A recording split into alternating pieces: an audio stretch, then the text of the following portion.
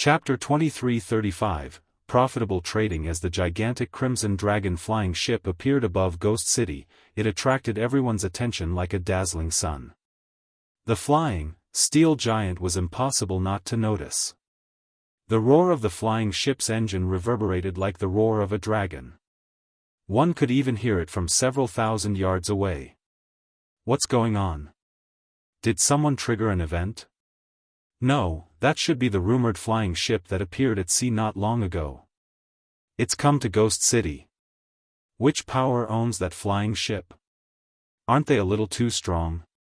Heated discussions erupted across Ghost City when players noticed the Crimson Dragon flying ship. The dark players it had flown over earlier had already posted about it on the Chaos Sea's official forums, which had already caused a huge commotion.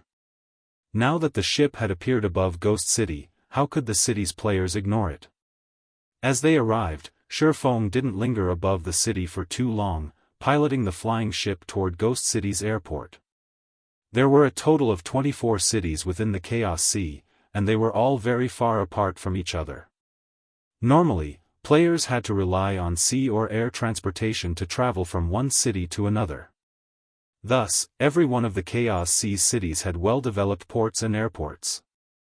Disembarking, Shifeng stored the Crimson Dragon flying ship and entered the airport terminal.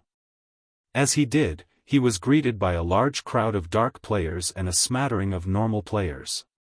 The dark players didn't seem surprised to see normal players like Shifeng and Immortal Light's members.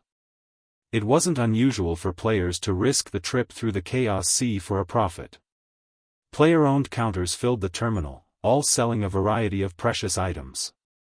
Ghost City's airport was just as lively as the auction houses in the capital city of kingdoms.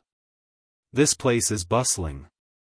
Sindhart could not believe his eyes when he saw the number of players and precious items in the terminal. Is this city really controlled by the Dark Forces? From his impression of the Dark Forces, their territories should be chaotic, filled with endless slaughter. They shouldn't look anything like this prosperous city. Moreover, the items available for purchase were so valuable that even Sindhart, Immortal Light's guild leader, was tempted. These vendors sold secret silver mounts and Tier 3 summoning scrolls that were quite rare in the Apocalypse Empire. Moreover, these items were available in abundance. He even spotted one player selling over a dozen bronze speedboats, which weren't available at all in the Apocalypse Empire. The rest of Immortal Light's members were just as excited, wanting nothing more than to claim every one of these items. Only Shifeng maintained his composure when he saw the wide variety of products for sale in the airport terminal. Chaos did reign over the Dark Forces' territories, but that chaos stopped at a city's borders. As the only safe havens for dark players to rest, the Dark Forces ensured safety within their NPC cities, allowing players to conduct their business. Due to how few cities there were in the Chaos Sea, it was only natural that these cities would prosper. In addition, dark players had very different values than their normal counterparts. Some items that were quite important to normal players had no value to dark players. Since the Chaos Sea's dark players used oceanic demonic creatures as their preferred mode of transportation at sea, land mounts and ships were worthless to them. Moreover, dark players prioritized their own strength over all else, so they weren't particularly interested in external tools. Those that relied on such tools would struggle to secure powerful legacies. Thus, players generally sold external tools for low prices in the Dark Forces domain. This was also why the various naval powers were interested in conducting business in the Chaos Sea. When Sindhart noticed the Primal Void Stones for sale and saw their prices, he had the urge to curse, even with as mild-tempered as he typically was. Primal Void Stones sold for as high as 5 to 10 gold per stone on the main continent. The inconvenience of transporting the stones was a large part of the reason that they sold for such a high price, but compared to the Primal Void Stones in Ghost City, the stones on the main continent were dirt cheap. These players were selling Primal Void Stones for 40 gold apiece. Moreover, these dark players fought to purchase any Primal Void Stones they could, even at such a high price. They cleaned the vendors of every stone in no time. Only the counters that demanded 60 gold per Primal Void Stone had any remaining stock. Here, Primal Void Stones were incredibly profitable. The Freedom Alliance had tasked each power to transport 300 Primal Void Stones for its test. As an incentive, the Freedom Alliance had also offered each power that completed the task half of their shipment. Even if they sold their Primal Void Stones at 50 gold each, they'd make 7,500 gold from this trip alone. If they could deliver such large shipments to Ghost City each day, they'd walk away with an astounding amount of profit. Sindhart finally understood why Shifeng had insisted on competing for the partnership rights to the Primal Void Vein, going so far as to expose the Crimson Dragon flying ship to the other major powers, becoming a target. If they could deliver Primal Void Stones to Ghost City long-term, they'd likely earn more profit than a guild city. Even a lousy Primal Void Vein should generate several thousand Primal Void Stones each day. Even if Immortal Light and Zero Wing only secured 1,000 Primal Void Stones per day and shared half of the profits with the Freedom Alliance, they'd make over 25,000 gold a day. If they sold the stones at a higher price, they could even rake in 30,000 gold per day. Even a first-rate guild would go crazy for such massive profits. Sindhart wasn't the only one surprised by the Primal Void Stones' prices. The situation even shocked Shifeng. Within the Dark Forces territories, Primal Void Stone had only sold for 20 gold per stone during his previous life, yet now, that price was more than double. It was no wonder why the Freedom Alliance wanted to find partners to help deliver its stock. Shifeng quickly handed off half of his shipment to the Freedom Alliance's representatives in Ghost City, putting the other half of the Primal Void Stones up for sale. By the time all 150 of his Primal Void Stones had sold, he had earned a net profit of 7,650 gold. If they secured the Freedom Alliance's partnership rights, both Zero Wing and Immortal Light would secure a long-term source of coin and Primal Void Stone income. Read latest chapters at Wuxia World. Once they completed the Freedom Alliance's test, Shifeng and his companions left Ghost City. They wanted to sign their partnership contract with the Freedom Alliance as soon as possible, so they used return scrolls to teleport back to Blue Jade City. From there, they flew to Starfall Island aboard the Crimson Dragon flying ship. As soon as they arrived in Starfall Town, they sensed a tense atmosphere around the town. For some reason, the various major powers' representatives now stood outside of the entrance to Freedom Alliance's residence. These representatives didn't seem surprised or envious as they watched Shifeng and the others return. Rather, some of them sneered at the group, while others watched with pity. Shifeng approached the residence's entrance, and 5 players, a woman and 4 men, wearing Giant's Heart's Guild emblem blocked his way. The woman was the player with blue hair that Shifeng had met during the meeting, and the 4 men behind her were all level 97 players, radiating auras that were no weaker than a great lords of the same level. Unlike Sindhart, who only had the combat power of a peak expert, all 4 of the men were bona fide peak experts. "You're back. Come with me. Our boss wants to meet with you," the blue-haired woman coldly stated as she glanced at Shifeng. Chapter 2336, Giant's Invitation. When they heard the blue-haired woman's declaration, the various powers' representatives glanced at Shifeng with varying expressions. Sure enough, Giant's Heart is making its move. I knew this would happen. With the Primal Void Stone's potential profits, neither the First Fleet nor Giant's Heart can let this go so easily. Zero Wing doesn't know how to take a hint. Flame Robber is clearly trying to share the Primal Void Vein with Giant's Heart, yet Zero Wing dared to interfere. All of these powers wanted the partnership rights to the Primal Void Vein as well, but they knew that they couldn't get their hands on it with a superpower like Giant's Heart already in the way. Zero Wing's determination to win the competition was no different than pulling a tiger's whiskers. The Freedom Alliance might be a powerhouse in Sea's End, but its strength was limited to the sea. However, even super guilds were wary of Giant's Heart, both on land and at sea. Now, retribution had come for Zero Wing. Just as Sindhart was about to step forward, the 4 experts behind the blue-haired woman noticed, and the intensity of their auras skyrocketed. All 4 of the men stared Sindhart down. These 4 were bona fide peak experts with extraordinary legacies and equipment standards to rival Sindhart's. When their aggressive auras washed over Sindhart, he felt as if he were being watched by 4 ferocious beasts. He sensed that these 4 would pounce and kill him if he made any sudden movements. So, this is Giant's heart strength? Suddenly, Sindhart didn't feel in control of his own life as he squirmed under the experts' gazes. He was one of the top 10 elementalists in the Apocalypse Empire, and he had defeated his fair share of peak experts. However, every one of the 4 experts before him felt like a major threat. Even if he had backup from Immortal Light, he was certain that he'd die here if all 4 attacked together. Moreover, he suspected that the blue-haired woman was the most frightening of the 5. Sindhart didn't know exactly how strong the blue-haired woman was, but it was clear that the 4 experts behind her respected her greatly. In God's domain, players that had risen to the standard of peak experts would even enjoy very high status within superpowers. The various superpowers would fight to recruit such players, and it was no exaggeration to say that a peak expert could join any superpower they wished. Because of this, peak experts tended to be quite prideful. Peak experts only truly respected more powerful experts.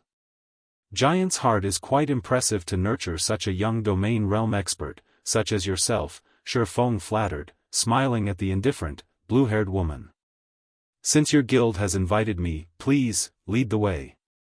Shifeng was not surprised that Giant's heart had sought him out. The primal void stones would be a huge source of income, even to the various superpowers. He would have actually been surprised if Giant's heart hadn't made a fuss. Astonished, Sindhart glanced between Shifeng and the blue-haired woman. He hadn't been aware of a domain realm expert's true strength a few months ago, but as he grew stronger, that factor became clear. Defeating an expert of his caliber would be child's play for a domain realm expert. But as far as he knew, only old monsters were domain realm experts. This blue-haired woman appeared to be, at most, 23 years old. Even the term genius wasn't a sufficient description. Meanwhile, the blue-haired woman couldn't help but pay more attention to the man before her, surprised and confused by Shifeng's statement. She had only reached the domain realm 7 days ago, and very few people in her guild knew about the accomplishment. She was very careful to hide her combat standards, ensuring that even domain realm experts would dismiss her as a void realm expert, at most. She had never expected Shifeng to recognize her for what she truly was. Are we really going to go with them, Brother Yifeng? Sindhart asked worriedly in the team chat. Just standing before these 5 players put their lives at risk. If they entered Giant's Heart's territory, they'd be at the guild's mercy. Since we've received such a grand reception, why wouldn't we? Shifeng countered, chuckling. Shifeng's response rendered Sindhart speechless. Shifeng wasn't wrong about this being a grand reception. A guild wouldn't even send 4 peak experts and a domain realm expert to escort the guild leaders of the Apocalypse Empire's top-ranked first-rate guilds. However, this party clearly harbored ill intentions. Let's go. Our boss doesn't have much time to waste, the blue-haired woman said, annoyed. She had wanted no part in this situation in the first place. As far as she was concerned, Giant's Heart already showed enough respect by sending 4 peak experts to escort Shifeng, but her superiors had given her a command, and she hadn't had a choice. The blue-haired woman then turned and led Shifeng and Sindhart into the Freedom Alliance's residence. The other Immortal Light members, however, were forced to wait outside. Following the young woman, Shifeng and his companion soon found themselves outside of the residence's top-floor reception room. Sindhart was dumbfounded to see 8 Giant's Heart experts guarding the doors. Although these 8 experts were only level 96, they all radiated incredibly powerful auras. Sindhart could tell that they all had stronger life ratings than the 4 peak experts that had greeted them at the residence's entrance. Only, these experts hadn't reached the Void Realm yet. Even so, their combat power should only be slightly weaker than the 4 peak experts. With such a formidable foundation, Giant's Heart could annihilate Immortal Light with little effort. "Go in," the blue-haired woman said as she pushed open the reception room's doors. Nodding, Shifeng entered the room with Sind Heart by his side. From the nearby hallway, several Freedom Alliance commanders watched this unfold. "Ha ha ha. It seems Passing Monarch will be disappointed." Identical Summer, the current Fifth Fleet's commander, commented, laughing. When he had seen Zero Wing's flying ship and knew it would win the partnership rights to the Primal Void Vein, he had nearly gone mad, but now that Giant's Heart had stepped in, he couldn't wait to see how Zero Wing intended to get out of this mess. At the end of the day, some things are simply impossible to obtain. If Zero Wing gives up the partnership rights, it should be able to continue working with the Freedom Alliance, 100 Leaves surmised with a sigh. Zero Wing had won the partnership rights, but the guild was still too naive. In one of the past's virtual reality games, the various superpowers would have likely let the matter slide, but in God's domain, there were just too many benefits and secrets. It would not be easy for non-superpowers to claim such a valuable resource in this game. Meanwhile, a handsome, white-haired man reclined on one of the sofas in the reception room. The moment Sind Heart entered the room, he was overwhelmed by a strange, stifling sensation. Is that man a monster? Sind Heart felt cold sweat slide down his back as he looked at the white-haired man before him. The man didn't reveal any killing intent or seem dissatisfied, yet Sind Heart was terrified. His instincts screamed at him to stay away from that man and run. "So, you're Zero Wing's Yifeng?" "I am Autumn, one of Giant's Heart's vice guild leaders," the White High introduced himself. He sipped from his teacup before smiling at his guests and continued, "I've heard about you before. It seems you have a lot of authority in Zero Wing and have even led some of the guild's major operations. Read latest chapters at Wuxia World." "EU, that's right," Shifeng confirmed, nodding. "That makes this simple. I have come here in hopes of purchasing Zero Wing's Crimson Dragon flying ship. Are you willing to sell it? If you agree, not only will Giant's Heart help you stabilize your claim on the Primal Void Vein's benefits, but will also sell you some Ocean Boundary Stones, a resource unique to the Sea God's realm," White Autumn explained. Ocean Boundary Stone is a precious item that can help players learn combat techniques more efficiently. It can even help peak experts master the incredibly complex bronze combat techniques. When the blue-haired woman heard White Autumn's offer to sell Ocean Boundary Stones, she was stunned. Ocean Boundary Stones were extremely rare in the Sea God's realm, just as rare as epic equipment. Even Giant's Heart only had a small number on hand and had refused to sell its stock to outsiders. "Your offer is quite attractive, Vice Guild Leader White, but Zero Wing has no intention of selling the Crimson Dragon flying ship." Shifeng shook his head, rejecting the offer without a second thought. Chapter 2337, Ocean Boundary Stone. Silence filled the room after Shifeng had rejected Giant's Heart's offer. Sind Heart looked particularly gloomy. He hadn't expected Shifeng to refuse White Autumn so curtly. The blue-haired woman behind White Autumn could only stare at Shifeng in astonishment. Shifeng should have been ecstatic to accept White Autumn's offer. Giant's Heart was incredibly powerful, even strong enough to contend with super guilds. It ruled over all of the Sea God's realm. If Zero Wing had agreed to trade with Giant's Heart, it would have earned the superpower's favor, which countless powers dreamed of. This was especially true now that God's domain had entered such a chaotic era with the planar passages opening. A flying ship was very valuable, but the various superpowers now knew of it and had begun to set their sights on Zero Wing. Holding on to the flying ship wouldn't be easy for the guild. If Zero Wing had accepted the offer, not only would it have gained Giant's Heart's favor, but it would have also secured a ton of resources to help its experts grow stronger. Not even Starlink would have casually attacked Zero Wing, much less War Blood, yet Shifeng had rejected the offer without any hesitation. Is he unaware of our guild's strength? It was the only possibility the blue-haired woman could think of. There was no other reason that Shifeng would refuse such an excellent opportunity. Zero Wing doesn't intend to sell it? How unfortunate, White Autumn said, sighing. Contrary to everyone's expectations, he didn't seem angry about Shifeng's response. Rather, he maintained his composure as he continued, since that is the case, may I ask to borrow the flying ship to complete a quest? I'm willing to offer 5 ocean boundary stones as remuneration. Help with a quest?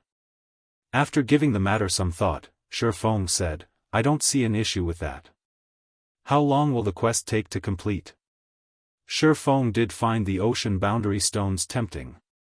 They were the 5th best tool in God's domain to improve players' efficiency with learning combat techniques. 2 ocean boundary stones had been as valuable as a piece of level 100+ epic equipment during his previous life, but even when offered such a trade, very few powers had been willing to part with their stones. White Autumn's offer of 5 ocean boundary stones was the equivalent of 2.5 pieces of level 100+ epic equipment, which was a considerably high price to rent a flying ship.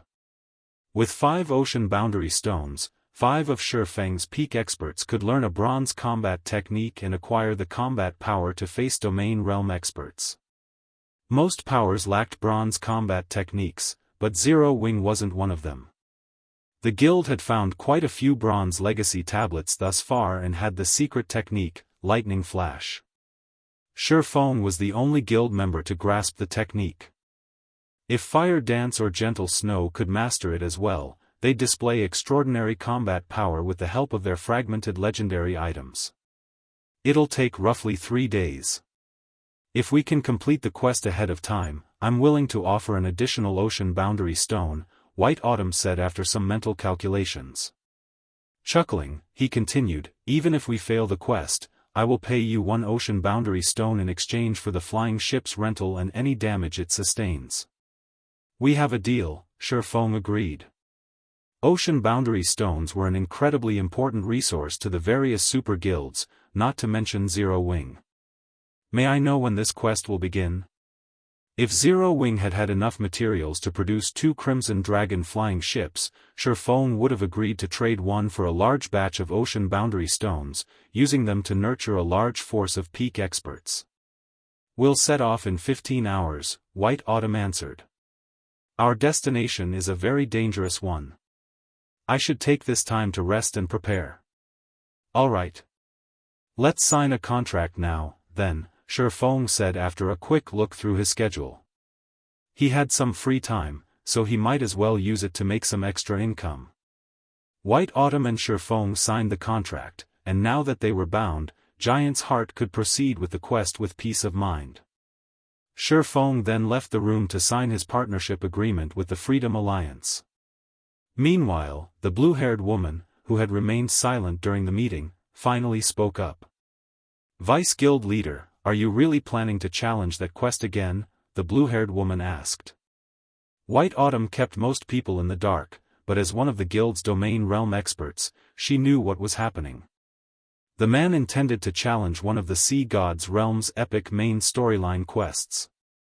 Giant's Heart had 3 chances to complete the quest but had already failed twice. Clearly, White Autumn hadn't given up, but if they failed again, the quest would vanish. Our chances of success will be much higher with a flying ship on our side. Moreover, we're running out of time to complete the quest, White Autumn said, chuckling. If we can complete it, Giant's Heart will have all it needs to establish itself in the Fire Dragon Empire. Even if the Pride Empire sends everything it has at us, it won't have the power to remove us from the Empire. But is it really okay to take Yifeng with us? The blue-haired woman asked worriedly. Only 10 players can enter that place, and without a special legacy, not even a peak expert will last more than 10 seconds. If he dies, he'll be thrown out of the area without any opportunity for a healer to resurrect him. Things will become difficult once we're inside, but I'll have Blue Claw and the others share the burden. You've also reached the domain realm. With our current strength, we should be able to complete the quest, White Autumn insisted. I'll notify Blue Claw and the others, then, the blue-haired woman said, nodding. Inwardly, she prayed that Shifeng would not hold them back. Elsewhere, the various major powers and the Freedom Alliance's commanders were shocked as Shifeng signed the contract for the Primal Void Vein partnership rights. None of them had expected Zero Wing to win the competition, and Giant's Heart hadn't tried to oppose the situation. Now that Zero Wing had the partnership rights to the Primal Void Vein, both Zero Wing and Immortal Light had secured another stable source of income. Since Immortal Light lacked sufficient naval power, Shifeng decided to lend the Guild the Storm's sailboat for now. Shifeng then made another delivery to Ghost City aboard his Crimson Dragon flying ship during his 15-hour wait. During their second visit to the city, Sindhart had emptied his pockets to purchase 7 bronze speedboats and 2 sailboats, instantly boosting Immortal Light's naval prowess. Moreover, Passing Monarch spared no effort to help Sindhart, sending one of his expert fleets to assist Immortal Light. Read latest chapters at Wuxia World. EU now, even without the flying ship, Immortal Light could deliver Primal Void Stones to Ghost City without fearing the Chaos Sea's dark players. The Guild would also deliver Zero Wing's share to its branch guild in the Apocalypse Empire. Selling Primal Void Stones to the Dark Forces was an excellent way to make a fortune, but to Shifeng, the Primal Void Stones themselves were more valuable than the coins he could gain by selling them, especially when he had access to so many. The more he had, the valuable the stones would be. Current players just didn't know it yet. Time passed quickly while Shifeng made these arrangements. Before he knew it, the 15 hours were nearly up. I should head to Blue Jade City now. Taking a look at the time, Shifeng pulled a return scroll from his bag and teleported to Blue Jade City. Chapter 2338, Legacy Combat Technique Sees End, Blue Jade City. After appearing in Blue Jade City's teleportation hall, Shifeng noticed the blue-haired woman from Giant's Heart. She carried a legacy crystal ball and was in the midst of learning a combat technique. A legacy combat technique. Shifeng was stunned to see the crystal ball in the woman's hands. God's Domain's combat techniques fell into various categories, each rarer than the last: offensive techniques, defensive techniques, footwork, and physical techniques.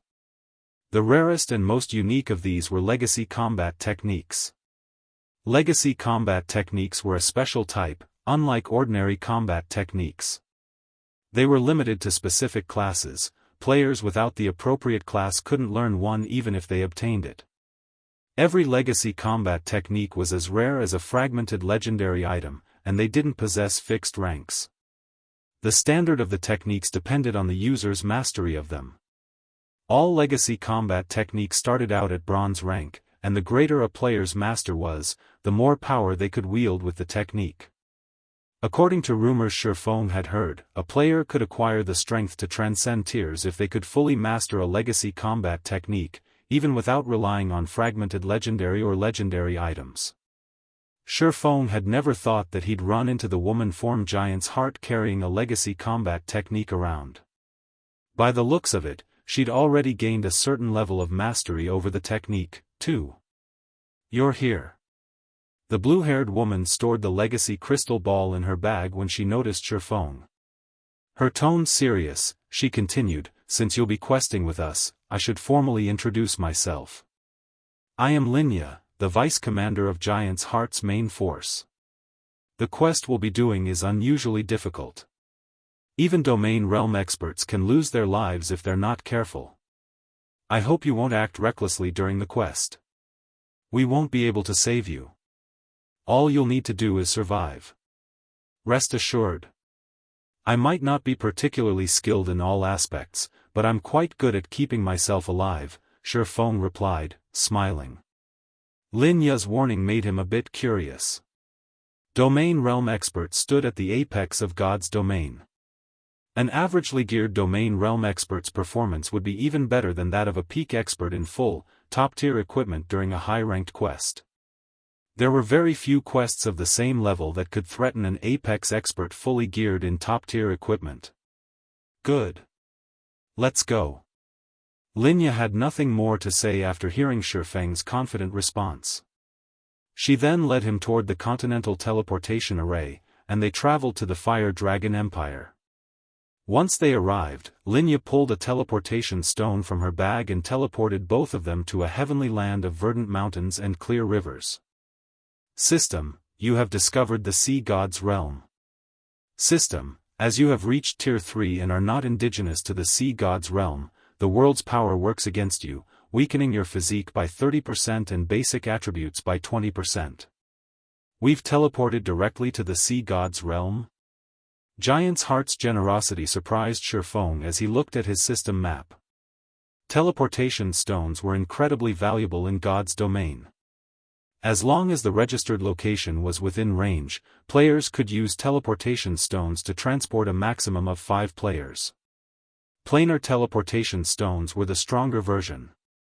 Planar teleportation stones allowed players to cross dimensions and travel to a registered otherworld instantly.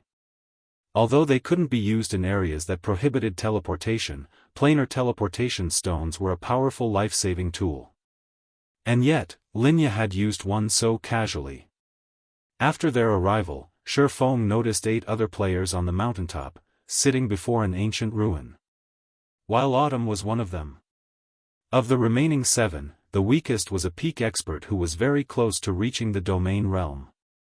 To Shifeng's surprise, not all of the 7 were members of Giant's Heart. 2 of them were independent players. Neither of the independent players had reached the domain realm yet, but they had slightly superior life ratings to Linya's. The ambient water-type mana seemed to gather around those 2 players. Sea God's direct kin? The Sea God's realm really is extraordinary. It's no wonder why Giant's Heart can contend with Pride Empire. Shifeng could not help but re-evaluate his view of the Sea God's realm upon noticing the 2 independent players. All Sea God's kin had received the Sea God's blessing. Becoming a Sea God's kin was like completing a trial of God. Of course, a hero received blessings from multiple gods. A single god's blessing wasn't enough. Even so, players who became Sea God's kin received a huge boost to their life ratings and could rival demon players in their demon forms. Those that were stronger than a god's kin were a god's direct kin. Direct kin were cherished by their patron gods, receiving some of the god's blood. Direct kin could continue to grow stronger and rival actual heroes. Shifeng had never expected to encounter independent players that had successfully become the Sea God's direct kin. Regardless of how powerful a Sea God's direct kin would be in the Sea God's realm, not even Aqua Rose would be a match for these independent players on the main continent sea. Everyone's finally arrived. But White, why are we taking an outsider with us? What will you do if we fail this quest? Silent Rain, a level 97 elementalist and one of the 2 independent players, asked.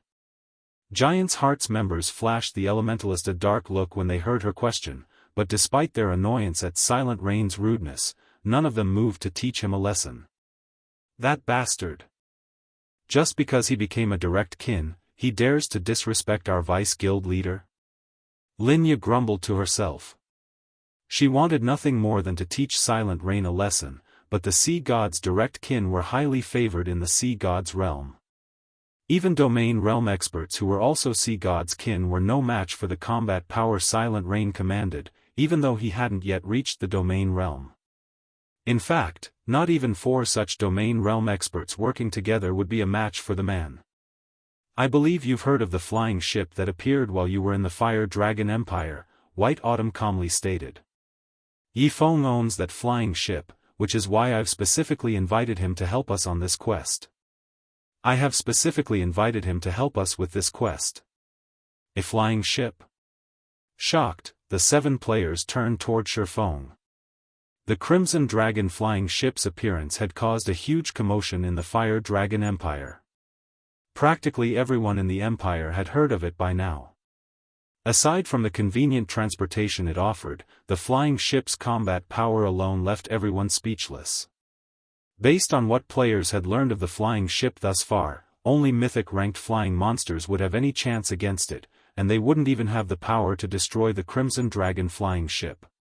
A flying ship? It seems that you're quite impressive, kid, Silent Rain said to Shifeng, a hint of envy and greed flashing in his eyes. With less than a handful of flying mounts in God's domain, a flying ship was a priceless treasure. If he had one of his own, he could walk through God's domain unhindered as long as the various superpowers didn't go all out to stop him. Alright, we don't have much time left. Let's hurry and go in. Otherwise, we'll have to wait another 2 days before we can enter. The other independent player, a level 97 berserker, quickly interrupted when he noticed the tension between his comrades. Read latest chapters at Wuxia World. Ew, we are running out of time, Silent Rain agreed after taking a look at the time. He then smiled at Shifeng, saying, once we're in, all you need to do is follow me, kid. I'll keep you safe. That's none of your concern, Rain. We'll handle Yifeng's protection. You just need to do your own job, a stern man in his 30s coldly stated from beside White Autumn. Blue, do you think anyone in the sea god's realm is stronger than me? Silent Rain shot back disdainfully, glancing at the stern man named Blue Claw. As Blue Claw was about to offer a harsh reply, White Autumn interjected, enough. We will proceed as planned. Let's hurry and get inside. Although White Autumn hadn't spoken loudly, every one of the 9 players felt his authority. Neither Silent Rain nor Blue Claw said anything more. The team quietly entered the ruin, one after another, and Shifeng followed Linya into the cave. Chapter 2339, Go ahead if you can. The cave was dimly lit. After everyone in the team entered it, a magic barrier appeared and sealed off its mouth. Now, players would no longer be able to enter or exit the cave unless they found the mechanism to remove the barrier. Inside this dim environment, even Tier 2 experts couldn't see more than 30 yards away, a considerably disadvantageous situation to current players.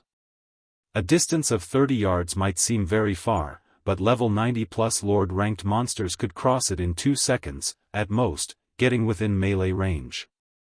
If a group of Lords suddenly charged forward, even Tier 2 experts would take damage. Our quest begins now. Everyone, stay cautious. There are many diverging paths here, so stick close to each other, White Autumn commanded. Linya, you scout ahead. Blue, focus on protecting Yifeng. The monsters here are far stronger than the monsters found outside. Yifeng, you pay attention as well. Players that are not a sea god's kin will be heavily restricted here. You must not try to solo the monsters here at all. In response to White Autumn's warning, Shifeng simply replied with a silent nod. The suppression this ruin subjected players to was indeed powerful. The instant the magic barrier sealed off the cave, the inside of the cave felt as if it had transformed into a completely different world. Shifeng could also feel the suppression on him intensifying. Now, although the suppression of his basic attributes remained the same, his physique was only 60% of his original. Moreover, the sensitivity of his 5 senses had decreased sharply. It was no wonder Linya and White Autumn were constantly reminding him to be careful. Under such a powerful suppression, even Tier 2 experts would not be able to fight a Lord-ranked monster of the same level. If they came across a group of Lords, their fates would basically be sealed. Even Domain Realm experts would not fare much better in this scenario. After all, the greatest factor differentiating ordinary experts and Domain Realm experts was their control over their 5 senses. A suppression of the 5 senses would affect Domain Realm experts much more than it would affect ordinary experts. However, the ruin's suppression had minimal effect on White Autumn and the others, who were sea god's kin. On the trek into the cave, Linya, who was an assassin, was fully responsible for scouting out the path ahead. The 2 sea gods' direct kin of the team handled clearing out the monsters in the way. Although the suppression on direct kin was negligible, the monsters inside the cave were still extraordinarily powerful. Naga Siren, Bloodline Creature, Great Lord, Level 98 HP 63,000/63,000,000 Nagas possessing special bloodlines filled the cave. Occasionally, the Nagas would suddenly appear from a branch cave and execute a hit-and-run attack on the team or launch a long-range ambush using crossbows. Every one of these Nagas was like a well-trained, expert assassin. They also possessed combat standards reaching the Trial Tower's 5th floor. To White Autumn and the others, however, these Nagas posed very little threat. After all, every one of them possessed basic attributes rivaling those of a great lord of the same level. As for the Silent Rain and Uneducated Bull, the two direct kin of the team, their basic attributes were even higher. Before the dozen or so ambushing Nagas could get close to the team, they were already sent flying by a bunch of powerful attacks. We cannot waste stamina here. Accelerate our advance. White Autumn ordered as he shoved back a Naga with his shield. The Nagas inside the cave were endless. No matter how many Nagas the players killed, more would just take the place of the fallen. If they did not speed up their progress, they would eventually die from exhaustion, even if they were more powerful. At White Autumn's words, everyone immediately hastened their footsteps. For the next 3 hours or so, the team kept pushing through swarms of Nagas. However, as they moved deeper into the cave system, not only did the terrain become increasingly complex, but the number of Nagas that attacked them each time also multiplied. Initially, each group would have only a dozen or so Nagas. Eventually, that number increased to at least 20. In addition, the Nagas' coordination with each other constantly improved. Even though White Autumn and the others possessed very high combat standards, they still could not help but feel more and more pressured. Fortunately, this was not White Autumn and the others' first time visiting this place, so they were very familiar with the cave system's paths. Eventually, after fighting for another 2 hours or so, the team arrived at an extremely expansive cavern that housed a large temple. The instant everyone entered this underground cavern, a magic barrier appeared and sealed off the tunnel behind them, preventing the Nagas from chasing them any further. How close? Sure enough, it's much tougher now that we're bringing one more person. Silent Rain said. Glancing at White Autumn, he continued, White, we never agreed to bring an additional person before. You have to increase our remuneration once we get back. Rain, you'd best not go overboard. The Vice Guild leader already offered you a high remuneration. Moreover, our people were the ones responsible for protecting Yifeng. You were only responsible for opening up the path, Linya countered, frowning. She felt very dissatisfied with Silent Rain's demand. If not for this ruin being special, they wouldn't have allowed non-guild members to participate in this quest at all. Fine, then. You guys tank the monsters later on. I'll stay in the rear. If that's the case, I won't have any objections. Silent Rain sneered as he pointed at the 2 golem monsters standing guard before the temple. Rock Giant, Elemental Creature, Grand Lord, Level 101 HP 375,000/375,000,000 U. Lin Ya's complexion turned ashen at Silent Rain's words. Everyone present was fully aware of how powerful level 100+ monsters were. This was especially true for the 2 rock giants before them. Through her previous experience fighting against these 2 rock giants, Linya knew that they were not monsters that current players could hope to go up against, even while in an unsuppressed state. Meanwhile, players were prohibited from using magic tools and berserk skills while inside this ruin. In such a situation, even White Autumn, who was a guardian knight, could only hold his ground against one of these rock giants for a very short period. Hence, they had to rely on Silent Rain and Uneducated Bull, who were direct kin, to tank and distract the rock giants while the others opened the temple's doors. How much do you want? White Autumn asked. From his calm reaction, he had long since expected this situation to occur. Not much. Just give the 2 of us 1 extra ocean boundary stone each. You should know that as direct kin, we burn through ocean boundary stones much more quickly than you people. Moreover, unlike independent players like us, you people from Giant's Heart are filthy rich, Silent Rain replied, smiling. However, just as White Autumn was about to agree to Silent Rain's demands, Shifeng suddenly spoke up in the team chat. Vice Guild Leader White, you'll pay 2 ocean barrier stones to whoever can tank those 2 monsters? Shifeng asked. Everyone on the team turned involuntarily to look at him in surprise. Why is this guy adding fuel to the fire? Lin Ya's mood soured greatly when she heard Shifeng's question. Giant's Heart had expended a lot of effort just to protect Shifeng, yet he was actually helping Silent Rain stir up trouble. In this situation, White Autumn also could not help eyeing Shifeng strangely, wondering what Shifeng was up to. Read latest chapters at Wuxia World. EU, if you can safely stop these 2 monsters for 30 seconds, I'll gladly give you 2 more ocean barrier stones, White Autumn said. He did not particularly mind making this additional transaction. Instead, he was more curious about what Shifeng was planning to do. What? Kid, you want to give it a try as well? Silent Rain laughed loudly at this development.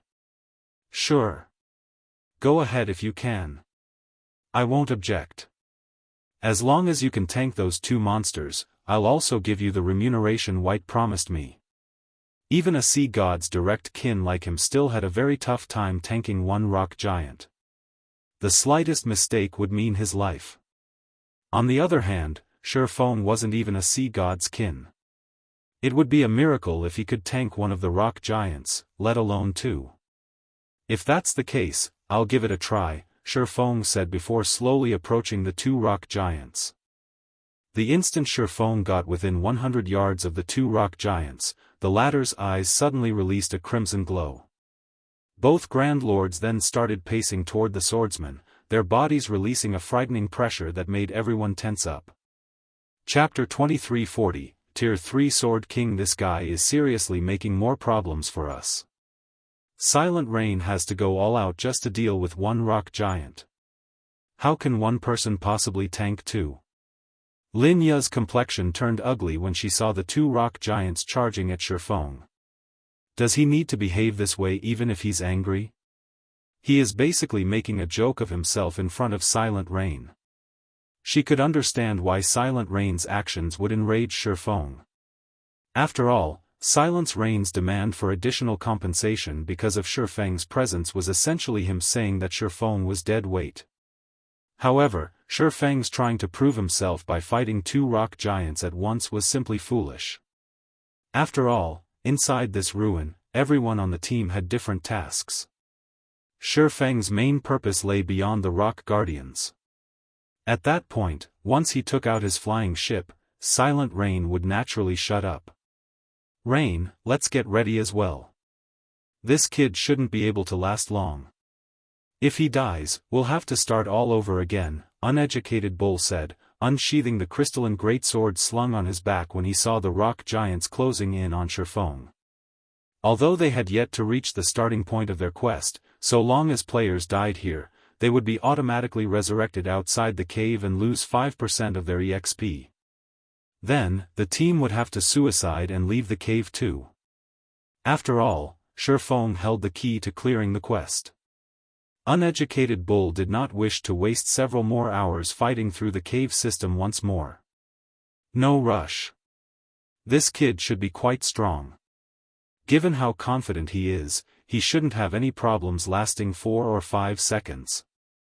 It won't be too late for us to take action just when he is about to fall. That'll let him know his own worth and save us a lot of negotiation later, Silent Rain said as he shook his head and smiled.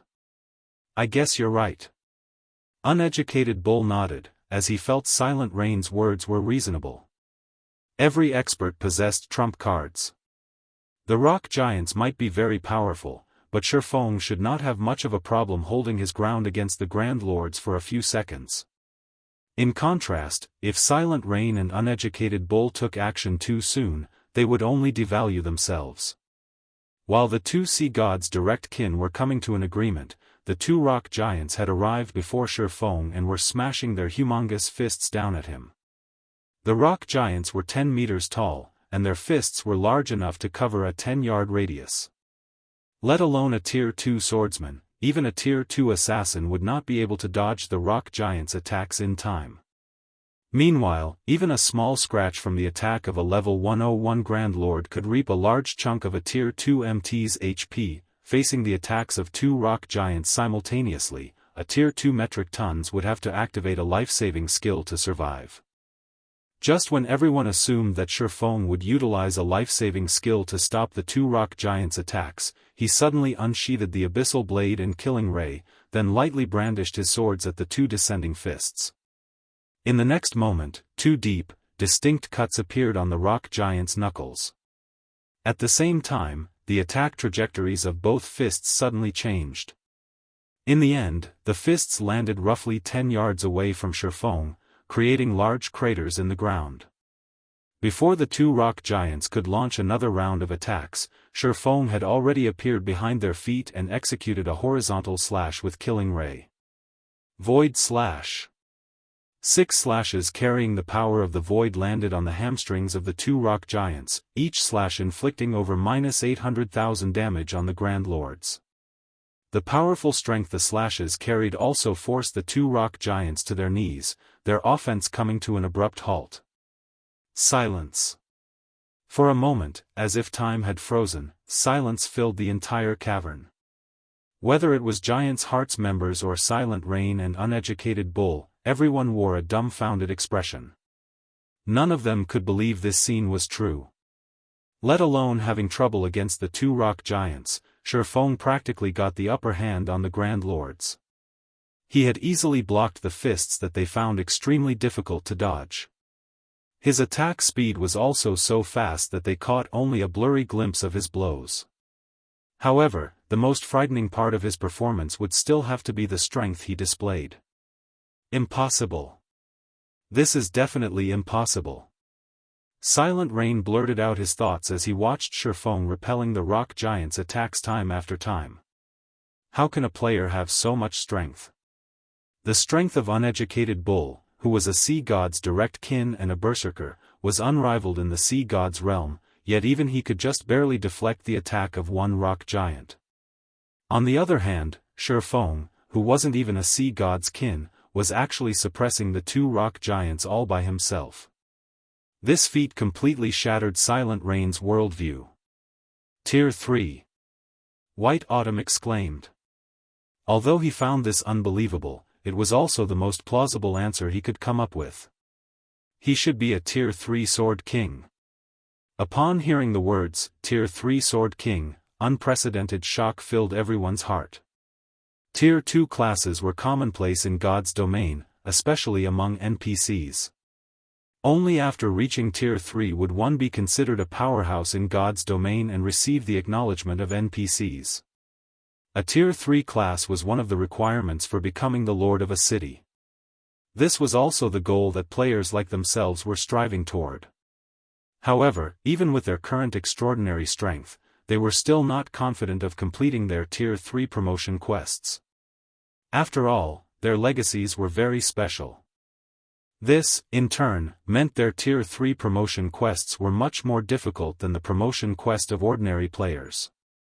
Hence, they needed to make plenty of preparations. Nevertheless, while they were still suffering a headache over their Tier 3 promotion quests, Shifeng had actually become a Tier 3 Sword King already. Who is he? Linya's heart churned with confusion as she gazed at Shifeng. She did not believe that a small guild like Zero Wing could nurture a Tier 3 powerhouse at this stage of the game. After all, none of the various superpowers had a Tier 3 powerhouse yet. Moreover, judging by Shifeng's performance, he definitely wasn't your average Tier 3 powerhouse. When she thought back to how she had tagged along with her guild's 4 peak experts to invite Shifeng in order to show him how strong Giant's heart was, she could not help but find her actions laughable. Rain, it seems you've bitten off more than you can chew this time, Uneducated Bull said in pity. With his current combat power, even if both of us go at him together, we won't last more than 10 seconds against him. Experts of their caliber understood very clearly just how powerful a Tier 3 class was. The difference between Tier 2 and Tier 3 wasn't limited to basic attributes. Instead, the differences in physique and reaction speed were also massive. The degree of control a Tier 3 player could potentially exert on their bodies was far superior to that of a Tier 2 player.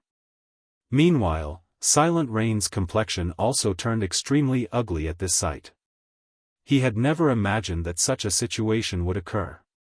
Originally, he had thought that he could use Shifeng as an excuse to earn a few more benefits from Giant's Heart. However, he ended up accidentally stroking the whiskers of a tiger instead. Read latest chapters at Wuxia World. EU Silent Rain was not afraid of Giant's Heart. After all, he was practically invincible in the sea god's realm. Unless Giant's Heart was willing to dispatch a large force to hunt him down, the guild could hardly do anything against him. However, that was not the case for Shifeng. Shifeng alone would be more than capable of killing him. With the help of a tracking tool, the swordsman could kill him out in the fields any time he wanted to. "Aren't you going to open the doors yet?" Shifeng prompted White Autumn. He had been fighting for quite some time now, but White Autumn and the others still hadn't taken a single step toward the temple's doors. "Now! We'll open them now." White Autumn snapped out of his daze after hearing Shifeng's reminder. He then hurriedly had everyone else on the team move to open the temple's tightly shut doors. Due to Shifeng's presence, White Autumn and the others had no problem opening the temple doors. They did not have to worry about the rock giant's attacks at all and could focus fully on removing the door's seal. In the end, they took only 25 seconds to open the temple doors completely. After seeing White Autumn and the others enter the temple, Shifeng executed Void Slash and sent the two rock giants stumbling back. He then dashed straight for the temple's entrance and disappeared from the dimly lit cavern. Chapter 2341, Mutated Mythic. The moment Shifeng entered the temple, he felt as if he had arrived in an entirely different world. Instead of a ceiling, a blue sky hung overhead. Before him was a vast expanse of flowers. Just standing in this place gave him an indescribably pleasant and refreshed feeling. However, some distance ahead stood countless gravestones and statues. Each gravestone recorded the deeds of its owner when they were still among the living. A closer inspection of these gravestones would reveal that every grave belonged to someone who was once a powerhouse in God's domain. Many of these gravestones even belonged to heroes. Meanwhile, every one of these powerhouses had something in common: the fact that they all died on the same day. A resting place constructed by the sea god? Shifeng could sense faint divine might coming from the gravestones and statues before him. If these things weren't constructed by a god, then it would be impossible for them to pick up a god's aura. After all, an item needed to be in contact with a god for an extended period to absorb the god's aura. Just a graze would not be sufficient. During the time Shifeng was observing his surroundings, White Autumn and the others approached him. "Elder Yifeng, your guild really has hidden its strength deeply. If Warblood and Starlink find out about this, they'll most likely receive a fright," White Autumn said in admiration as he looked at Shifeng. Although White Autumn had long known that Shifeng possessed extraordinary strength, he never thought that Shifeng was this strong. The fact that Shifeng advanced to a Tier 3 Sword King so soon would serve as a huge deterrence to the various superpowers. After all, nobody could guarantee that, should Zero Wing get pushed into a corner, Shifeng would not invest a large amount of time specifically to make trouble and target the upper echelons and core experts of Zero Wing's enemies. Most likely, only be a few players in God's domain could say with confidence that they could survive against a Tier 3 Sword King. Moreover, Zero Wing also had a flying ship and occupied a medium fortress on Dragonheart Island. After remembering these matters, White Autumn could not help but grow interested in the guild known as Zero Wing. Now, rather than viewing Zero Wing as a pseudo-superpower, White Autumn already considered Zero Wing an existence equal to Giant's Heart. As for Linya, although she was a little in awe of Shifeng's strength, she still could not help gnashing her teeth in anger and frustration, as she felt that Shifeng had just been toying with her. Despite being a Tier 3 powerhouse, Shifeng was insistent on hiding his strength. It would have been fine if he simply kept hiding his strength, yet he chose to reveal it midway through their quest. She felt as if the swordsman had been playing her for a fool. However, as luck would have it, she was utterly helpless to do anything against him. What Linya did not know was that, if not for the extreme importance of ocean boundary stones to Zero Wing, Shifeng wouldn't have bothered interfering at all. After all, it was much easier to just relax at the rear and collect his payment of ocean boundary stones once the quest was done. However, he had received an opportunity to earn 2 ocean boundary stones with merely a little effort. With the value of 2 ocean boundary stones equivalent to 1 piece of level 100+ epic equipment, only a fool would choose not to make such a trade. Brother Yifeng, you really concealed your strength perfectly. It is my loss this time. According to our agreement, I'll give you the 2 ocean boundary stones White Autumn promised me, as well, Silent Rain said, admitting his defeat. Nobody present found Silent Rain's decision surprising. Although Silent Rain was a sea god's direct kin and could exert the combat power of a Tier 3 class in the sea god's realm, there were still massive differences between Tier 3s. Silent Rain might be able to cope against ordinary Tier 3 experts, but against a Tier 3 Sword King like Shifeng, who could suppress 2 level 101 Grand Lords all by himself, he would be nothing but a joke. Unless Silent Rain successfully advanced to Tier 3 as well, he wouldn't perform any better than other Tier 2 players when fighting Shifeng. However, completing the Tier 3 promotion quest was easier said than done. Even if Silent Rain could get promoted to Tier 3, that was something that would happen only in the distant future. Meanwhile, Shifeng did not say anything about this situation. Gaining 2 additional ocean barrier stones was undoubtedly a good thing for him. With this, his single trip here would earn him a total of 9 ocean barrier stones. This was definitely a huge windfall for Zero Wing. After all, compared to other powers, Zero Wing already possessed a significant advantage when it came to learning combat techniques, the Extraordinary Tower. The further one progressed into the Realms of Truth, the greater the assistance the Realms of Truth would provide. Upon reaching the Ascension Realm, even a Flowing Water Realm expert would have an excellent chance of learning bronze combat techniques. Even if their mastery wouldn't be very high, they would, at least, learn the basic principles of how bronze combat techniques improved one's combat power. Meanwhile, with the help of the ocean boundary stones, Zero Wing would be able to nurture a batch of experts with mastery over bronze combat techniques. At that time, Zero Wing could further stabilize the situation of its various branch guilds. Vice Guild Leader White, may I know what we will be doing next? Shifeng asked as he looked at the sea of flowers around him. What we need to do next is very simple.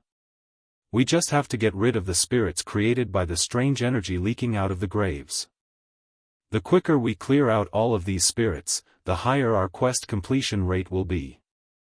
During our previous 2 attempts, we spent nearly 3 days clearing out the spirits. Now that we have your help, we should be able to finish this part much more quickly, White Autumn said, smiling as he pointed at the faint, crimson mist seeping out of the graves. The spirits created by the strange energy were roughly equal in strength to the Naga sirens. However, unlike the Nagas, these spirits were limited in number. One could say that, upon entering this world, they had completed a large portion of the quest already. After eliminating the spirits, all that would be left was removing the strange energy from the graves. Once that was done, not only would White Autumn be able to become a sea god's direct kin, but he would also obtain a sea god's weapon, which would allow him to become the ruler of the seas. While White Autumn was speaking, the strange energy seeping from the graves condensed. A short moment later, translucent undying spirits took shape above the numerous graves. These undying spirits were all geared in excellent weapons and equipment.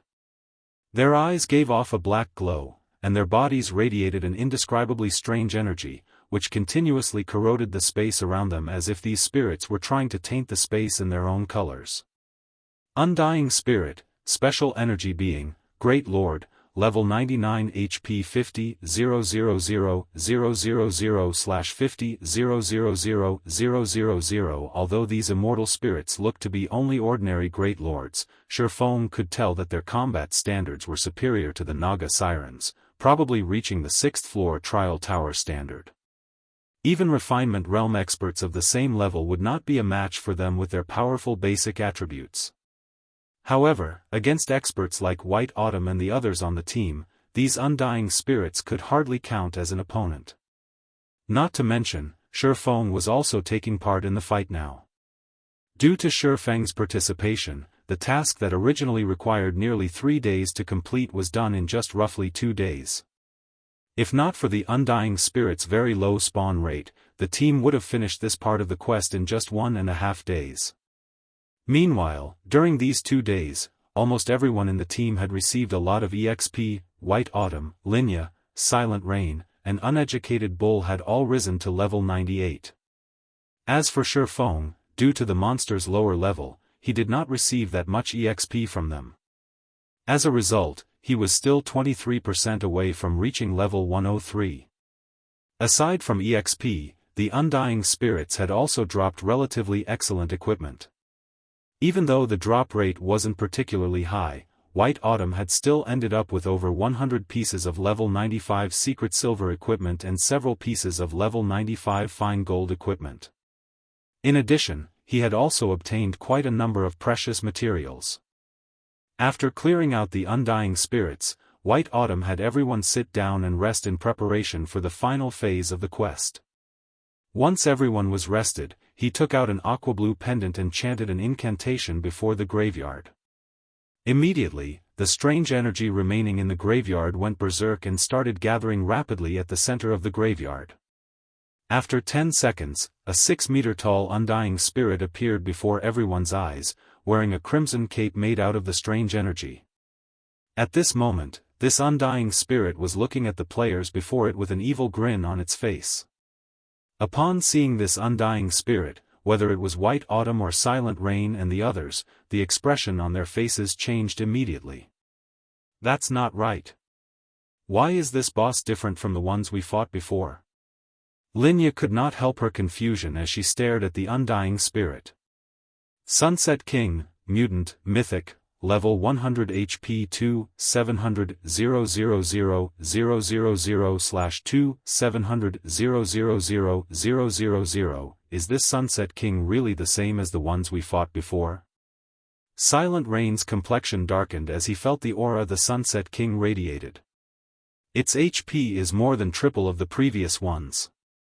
Although the 2 Sunset Kings they fought before were similarly mythic monsters, they had not been strong enough to make his scalp tingle. The intensity of the current Sunset King's aura was at least twice as strong as the previous ones. Read latest chapters at Wuxia World. Damn it. Why is it a mutant? White Autumn's complexion paled when he saw the Sunset King. He was very familiar with the existence of mutants, as he had come across one in the Sea God's realm before. The mutant back then was only a level 60 Grand Lord. However, its strength surpassed even that of mythic monsters of the same level. It had easily slaughtered a raid team consisting of several thousand level 70+ experts. In order to bring down that level 60+ mutant, Giant's Heart had mobilized its war weapons and sacrificed nearly 10,000 expert players. Meanwhile, the mutant before him now was a level 100 mythic monster. White Autumn didn't dare imagine what would happen to the Sea God's realm if it managed to leave this place. Run! Everyone, escape quickly! White Autumn shouted. This isn't a monster we can handle. We need to escape this place immediately. Chapter 2342, Void Fragmentation. None of the team members doubted White Autumn's judgment, and Linya immediately retrieved a Tier 3 group instantaneous transfer scroll, activating it. She almost moved faster than she ever had in her entire life. A level 100 mythic monster was already a handful, even for sea gods kin like themselves. They had Shifeng's help, but that might not be enough to take one day. Needless to say, they had no hope of surviving against a mythic-ranked mutant. The last time a mutant had appeared in the Sea God's realm, it had badly shaken the entire world. For that battle, Giant's Heart had unified the forces across the Sea God's realm, losing over 10,000 lives and blowing through nearly half of its resources. The guild had even been forced to rely on certain cards it had prepared to use against super guilds to bring down the mutant. To make matters worse, a mutant didn't just kill players as normal monsters did. It would sometimes devour them as well.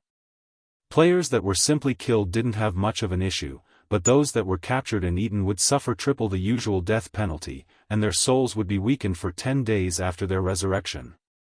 Being eaten was far more severe a loss than dying 5 or 6 times. During the battle against the mutant, many of Giant's Heart's refinement realm experts and stronger had been devoured. Unfortunately, that included some peak experts. It had been a huge setback for the guild. If not for that battle, Pride Empire wouldn't have defended against Giant's Hearse invasion in the Fire Dragon Empire so effectively. Meanwhile, not only was the mutant before them a mythic-ranked monster, but it was also level 100. If they couldn't escape in time, and the monster devoured them, the consequences would be unimaginably dire for experts of their caliber. Fortunately, players could use teleportation tools within this divine temple. Otherwise, they'd have no hope. As soon as Linya activated the scroll, a teleportation array appeared under the team members' feet. As a Tier 3 group instantaneous teleportation scroll, it could instantly teleport up to 20 players to the nearest NPC city or a fixed location. She didn't waste a second deciding on the teleport location, setting the scroll to transport them to the nearest NPC city. Shifeng didn't object to White Autumn's decision to retreat in the least. Even with his long years of experience in God's domain, this was the first time Shifeng had encountered or heard of a mythic-ranked mutant. By becoming a mutant, a monster would be akin to a fearsome beast released from its cage. Its basic attributes would undergo a qualitative transformation, and its intellect would substantially increase. At this point, Shifeng couldn't even fathom how powerful the mutated Sunset King had become. He was certain that if he chose to stay, he'd lose his life. Mythic-ranked mutant. By becoming a mutant, a monster would be akin to a fearsome beast released from its cage. Its basic attributes would undergo a qualitative transformation, and its intellect would substantially increase. At this point, Shifeng couldn't even fathom how powerful the mutated Sunset King had become. He was certain that if he chose to stay, he'd lose his life. We're finally safe. Linya breathed a sigh of relief when she saw the countless players wandering the street around them. The rest of the team members nodded in agreement. Had they lingered in that temple for a few more seconds, the mutated Sunset King would have slaughtered them. Now that they were in Lake Mountain City, they were safe. Lake Mountain City wasn't a capital city, but it was a major NPC city that was extremely far away from the ruin they had been exploring. Even if the Sunset King wanted to target them, it shouldn't be able to do so. Only White Autumn was disappointed with the outcome. He had gone to great lengths to complete that quest, and just when he had been a step away from his promotion to Direct Kin and the Sea God's weapon, his efforts were wasted. It seems I troubled you for nothing, Elder Yifeng. I hadn't expected these results.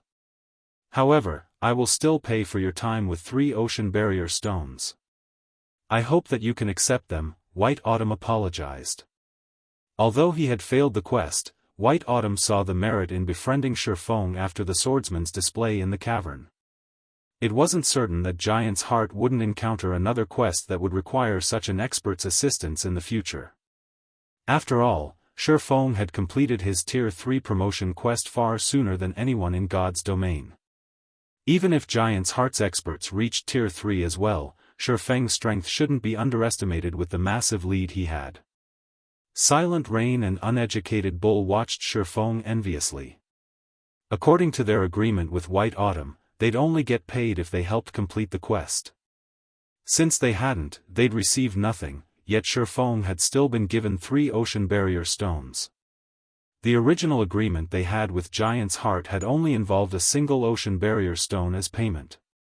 As Shifeng was about to respond to White Autumn's offer, however, an intense shockwave blew through the street, attracting everyone's attention. Some distance away from Shifeng's group, a tear in space opened, and 2 pitch-black hands reached out, slowly prying the tear apart. How is this possible? Linya exclaimed as she watched the black hands emerge. Those hands belonged to none other than the Sunset King. The crimson aura radiating off the crimson hands was the same strange energy that filled the sea god's ruin they had been in. The others on the team stared at the rift as well, just as shocked. This was a monster that could track their teleportation and rip through space to hunt them down. It was the first time they had ever heard of such a creature in God's domain. Before Shifeng and the others could react, the Sunset King stepped through the enlarged spatial tear, its crimson gaze immediately locking on to the group. When it saw Shifeng and his companions, it gave them a sinister grin as if ridiculing Shifeng and the others for thinking they had any hope of escaping it. Void Fragmentation. A mythic ranked mutant is actually this powerful? Shifeng was utterly astonished. Normally, not even Tier 4 NPCs could track players when they fled by teleporting, yet this mutated Sunset King was exactly that powerful, forcing open a path that led directly to its prey. To accomplish such a feat, the Sunset King would need to have the strength to fragment space itself. Normally, only Tier 5 or Tier 6 NPCs would have such power. Contrary to Shifeng and his companions' reactions, the players around them seemed excited as they watched the Sunset King emerge. Crap! A mythic monster is sieging the city? This is perfect timing. A level 100 mythic monster. If it dies, it'll definitely drop something excellent. If I can snatch 1 or 2 items, I'll be rich. Lake Mountain City's players didn't panic in the least when they saw the Sunset King. Rather, they hungered for its blood. They were in an NPC city, after all, and the city's NPC soldiers were all level 150 or higher.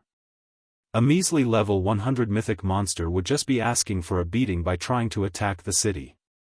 It wasn't long after the Sunset King's appearance that a group of level 150+ NPC soldiers arrived and charged toward it. As the soldiers approached, however, the Sunset King removed a strange, crimson scythe from its back. It then brandished the weapon. Crimson blades flew from the scythe, surrounding the Sunset King.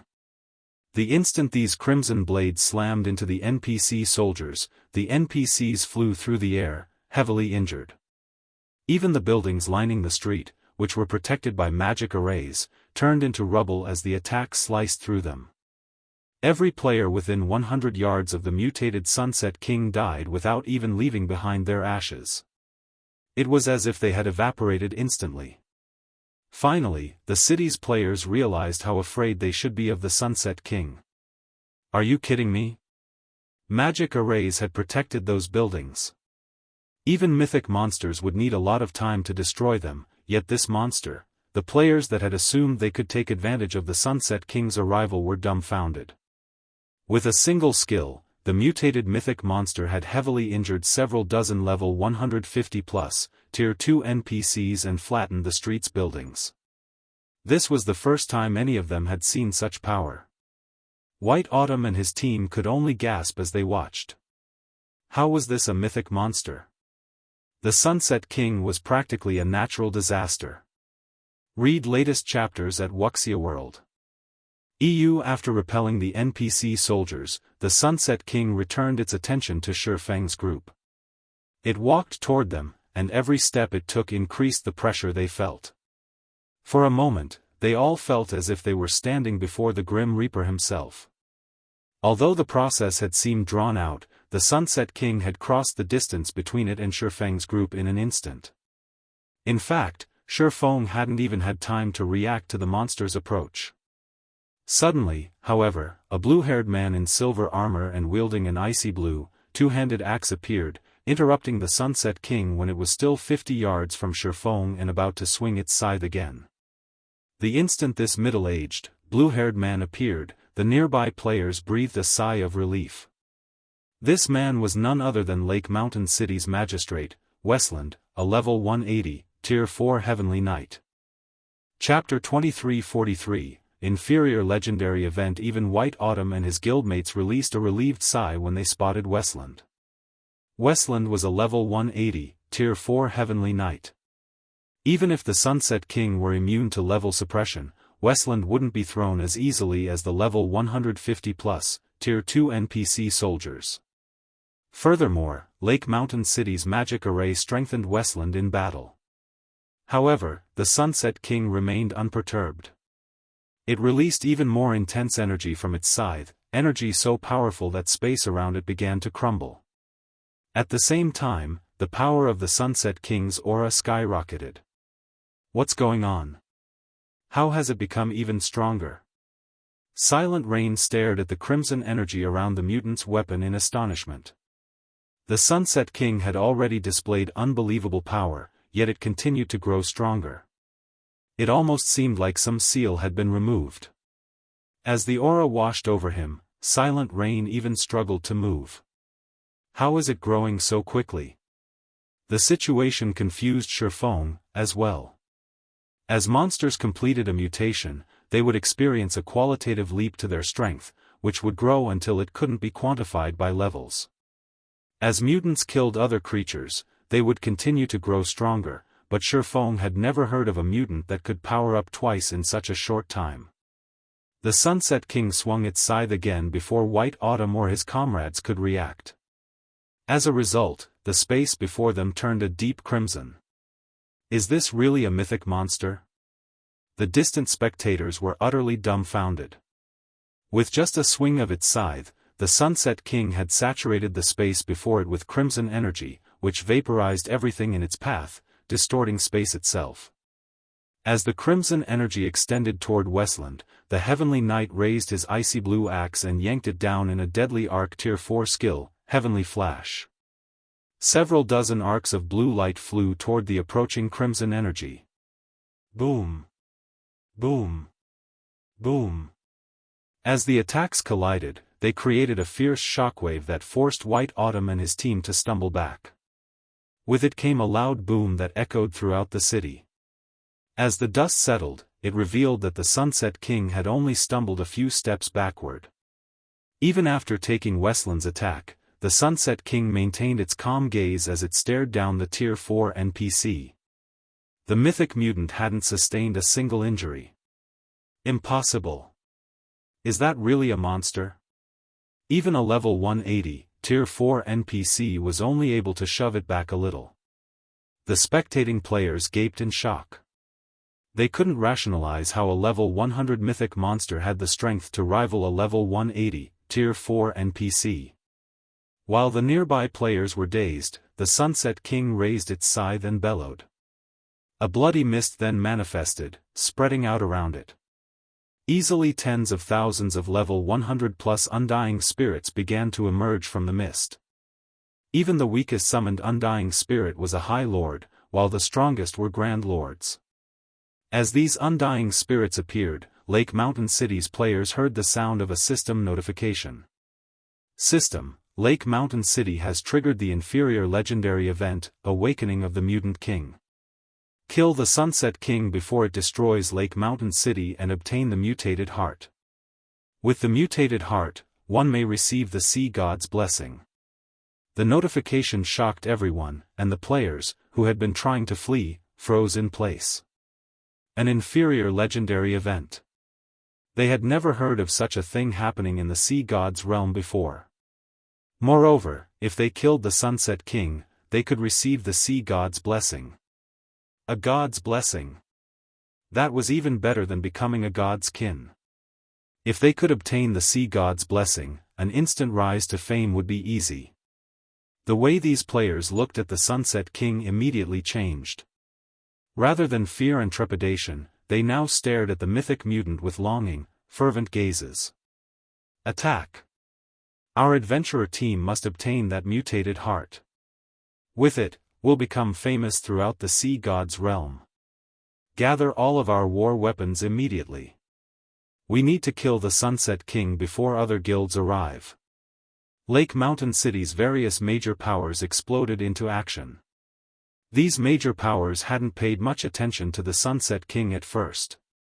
A mythic monster's loot wasn't all that impressive, after all. Even if they killed it, they'd be lucky to claim a handful of items with how many players were in the area. Furthermore, the Sunset King was clearly quite powerful. The potential gains simply hadn't been worth the losses. However, the system announcement had changed everything. As long as they killed the Sunset King and obtained its mutated heart, they could grant one player the Sea God's blessing. With it, one would be unmatched at sea. We should gather our men, as well, Vice Guild Leader. With a Tier 4 NPC and an entire city of players to help raid the Sunset King, not even this mythic mutant will last long, Linya quickly advised. Before the planar passages had opened, no one would have dared to defy Giant's Heart in the Sea God's realm, but now, many of the otherworld's major powers had allied with those on the main continent. Although Giant's Heart still held a significant portion of the Sea God's realm's resources, the various major powers didn't fear the guild as they once did. Hence, it was impossible to claim all of the Sunset King's loot. Notify our subordinates and tell them to send as many guild members to the city as they can. Inform them that we'll need all of our available war weapons, as well, White Autumn commanded, understanding the situation's importance as well. Giant's Heart might have a powerful hold on the Sea God's realm, but that did not mean its strength was equally distributed across the world. Logically, it shouldn't have much more manpower than the local guilds in a backwater area like Lake Mountain City.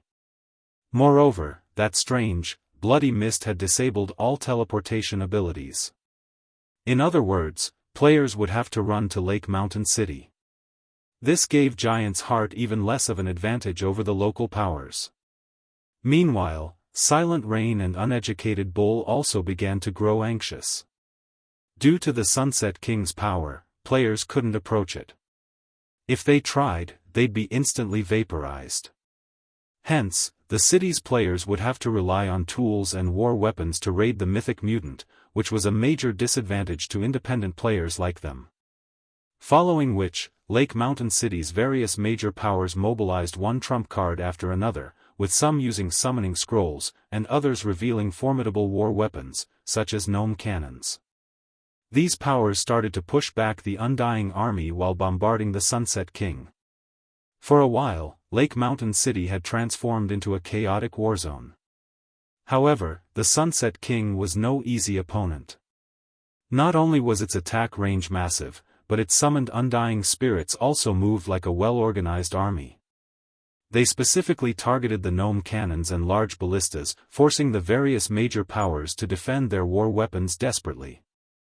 Unfortunately, against the level 100+ undying spirits, ordinary Tier 2 experts were little more than moving targets. After only 20 minutes, over 100,000 players had died in Lake Mountain City. Several hundred Tier 2 NPC soldiers had also fallen amidst the chaos. In contrast, as the bloody mist continued to expand, more undying spirits joined the battlefield. Even though more players and powers joined the fight with each passing minute, they couldn't stop the spread of the bloody mist. Fortunately, bombarded by the various major powers' war weapons and magic scrolls, the Sunset King rapidly lost HP. At this rate, Vice Guild Leader, I'm afraid that the raid will end before our reinforcements arrive. Also, there are too many spirits here now. Approaching the boss's location will be very difficult, Linya worriedly reported as she watched the mythic monster's HP decrease. Even in Lake Mountain City, Giant's Heart had a considerable amount of manpower, but it didn't have as many war weapons and tools as the local powers. If their reinforcements didn't get to the battle soon, Giant's Heart's members wouldn't be able to reach the Sunset King's loot until after the other powers. White Autumn was just as anxious about the situation, but he didn't have a solution. Without being able to teleport, mobilizing their war weapons and tools would take a very long time. Vice Guild Leader White, I have a suggestion that may help us secure the Sunset King's kill, Shifeng suddenly offered. In exchange, however, I want everything the mutant drops aside from the mutated heart. Are you interested? You have a plan? White Autumn asked. The rest of the team turned to stare at Shifeng, confused. Linya was particularly confuddled, with no idea how Shifeng intended to kill the Sunset King and claim its mutated heart. The Sunset King was surrounded by a swarm of undying spirits, and the Grand Lord ranked undying spirits could even fly. Even with a flying ship, getting close to the mythic mutant would be impossible without being attacked. They would need a large number of war weapons to protect the flying ship. A flying ship wasn't particularly useful against monsters, to begin with. Its offensive abilities were mainly a deterrence for other players. The vessel would be a sitting duck against a group of monsters. Read latest chapters at Wuxia World. EU, of course, Shifeng said, nodding confidently. Deal. If you can get me the mutated heart, I'll give you the rest. White Autumn agreed. He wasn't particularly interested in the Sunset King's other items anyway. If Shifeng was confident of killing the Sunset King, it was only good news for him. May I know what the plan is, Elder Yifeng? Do everything you can to protect my flying ship, and I'll need 8 experts to man the ship's cannons. You can leave the rest to me, Shifeng said. After hearing the plan, Linya couldn't help but roll her eyes. If they had enough war weapons to keep the undying spirits off of the Crimson Dragon flying ship, then they wouldn't have to worry about missing out on the Sunset King's loot in the first place. Oh, I'll also need 6 peak experts to pilot these guardian puppets and protect the flying ship, Shifeng said, chuckling. He then revealed 6 guardian puppets from his epic spatial bag. Chapter 2344, Flying Ship vs. Sunset King. White Autumn and the others were stunned when they saw the 6 guardian puppets. 6 combat puppets? Did he bring Zero Wing's entire armory with him? Linya stared, astonished, at Shifeng after witnessing the 6 guardian puppets, which were as tall as buildings. Combat puppets weren't as rare as they once had been, and many superpowers had a few of their own at this stage of the game. Giant's Heart was no exception. However, due to how few the guild had, every one of them was treated as a part of the guild's foundation and mustn't be used casually. Even White Autumn, one of Giant's Heart's vice guild leaders, had to gain the guild leader's permission before he could mobilize a guardian puppet. And yet, Shifeng had pulled 6 of them from his bag as if they were common tools. The unexpected development rendered White Autumn speechless. White Autumn had already been shocked that Shifeng was allowed to carry a flying ship on him, yet now he found out that the Swordsman also had 6 combat puppets. If he hadn't taken the initiative to invite Shifeng to assist on his quest and bring the man to the sea god's realm, he would have suspected that Shifeng had actually come to declare war on the otherworld. Bronze-ranked combat puppets possessed peak Tier 3 power, and under an expert player's control, they could easily surpass the combat power of Tier 3 summoned creatures and war weapons. This was why the various superpowers were so careful with their combat puppets. Destroying a guild town would be child's play if one mobilized 6 bronze combat puppets at once. Combined with a flying ship, even destroying a guild city might be possible. We don't have much time left. Let's hurry, Shifeng said, watching the spreading mist and increasing number of undying spirits. He hadn't planned to reveal the guardian puppets, initially. They were a part of Zero Wing's foundation, after all, and they would lose durability in combat. Moreover, the materials needed to repair them weren't easy to produce. However, this was an extraordinary situation, and the Sunset King was a mythic-ranked mutant. This was the first time he had ever even heard of such a monster. The last mutant he had killed in White River City had only been a High Lord, yet its loot had been priceless, especially the Blade Saint legacy. At mythic rank, the Sunset King's loot would be just as astonishing. Its total value might even rival that of the Sea God's blessing. However, the Sunset King wouldn't be easy to kill. Aside from the increasing number of undying spirits, the mutant itself wasn't a being current players could afford to provoke. If the city's level 180, Tier 4 magistrate weren't taking it, the Sunset King would have already transformed the city into ruins. After factoring in the swarm of undying spirits, it would be impossible to get the Crimson Dragon flying ship close to the Sunset King. Hence, Shifeng had to rely on the guardian puppet's strength. Blue, your group will pilot these guardian puppets and protect the flying ship with me. Linya, your group will help Elder Yifeng control the flying ship, White Autumn said. He knew that time was of the essence right now. Everyone else, use everything you've got to help from the side. I will ensure that you're all rewarded appropriately as long as we succeed." Following which, White Autumn and 5 peak experts entered the Guardian Puppets' cockpits. Meanwhile, Lin Ya's group boarded the Crimson Dragon flying ship with Shifeng. Naturally, Lake Mountain City's players soon noticed the flying ship and combat puppets.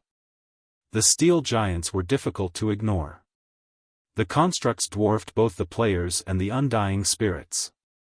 The level 100+ undying spirits, which current players had no hope against, were like children before the Guardian Puppets.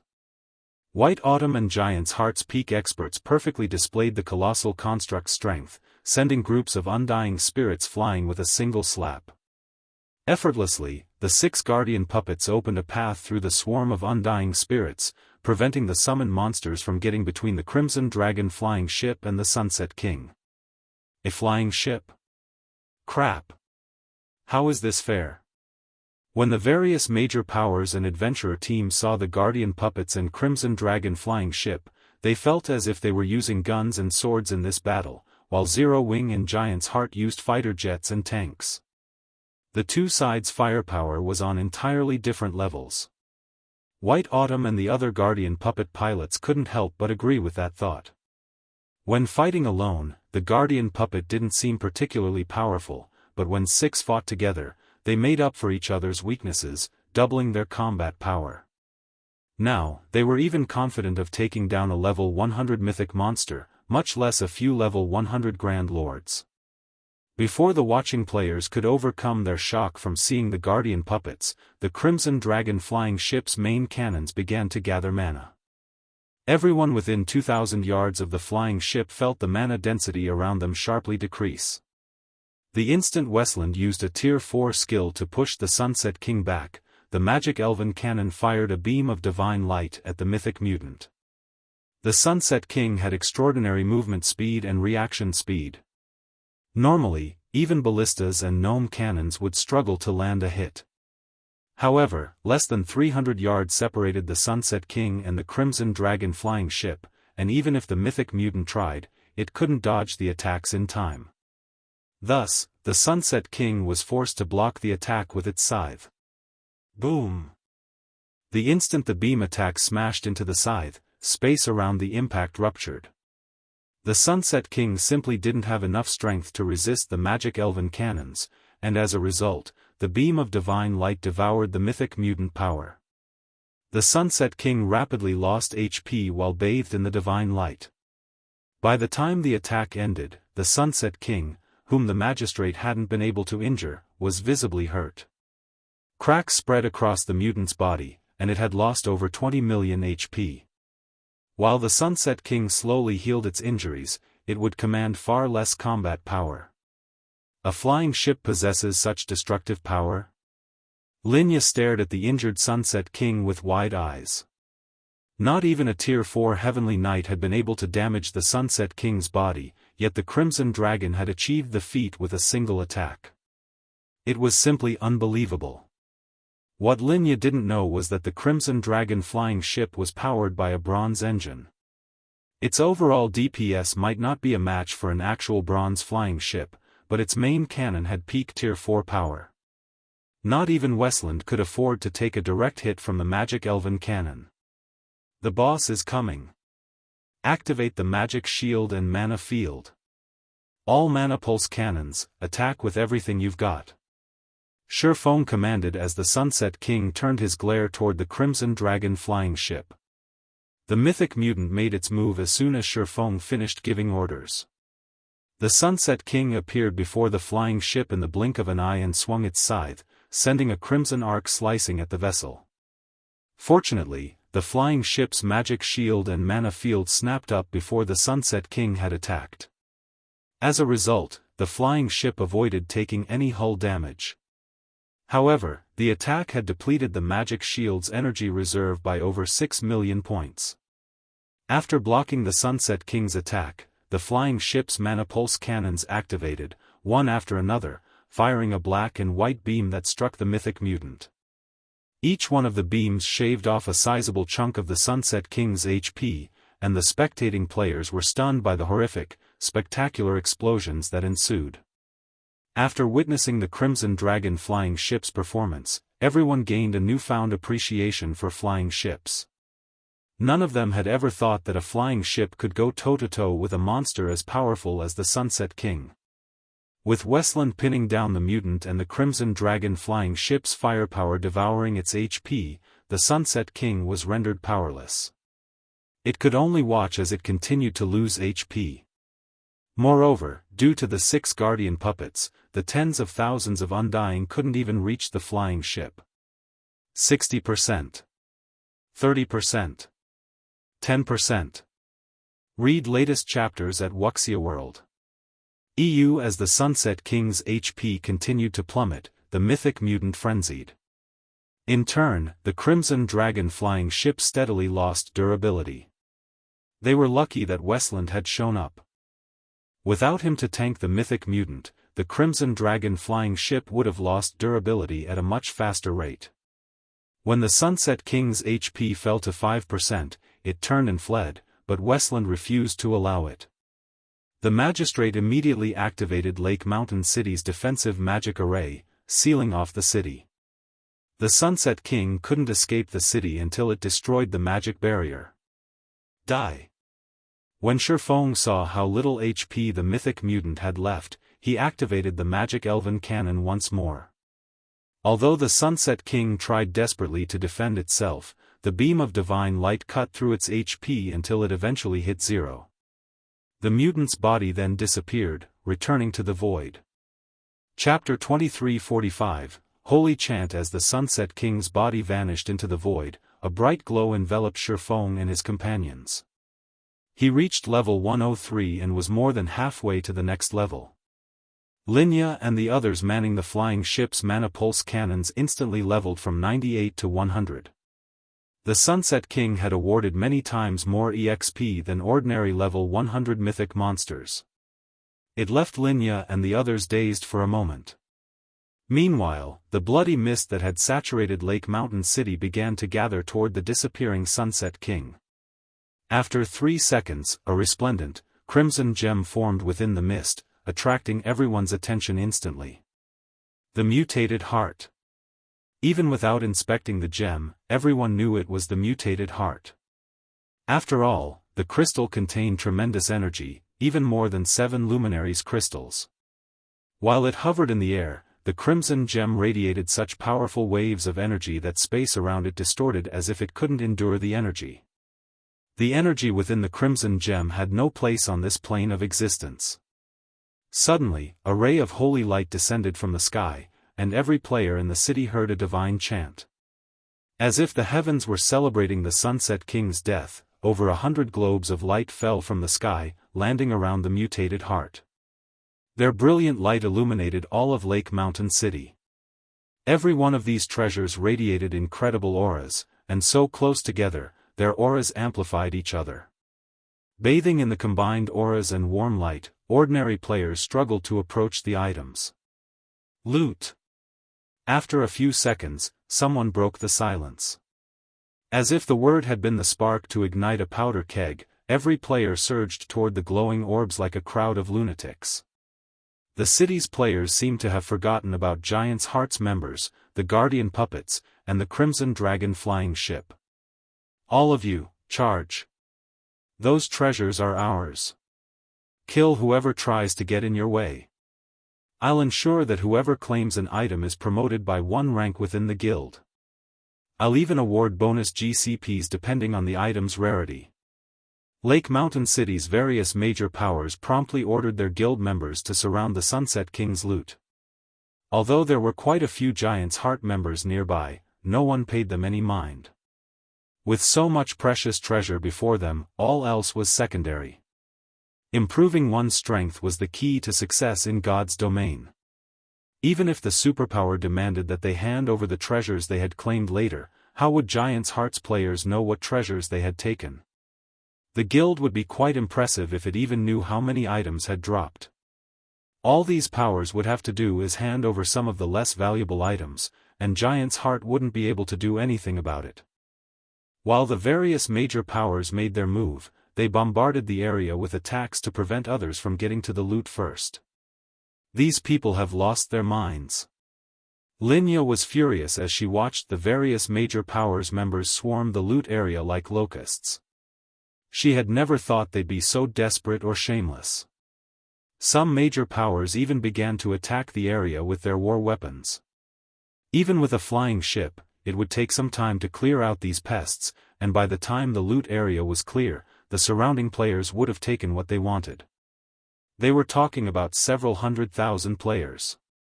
Even if Giant's Heart had 6 guardian puppets and several thousand members present, it couldn't stop all of these players.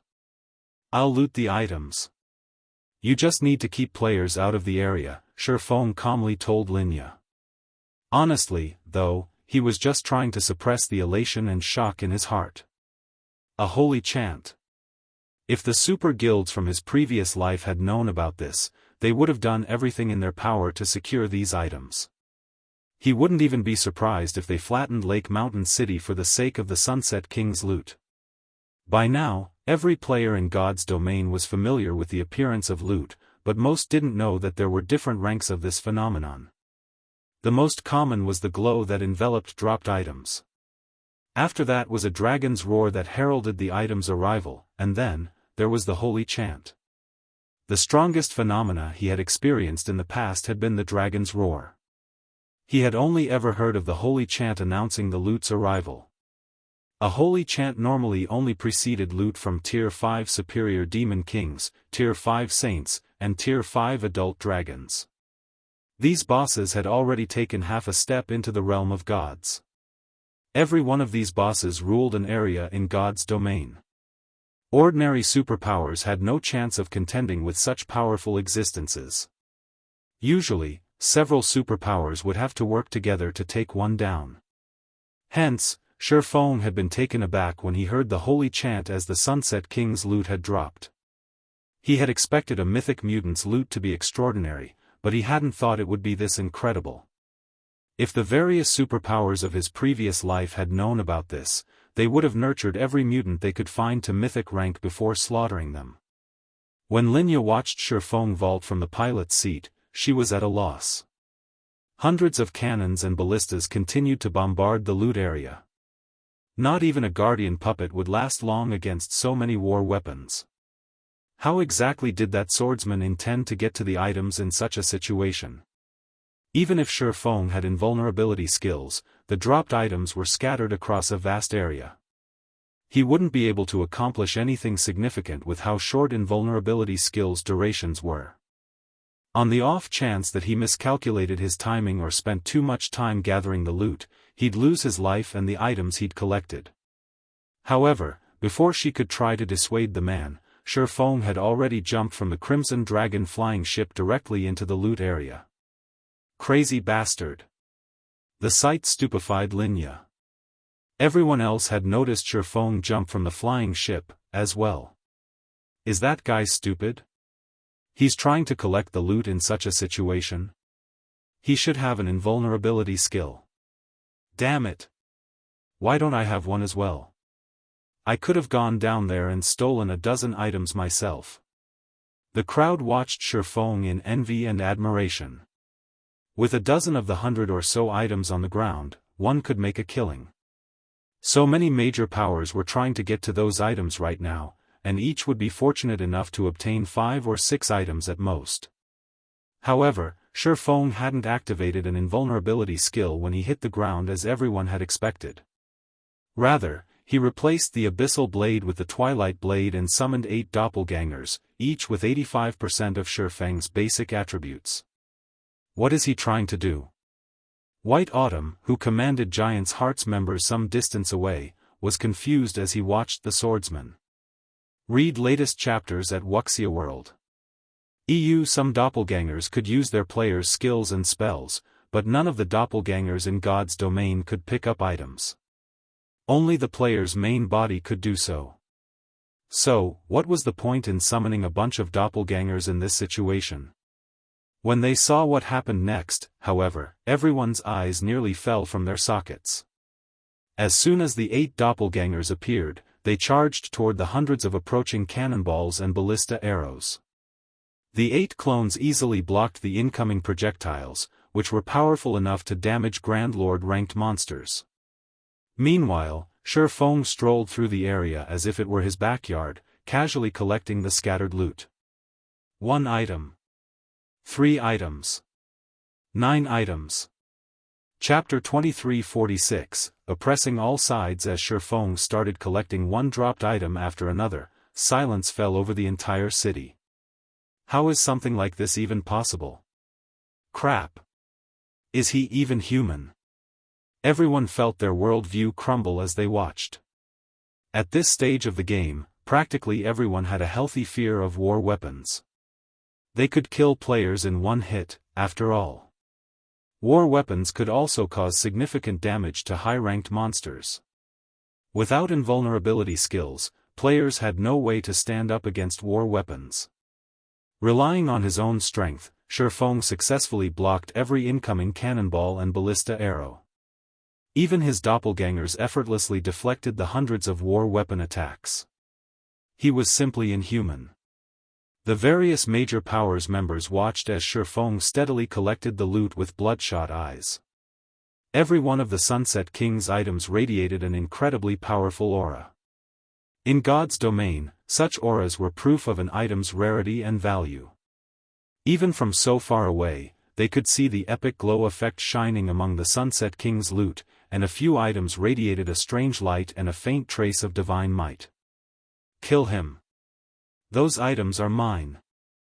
Use Tier 4 magic scrolls. I refuse to believe he can stop those. The various major powers' upper echelons nearly spat blood as they watched Shifeng storing the Sunset King's loot in his bag. Had Shifeng used an invulnerability skill to stop their attacks, they would have accepted their fate, but he blocked their attacks with his doppelgangers. With doppelganger skills' average duration, Shifeng would have more than enough time to collect all of the loot before his doppelgangers disappeared. If that happened, none of them would get anything from this inferior legendary event. A few of the major powers experts immediately retrieved the Tier 4 magic scrolls they had been saving and activated them against the Swordsman. Tier 4 spell, Heavenly Thunder. Tier 4 spell, Dark Domain of Arrows.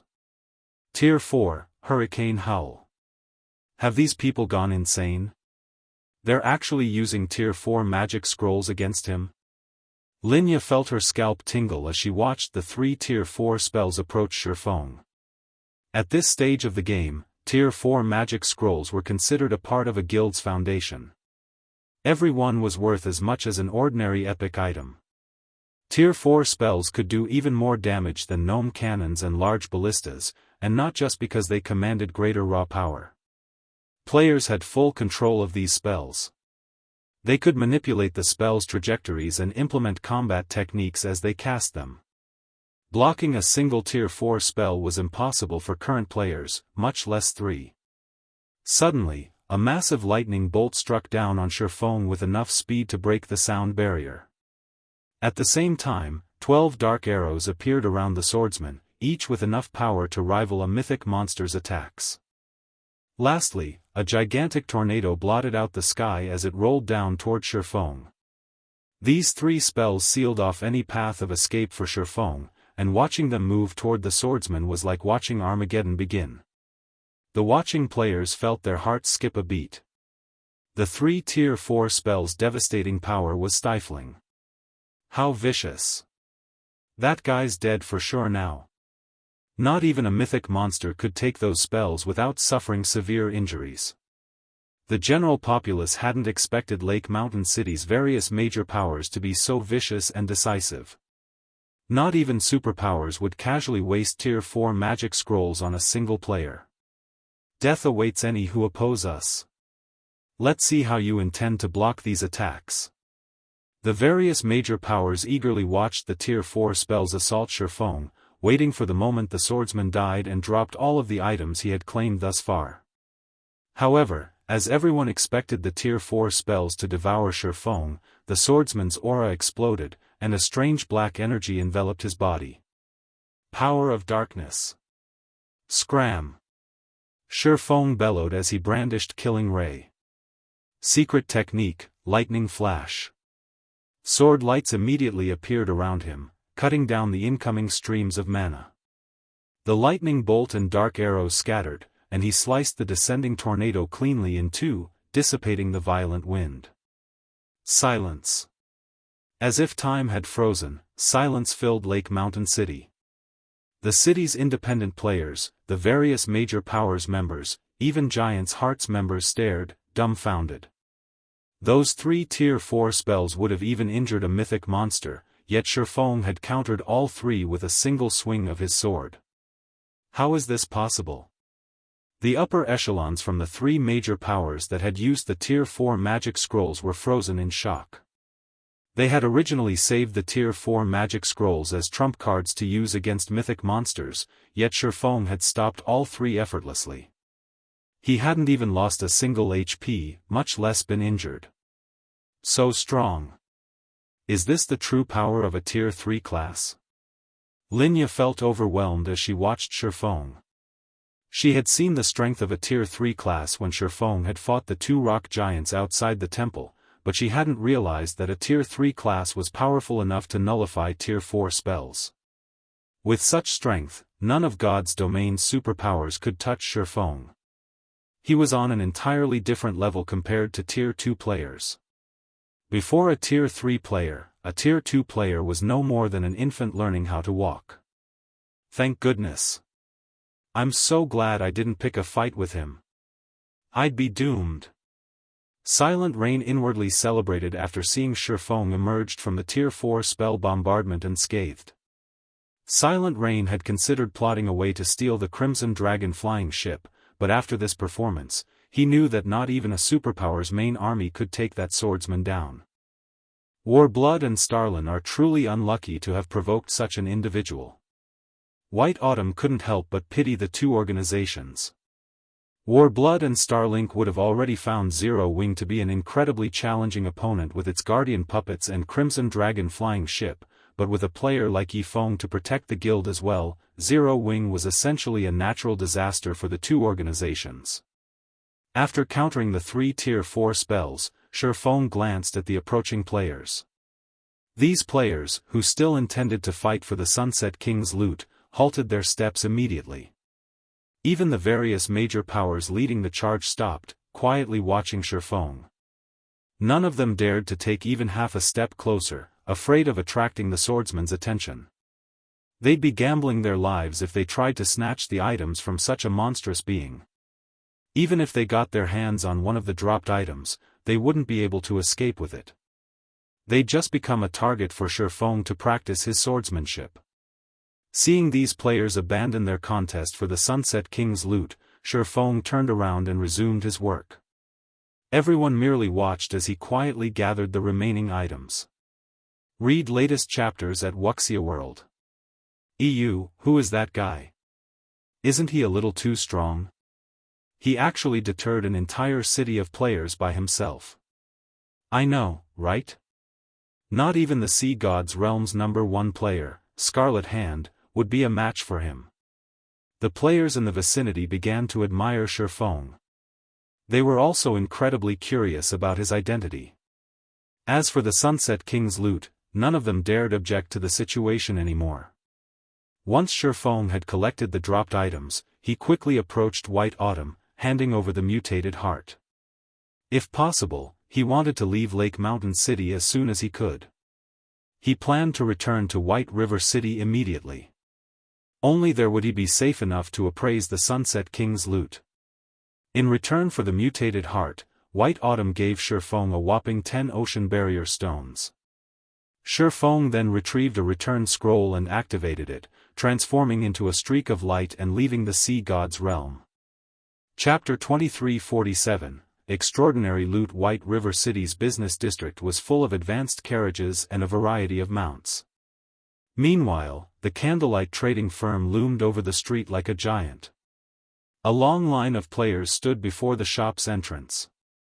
Aside from those looking to purchase Candlelight's products, many were lifestyle players, seeking to improve themselves. They were there to take the Candlelight's recruitment test, hoping they'd be accepted into this sacred land for lifestyle players to become a respectable master lifestyle player eventually. A sea of players filled the shop itself, crowding around every counter in the firm and fighting desperately to purchase items. First-time visitors to the candlelight trading firm were stunned by the scene. "Isn't this just a shop? Why are so many people here?" a level 96 female druid with a strong life aura muttered, surprised by the players around her. "What is this shop selling?" "That's not what we're here to find out. Our main goal is to investigate the various kingdoms' alchemical standards. The sooner we finish our investigation, the sooner we can employ our moon god's realm's advantages," a male guardian knight, who radiated a similar aura, said. "I guess you're right. The main continent's alchemy standards are far inferior to our world's. Once we verify the potions these people are selling, we can establish ourselves across the continent through our alchemy techniques," the female druid agreed, nodding. She then ignored the commotion on the first floor and headed up the stairs to the second. While the female druid and male guardian knight moved to the second floor, Shifeng, who had overheard their conversation, couldn't help but pause. The moon god's realm? He watched the two players carefully after hearing mention of the moon god's realm. Other worlds in God's domain varied in size. When the planar passages had activated, these other worlds had gradually connected to the main continent according to size. The smaller otherworlds were the first to open to the main continent. Meanwhile, the moon god's realm was one of the largest otherworlds in God's domain, aside from higher planes. Now that the moon god's realm's players had arrived, the planar passages had opened fully. With all of the planar passages open, the otherworlds would truly begin to impact the continent. From this point onward, not only would the competition for dominance over level 100 neutral maps become more intense, but the status quo in the various kingdoms and empires would also shift. Some kingdoms and empires might even see a new ruling power. During Shifeng's previous life, the planar passages had greatly affected Star Moon Kingdom as well. Fortunately, Star Moon Kingdom had been a mid-ranked country among the many kingdoms on the continent, so none of the most powerful otherworlds organizations had targeted the kingdom. Because of this, the various first-rate guilds that had ruled Star Moon Kingdom in the past had survived the chaos. Shifeng certainly hadn't expected the moon god's realm's powers to target his kingdom in this life. This definitely wasn't good news to Zero Wing. If powers from an otherworld like the moon god's realm targeted Zero Wing, the other powers from large-scale otherworlds wouldn't be able to ignore Star Moon Kingdom. "It seems I'll have to take care of the situation in the Cold Spring Canyon quickly. With the quality and number of experts Zero Wing has, we cannot stop an assault from multiple large-scale otherworlds." Thinking up to this point, Shifeng picked up his speed. A sufficiently powerful expert might be able to turn the tides of war, but not even God's domain's strongest expert could affect multiple large-scale battles across an entire kingdom simultaneously. In the end, it would still be a competition of quantity and quality of experts, as well as guild foundations. Although Zero Wing had the strength to contend with superpowers, its overall strength wasn't a match for an actual superpower. Once he had closed himself in one of the special forging rooms on the candlelight trading firm's top floor, Shifeng pulled a Tier 3 strengthening magic scroll from his bag and chanted the incantation. Strengthening magic scrolls could reinforce magic arrays. A Tier 3 strengthening magic scroll was even effective on Grandmaster magic arrays. After activating the scroll, Shifeng targeted the forging room's defensive magic array. Now, even a Tier 4 NPC would struggle to break down the door. The magic array should be strong enough now, Shifeng thought as he examined the magic runes carved into the walls. The runes brimmed with mana, significantly increasing their overall effects. Following which, Shifeng pulled one of the Sunset King's dropped items from his epic spatial bag after another. He wasn't being overly careful. Every item accompanied by a holy chant would be extraordinary, and all of these items had been sealed when they had dropped. These seals contained the item's auras, and the moment a player tried to appraise these items, the seals would vanish, exposing the item's true auras.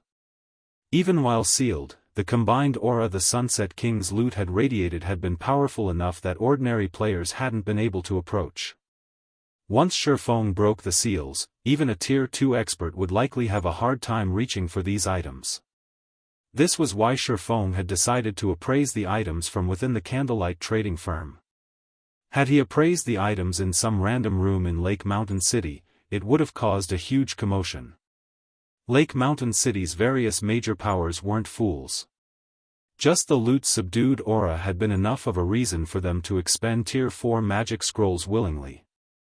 If they were exposed to the full strength of the loot's aura, even White Autumn might have been tempted to take action. As Shifeng appraised one item after another, the energy in the room grew more intense. By the time he had finished, the loot's combined aura had grown more than twice as strong. So, these are holy chance items? There were as many as 6 Tier 4 magic scrolls alone. There were also 45 inferior legendary materials, 6 legendary materials, 26 units of 7 luminaries crystals, 3 god crystals, 4 pieces of level 100 epic equipment, and 1 level 100 epic weapon.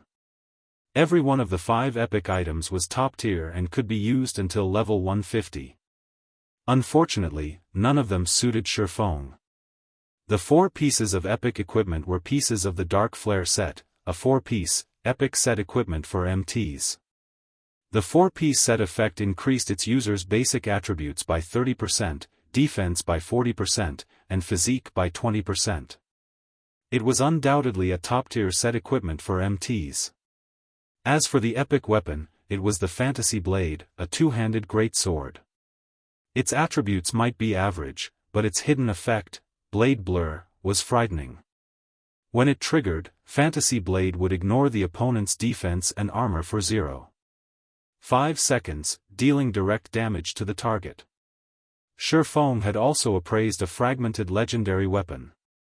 Brilliant Silver, 2-handed staff, fragmented legendary rank, equipment requirement, strength 800, agility 800, intelligence 2400 attack power, 210% of main attribute, all attributes, increases according to user's level, when equipped, strength increased by 40%, ability increased by 40%, intelligence increased by 70%, endurance increased by 30%, vitality increased by 50%, casting speed increased by 35%, spell completion rate increased by 4%, spell critical rate increased by 35%, stamina and concentration consumption decreased by 20%, ignore levels plus 20 additional passive skill 1, soul transition, increases the user's soul by 1 tier.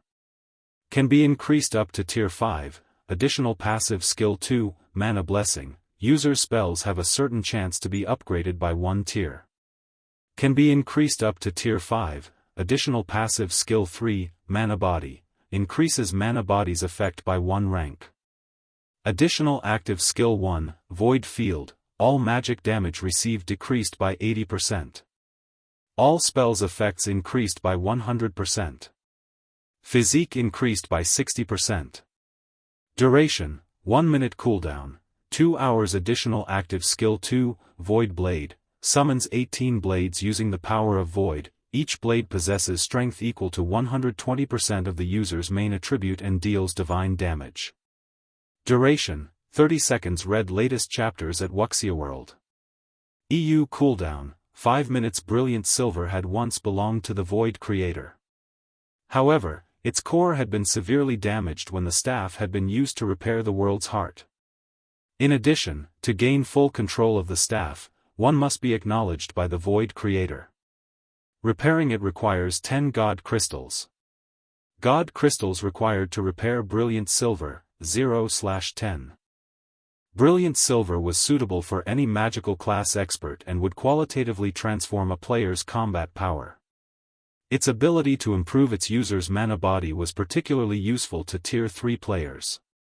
However, none of these items could compare to the most valuable item the Sunset King had dropped in Shifeng's eyes. Not even the other items' total value could compare to this single item. The 4-star shop promotion order. Chapter 2348, 4-star shop mainstream players haven't even reached level 100, yet Zero Wing is about to own a 4-star shop. If the various superpowers in the past knew about this, they'd die from envy. Shifeng couldn't help his growing excitement as he gazed at the shining, black token in his hand. A 4-star shop promotion order was roughly worth as much as a fragmented legendary item, but it was far more difficult to obtain. Even of the many superpowers in God's domain, only a minority could obtain a 4-star shop promotion order. No power would trade a 4-star shop promotion order, even if offered a legendary item. Similar to the qualitative transformation players undergone when they rose from Tier 2 to Tier 3, shops would transform when they were upgraded from 3-star to 4-star status. Shops in God's domain were considered basic rank from 1 to 3-star status, but once they reached 4-star status, they'd become an advanced shop. Not only would all of the shop's existing functions improve, but it would also gain new major functions. The first was the Research Workshop. The Research Workshop would be tremendously helpful to lifestyle players as they work to rise through the ranks. Not even the Philosopher's Hand or Moon God's Secret Journal could compete. The Research Workshop could examine data on existing items and identify their deficiencies. Players could then modify and improve these items, thereby creating a new item. It was easy to imagine how helpful this would be to lifestyle players. The research workshops were a large part of the reason the various superpowers had been able to nurture master, even grandmaster, lifestyle players during Shifeng's previous life. Without these workshops, the various superpowers would have, at most, been able to nurture master lifestyle players, even if they relied on all sorts of rare materials. None of them would have had enough super rare materials to nurture a grandmaster. Now that Zero Wing had access to a research workshop, the guild could have a large batch of master lifestyle players in no time with how many talented lifestyle players it already had. God's domain's designs for high-ranked weapons and equipment were incredibly rare already, but after level 100, rare would be an understatement. Trying to obtain a high-quality design would be like trying to win the lottery. Hence, the various major powers would have to rely on lifestyle players for such items. Of course, creating a high-ranked level 100+ weapon or equipment piece was easier said than done. Because of this, the cost for high-ranked level 100+ weapons and equipment would skyrocket as mainstream players reached level 100. Not even ordinary expert players would be able to afford such items. In fact, some ordinary experts would be stuck using level 100 equipment even after they reached level 110. Meanwhile, this scarcity would only begin to subside as 4-star shops began to emerge. The various major powers experts would still need some time to reach level 100, not to mention the time they'd need to obtain high-quality level-appropriate weapons and equipment. Zero Wing's experts were no exception. If Zero Wing could secure a source of weapons and equipment early on, these items would be immensely helpful to the guild's experts as they gained more combat power and cleared their Tier 3 promotion quests. The second ability the shop would gain with its 4-star status would help a power dominate the market. The Shared Warehouse. At 4-star status, a shop would gain a shared warehouse and the ability to create similar warehouses in 5 3-star shops. These shared warehouses would be connected. The function might not seem glamorous, but countless powers dreamed of having such an ability. With a shared warehouse, a power could transfer items across long distances at no cost, including non-bag space items. Transporting non-bag space items had always been a huge problem in God's domain, and the shared warehouse was one of the few methods that could solve this problem. Because of this, the various powers of Shifeng's previous life had fought to promote their shops to 4-star status, with some even trading legendary items for the promotion order. There was a catch, of course. Once items had been placed in the shared warehouse, they'd be frozen for 24 hours, locked in the warehouse. Moreover, there was an extremely limited amount of space for non-bag space items. At the 4-star status, the shared warehouse could only hold up to 200 non-bag space items at a time. Even so, the function would save a lot of money and transportation time. Most importantly, this method of relocating items was safe. Had Shadow possessed a 4-star shop during Shifeng's previous life, the guild wouldn't have taken so many risks to move highly valuable non-bag space items, getting robbed by powerful NPCs. Unfortunately, 4-star shop promotion orders were painfully rare in God's domain. Only a small number of superpowers could enjoy the luxury of owning a 4-star shop. Due to these two functions, not even powers with 103-star shops could compete with those that had a 4-star and a few 3-star shops for dominance over the market. Thinking up to this point, Shifeng collected the Sunset King's loot in his bag and stored the 7 Luminaries crystals and God crystals in his private warehouse. He then made his way to the city hall to upgrade the Candlelight trading firm to a 4-star shop. He also notified Melancholic Smile and had her mass recruit players for Candlelight's internal membership, pausing normal recruitment for now. Previously, Candlelight hadn't met the conditions for expansion. The trading firm only had a limited number of special workshops and meditation rooms, after all. Moreover, competition between the various trading firms hadn't been particularly intense as designs for high-quality weapons and equipment below level 100 were relatively easy to obtain. However, that was about to change. Any design or recipe a player found in a level 100+ neutral map would be incredibly valuable. Now that Candlelight was about to have a 4-star shop, Shifeng couldn't allow the trading firm to operate as liberally as it had been. Moreover, otherworld players were flooding to the main continent, and they would have a massive impact on the status quo, especially those from otherworlds like the Moon God's realm, who focused on lifestyle development.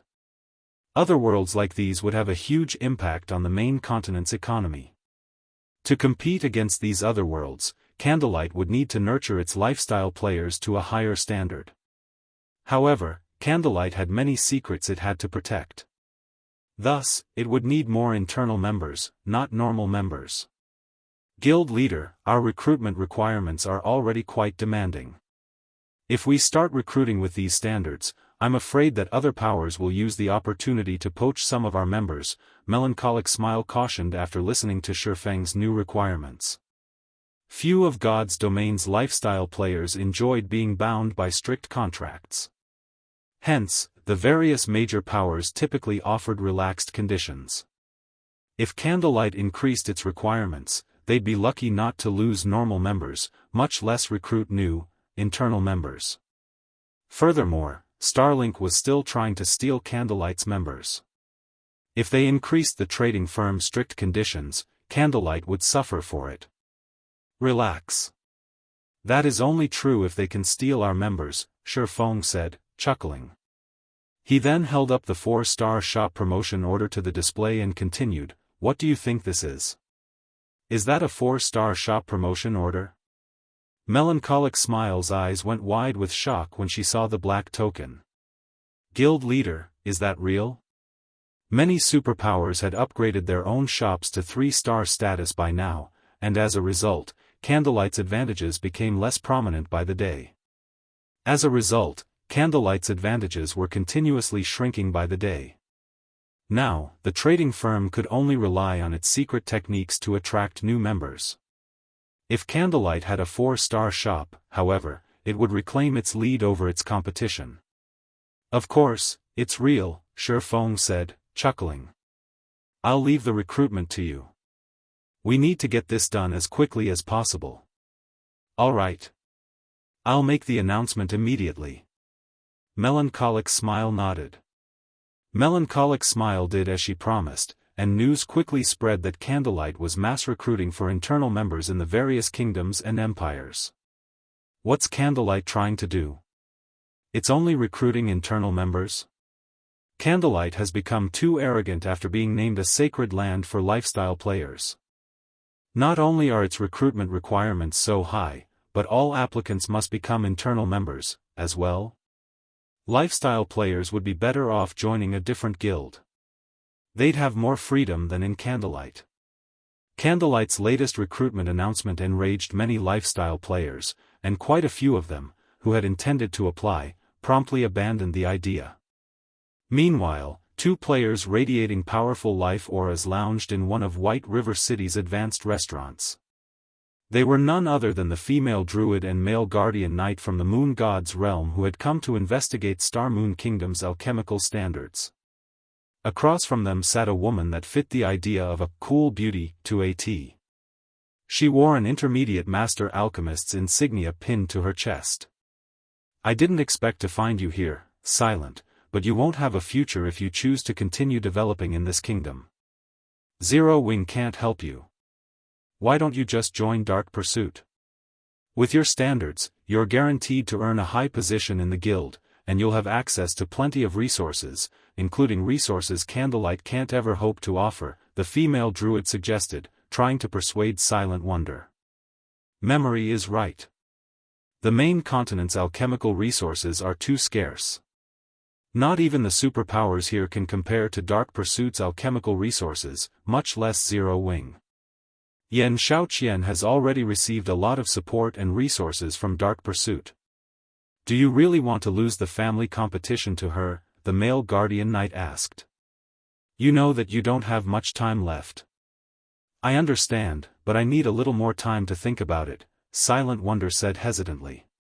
Read latest chapters at Wuxia World. Silent, you can't keep putting this off. If you can't decide, I might as well have a talk with your guild leader. I don't mind showing him the difference between our strengths if he refuses to let you go, the female druid, Cold Memory, declared, raising a fist. "I'll go with you." "I doubt he'd dare waste more of Silent's time once he hears Dark Pursuit's name," the male guardian knight nodded. Elsewhere, Shifeng had arrived at White River City's City Hall. "Hello, sir. How may I be of service?" the NPC beauty behind the VIP counter amicably asked Shifeng. "I wish to upgrade the Candlelight trading firm to 4-star status." "Here is the promotion order," Shifeng said as he handed the promotion order to the NPC. Chapter 2349, New Candlelight Trading Firm. When the NPC administrator saw the 4-star shop promotion order, she gave Shifeng an odd look. "Sir, do you really wish to promote your shop to 4-star status?" she asked for confirmation. "Is there a problem?" Shifeng asked strangely. As far as Shifeng could remember, the City Hall managed shop promotions within its city. Although he had never upgraded a shop to 4-star status before, the process should not be any different than the previous upgrades. "Sir, a 4-star shop isn't like normal shops. If you promote your shop to 4-star status, as per our prior agreement, the kingdom's laws will no longer be able to protect your shop. Rather, you will take full control and responsibility for the land and any danger you encounter," the NPC administrator slowly explained. "I will have complete ownership of the land?" Realization dawned on Shifeng. He had never thought that 4-star shops would have such a secret. It was no wonder why 4-star shops he had visited in the past had seemed somewhat odd. When Shifeng had visited 4-star shops in his past, he had noticed that many peak experts had been stationed in the shops long-term. They had become a normal sight. He had assumed the ruling powers had simply meant to deter other experts that ignored NPC soldiers. However, it seemed there had been a much greater reason. With the country's protection, players could do whatever they wanted in these shops, and NPC soldiers wouldn't even bat an eye. If they stole from the shop, they wouldn't have to worry about the NPC soldiers capturing and jailing them for a month, and the various large guild shops usually sold incredibly precious treasures. If players could steal these items without repercussions, they'd certainly try. If a power weren't strong enough to protect their products in 4-star shop, the shop they had gone to such great lengths to nurture would be crippled. "Sir, do you still wish to promote your shop?" the NPC administrator asked again. Yes, Shifeng decided. There was a lot of risk to upgrading a shop to 4-star status, but the risks were insignificant compared to the benefits. Now, all he had to do was to figure out how to improve the shop's security. The cost of rebuilding and expanding your territory will be calculated independently. Here are the reconstruction and expansion options. You may choose whichever you wish. If you are not satisfied with the results, you may reconstruct and expand again, the NPC administrator said, smiling as she handed Shifeng a list. How vicious. Shifeng was flabbergasted when he saw the stated prices. Reconstruction meant adding new floors to the shop. In this regard, he had 3 choices: 12 floors, 15 floors, and 21 floors. They would cost 20,000 gold, 40,000 gold, and 100,000 gold, respectively. The expansion cost was even more ruthless. Gaining 40% more land would cost 50,000 gold, while each additional 10% would cost 30,000 gold to a maximum of a 100% expansion. This was even more expensive than constructing a city. First-rate guilds would be considered quite wealthy if they had 50,000 gold in liquid funds, yet that was only a fraction of the cost for reconstructing and expanding the shop. Although Zero Wing had recently earned a lot of money, with around 170,000 gold in liquid funds, it couldn't afford to splurge on a 4-star shop. The guild still needed to pay the recruitment costs for 5,000 NPC knights, after all. Shifeng's hesitation didn't last long, however. After a moment, he chose the 21-story option and expanded the shop's land by 40%. Unlike 3-star shops, which had a fixed number of special workshops and meditation rooms, a 4-star shop with more floors could contain more special workshops and meditations rooms. For example, the 15-story version would only have 30 special workshops, while the 21-story building would have 50 special workshops. As for the basic meditation room, a 21-story shop would have as many as 12 in total, which would be more than enough to satisfy Candlelight's lifestyle players. In fact, it would be enough to allow Shifeng to reserve one for himself. Unfortunately, the number of total floors wouldn't affect the number of research workshops the shop possessed. Even in the 21-story shop, the shop would only have a single research workshop. As for the additional land, that would only allow the shop to accommodate more players. Hence, Shifeng prioritized the number of floors for his shop over the shop's size. Alright. Your bill comes to 155,000 gold, the NPC administrator said, flashing Shifeng a bright smile. Once you've completed the payment, our men will head over and start the reconstruction. The process should take half an hour. During this time, nobody will be allowed into the shop. That won't be a problem, Shifeng replied. His heart ached a little as he handed over the payment. He had just spent a ridiculous amount of money, but with a 4-star shop's abilities, he could likely earn it all back within the first week.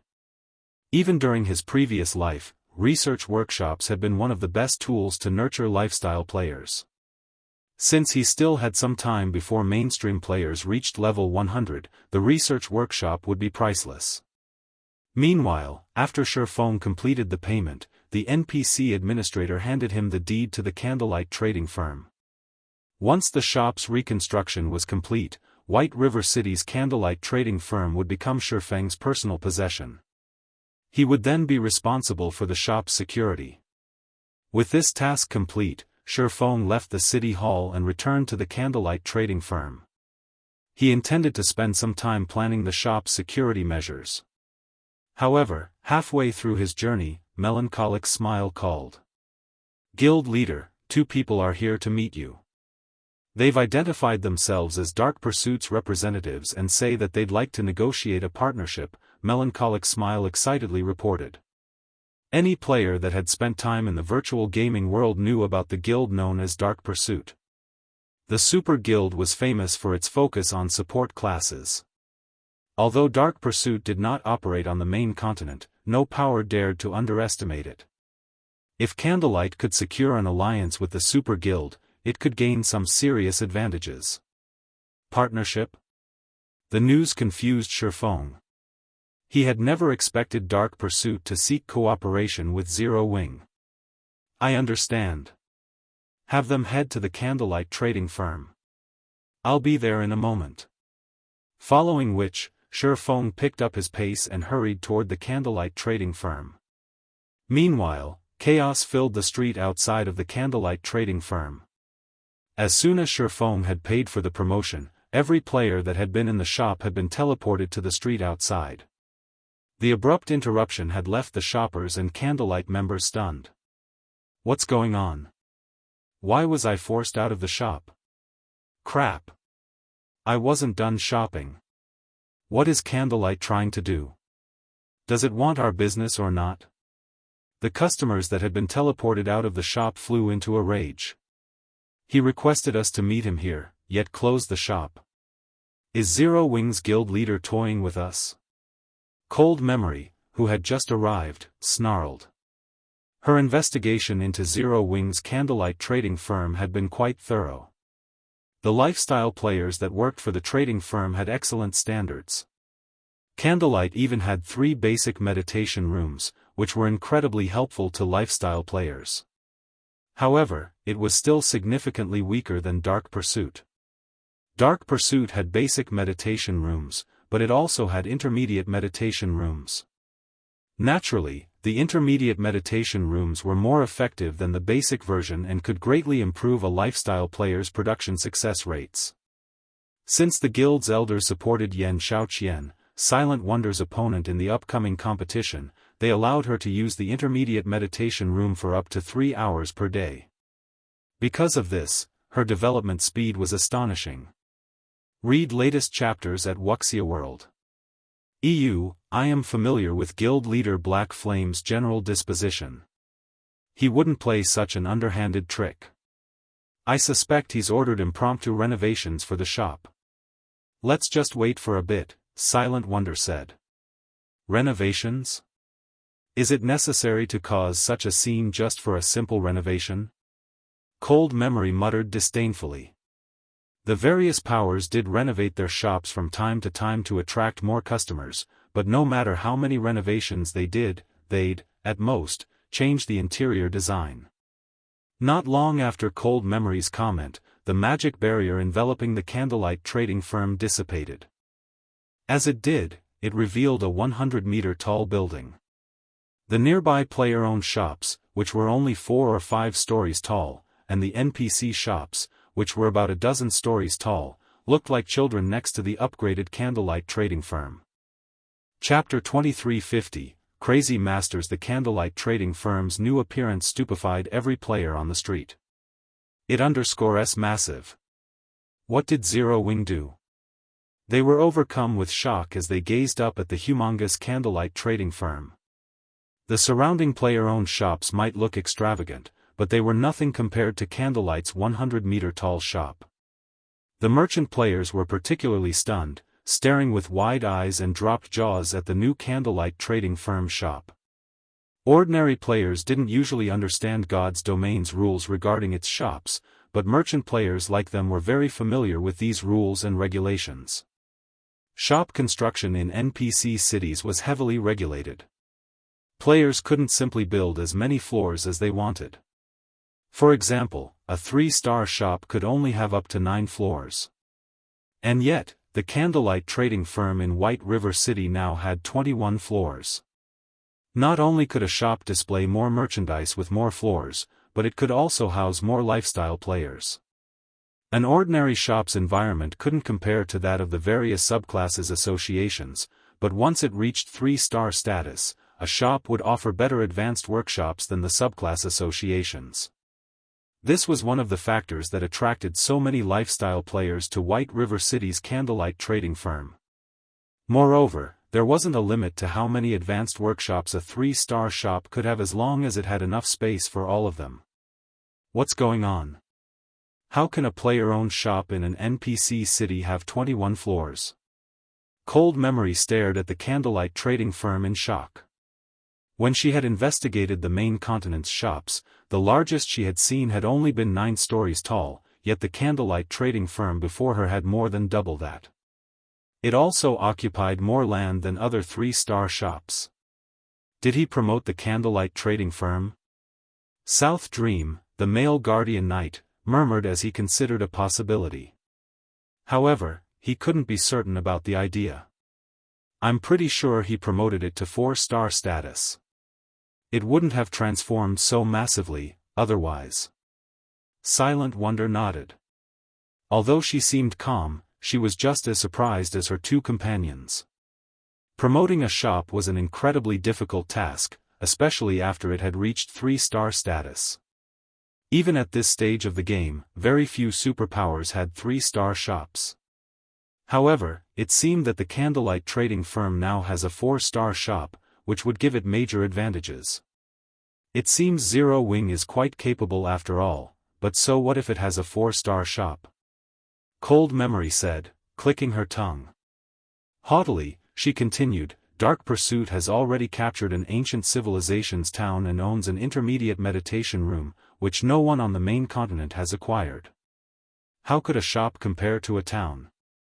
Ancient civilizations had greater technology than what could be found in the current kingdoms and empires, and Dark Pursuit had secured an ancient civilization's town that specialized in lifestyle development in the moon god's realm. The technology in that town easily surpasses any within a mere shop. Moreover, as the town developed, the guild would unlock more advantages. The shop's open now. Let's head inside, Silent Wonder said. Silent Wonder didn't try to argue with Cold Memory. The woman had already shown her proof, and she had to admit that the moon god's realm's lifestyle standards were far beyond that of the main continent. Moreover, Dark Pursuit's alchemical techniques were just as impressive as Zero Wing's. Hence, Cold Memory qualified to be so arrogant. Meanwhile, Melancholic Smile had been waiting before the Candlelight's entrance for quite some time. When she saw Silent Wonder's group approach, she led them inside, earning the surrounding players' envy and admiration. Everyone was curious about the Candlelight trading firm's promotion, and they all wanted to inspect the new changes for themselves, especially the lifestyle players who had come to join the trading firm.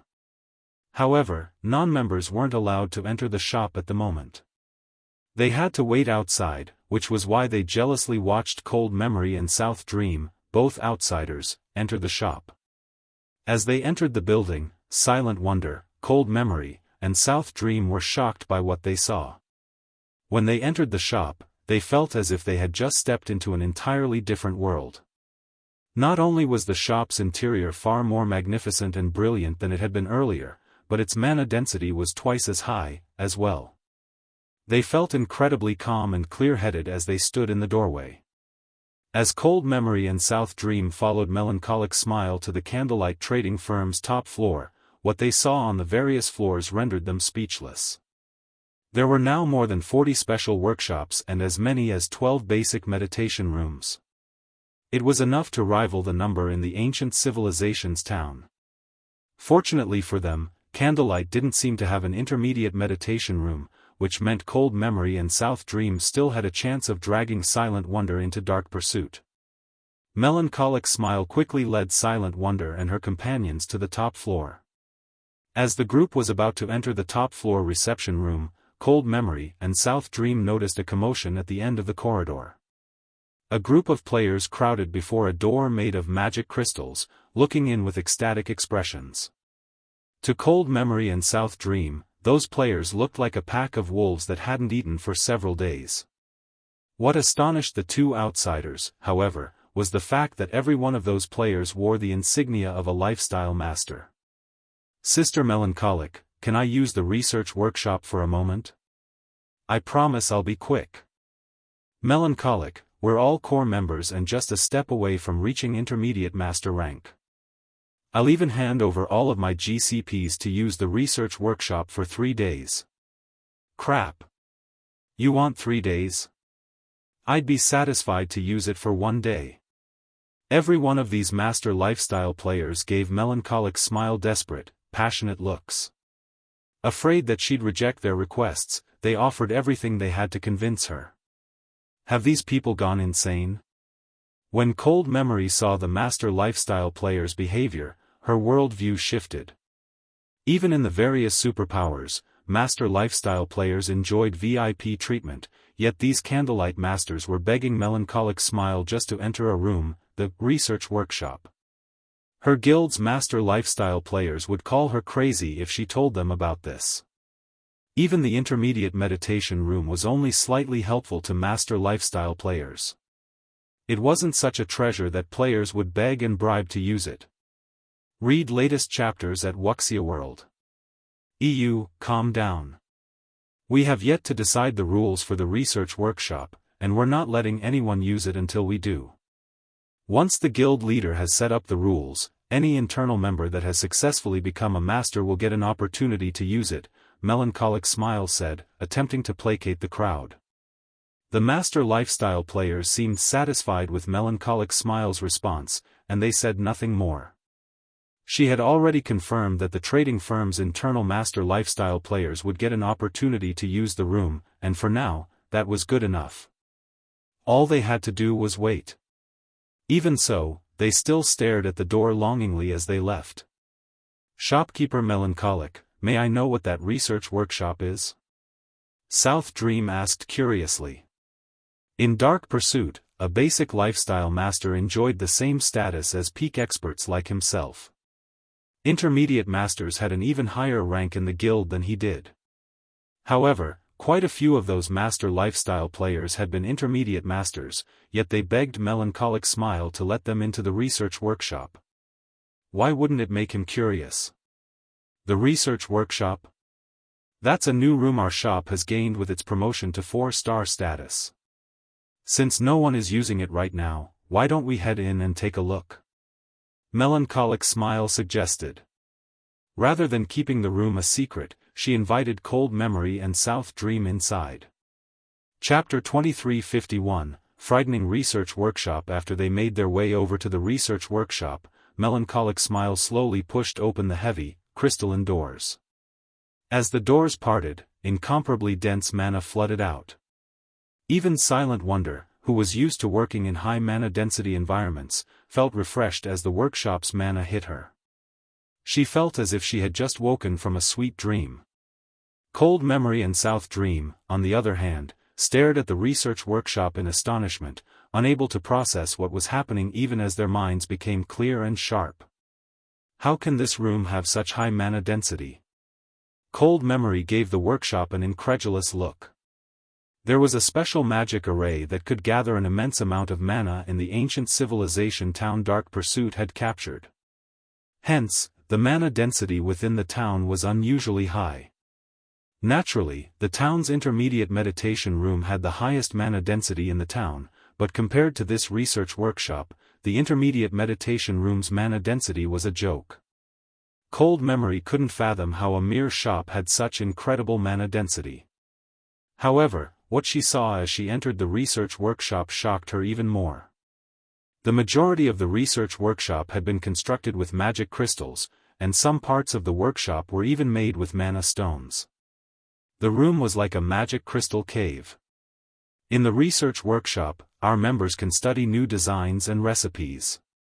Not only is the mana density here extremely high, but the room also has a special instrument that can analyze all sorts of items, giving players the information they need to strengthen and modify their work to create new and better designs and recipes, Melancholic Smile introduced.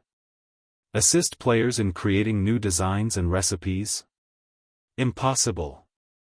Cold Memory and South Dream instinctively denied Melancholic Smile's claim. Almost every player in the Moon God's realm understood how difficult it was to reach the next lifestyle promotion. Once lifestyle players reached the advanced rank, their greatest hurdle was the creation of new designs and recipes. If it were possible to increase players' chances of creating new designs, a power could nurture master lifestyle players far faster than its competition. For advanced lifestyle players, accumulating enough proficiency points for their promotion to master rank was easy, but the same couldn't be said for creating new designs and recipes. The task required a lot of materials and experimentation. The amount of gold and resources an advanced lifestyle player would need was astronomical. Because of the cost, the various major powers were very careful when selecting advanced lifestyle players to nurture. Dark Pursuit's intermediate meditation room only helped clear players' minds so they could focus when producing items. It couldn't help them create new items. I see that the two of you are advanced alchemists. Why don't you give it a try? You can see for yourselves whether or not I'm telling the truth, Melancholic Smile said. She wasn't surprised that her two guests refused to believe her.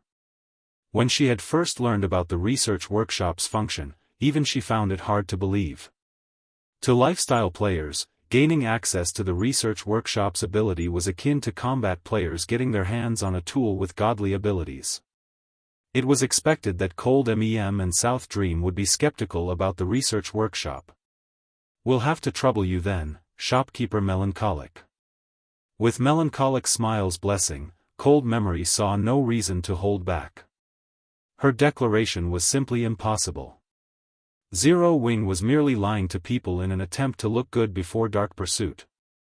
Following which, Melancholic Smile spent 1,000 magic crystals to activate the research workshop's instrument. As soon as she did, the mana density in the room rose. What a powerful mana! It's no wonder why she made such a foolish claim. Even if she were lying about the workshop's ability, such an environment would be immensely helpful when creating new items. South Dream was flabbergasted as he felt the room's mana density change. Unlike her companion, however, Cold Memory wasn't yet convinced. She retrieved a bottle of Breath of Life, an advanced potion, from her bag and placed it on the workshop scanner. She then waited for the research workshop to analyze the potion. Her lack of reaction rendered South Dream speechless. He thought she was taking this a little too seriously. The Breath of Life was a super-rare advanced potion in God's domain. When consumed, it reduced the amount of EXP players would lose after their next death. The potion was just slightly less difficult to brew than a master potion. As a potion that was close to master rank, modifying the Breath of Life potion further was incredibly challenging. Even master alchemists struggled to accomplish the feat. How much help could the research workshop's apparatus possibly provide? However, before South Dream could try to dissuade Cold Memory, the research workshop's apparatus completed its analysis. Immediately, the holographic screen displayed a mass of information. How is this possible?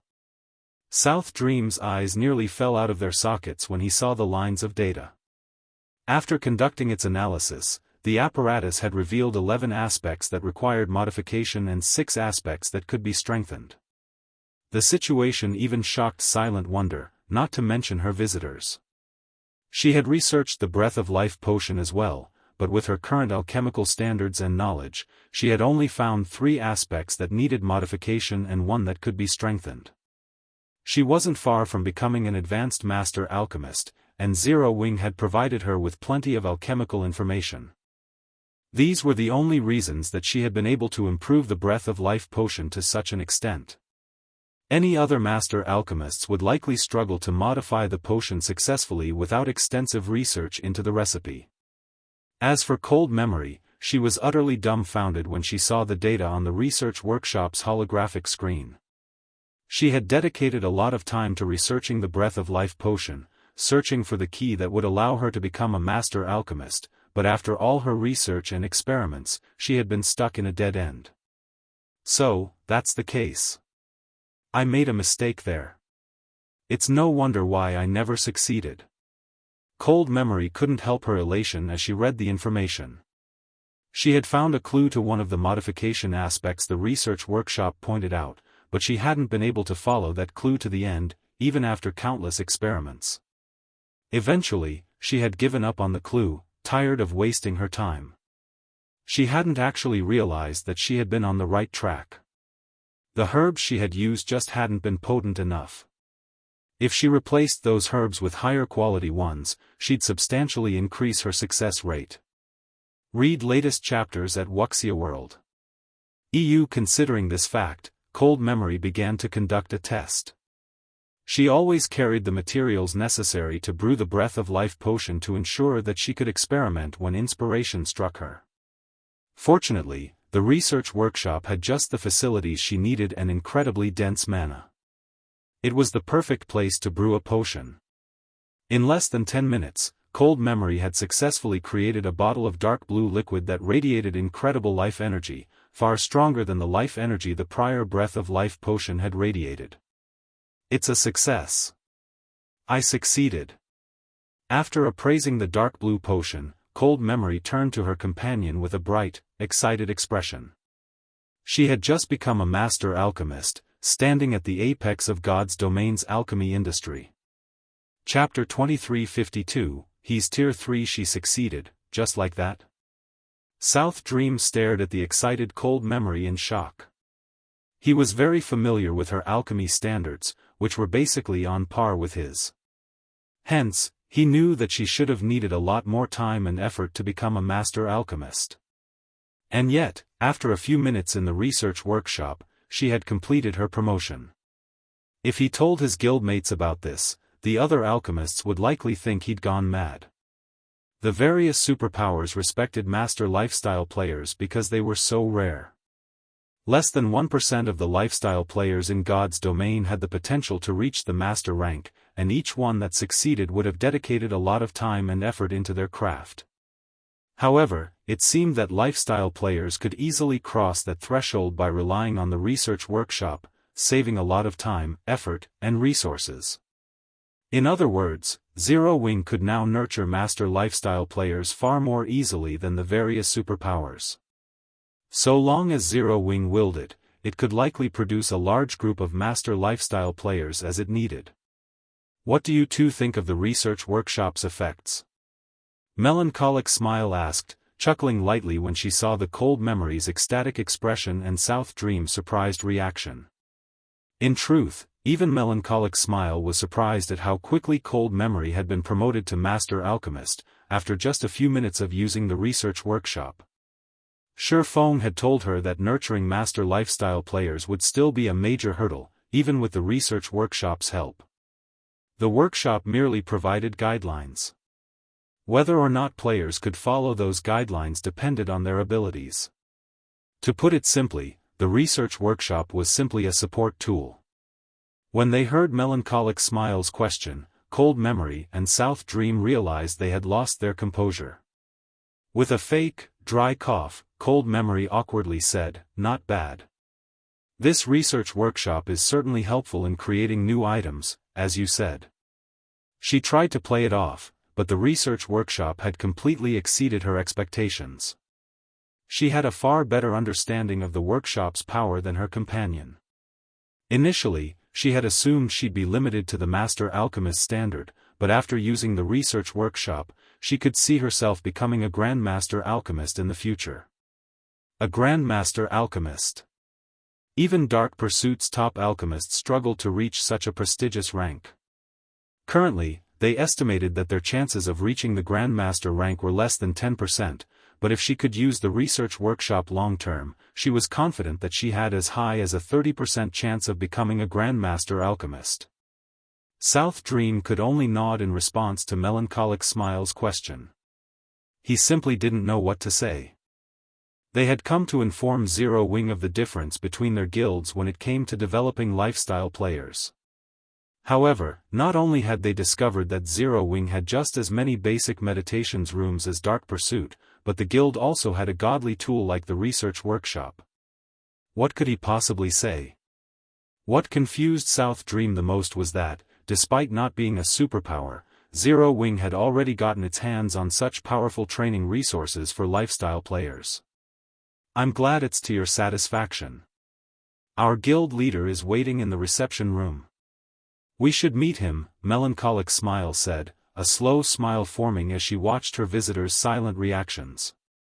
While Melancholic Smile led them to the reception room, Cold Memory and South Dream had a private conversation through their team chat. "Memory, Zero Wing is better equipped to nurture lifestyle players than we expected. Not even our intermediate meditation room is a match for that research workshop," South Dream said, smiling bitterly. "I'm afraid that we don't have the resources to offer in exchange for wonder." They had planned to offer Zero Wing training resources in exchange for nullifying Silent Wonder's contract with the guild. After all, Dark Pursuit's training resources were far superior to what the main continent's various powers possessed. If Zero Wing agreed, it'd give up Silent Wonder, but it would acquire the ability to nurture several more lifestyle players. It was definitely a tempting offer. But it seemed the situation wasn't what they had thought. With the research workshop, Zero Wing was even better equipped to nurture master lifestyle players than Dark Pursuit. In fact, if Dark Pursuit's upper echelons and guild elders found out about this, they'd likely offer Zero Wing a huge sum of gold and resources to purchase time in the research workshop for their own lifestyle players. If they tried to offer Zero Wing training resources now, they'd make fools of themselves. It's too early to give up, Cold Memory said, gritting her teeth. I admit that Zero Wing's ability to nurture lifestyle players is impressive, but don't forget that strength is the most important factor in God's domain. Even if Zero Wing can nurture an army of master lifestyle players, it doesn't necessarily have the strength to protect them.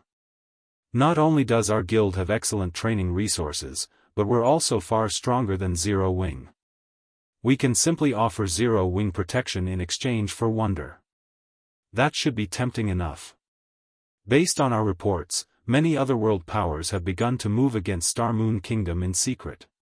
Surviving in such a situation will be a major challenge for Zero Wing, but if the guild had Dark Pursuit's protection, it might be a different story. Most importantly, Wonder's competition with Xianxia isn't limited to alchemy. With Zero Wing's foundations, how could it possibly provide the same resources Xianxia currently receives? Zero Wing's lifestyle facilities had certainly taken her by surprise, but strength was more important than anything in God's domain. With Zero Wing's current strength, staying in the guild would do more harm than good to Silent Wonder in the long run. She might even unintentionally drag her family down with her if she stayed in this guild. I guess you're right. We can't let Wonder waste any more time in Zero Wing, South Dream said. After giving the matter some thought, he agreed with Cold Memory's view of the situation. If the competition between Silent Wonder and Xianxia only involved alchemy standards, allowing her to remain in Zero Wing wouldn't be an issue. However, that wasn't the case. This was also a competition of strength. Since Xianxia had joined Dark Pursuit, Silent Wonder would be at a disadvantage if she didn't do the same. In fact, she might even be disqualified before she had the chance to compete against Xianxia. While Cold Memory and South Dream silently conversed, the group arrived before the top-floor reception room. Guild leader, Dark Pursuit's representatives are here, Melancholic Smile declared as she gently pushed open the doors. Come in, Shifeng said, nodding. Hearing Shifeng's reply, Melancholic Smile led Cold Memory's group into the reception room. The instant the two Dark Pursuit representatives entered the room, they felt an incomparably powerful aura wash over them. For a moment, they nearly stumbled. What a strong life aura. Is he really a player? Read latest chapters at Wuxia World. The two looked at Shifeng in disbelief as the man sat at the reception room's desk. As players from the Moon God's realm, they were far more sensitive to life hours than ordinary players, and the aura they felt from Shifeng was like nothing they had ever felt before from a player. The gap between their life ratings and Shifeng's was obvious. If not for the green marker hovering above Shifeng's head, they would have suspected that the man before them was actually a monster in human skin. Not even players with a god's blessing radiate such an intense life aura. Has he already reached Tier 3? South Dream wondered in their team chat. Tier 3? How is this possible? Cold Memory could not help but stare at the swordsman, utterly astonished. Chapter 2353, Bit off more than they could chew. What is this guild? As Cold Memory stared at Shifeng, she felt as if she were hallucinating. Before she had actually met the man, she had considered what she might say to persuade him.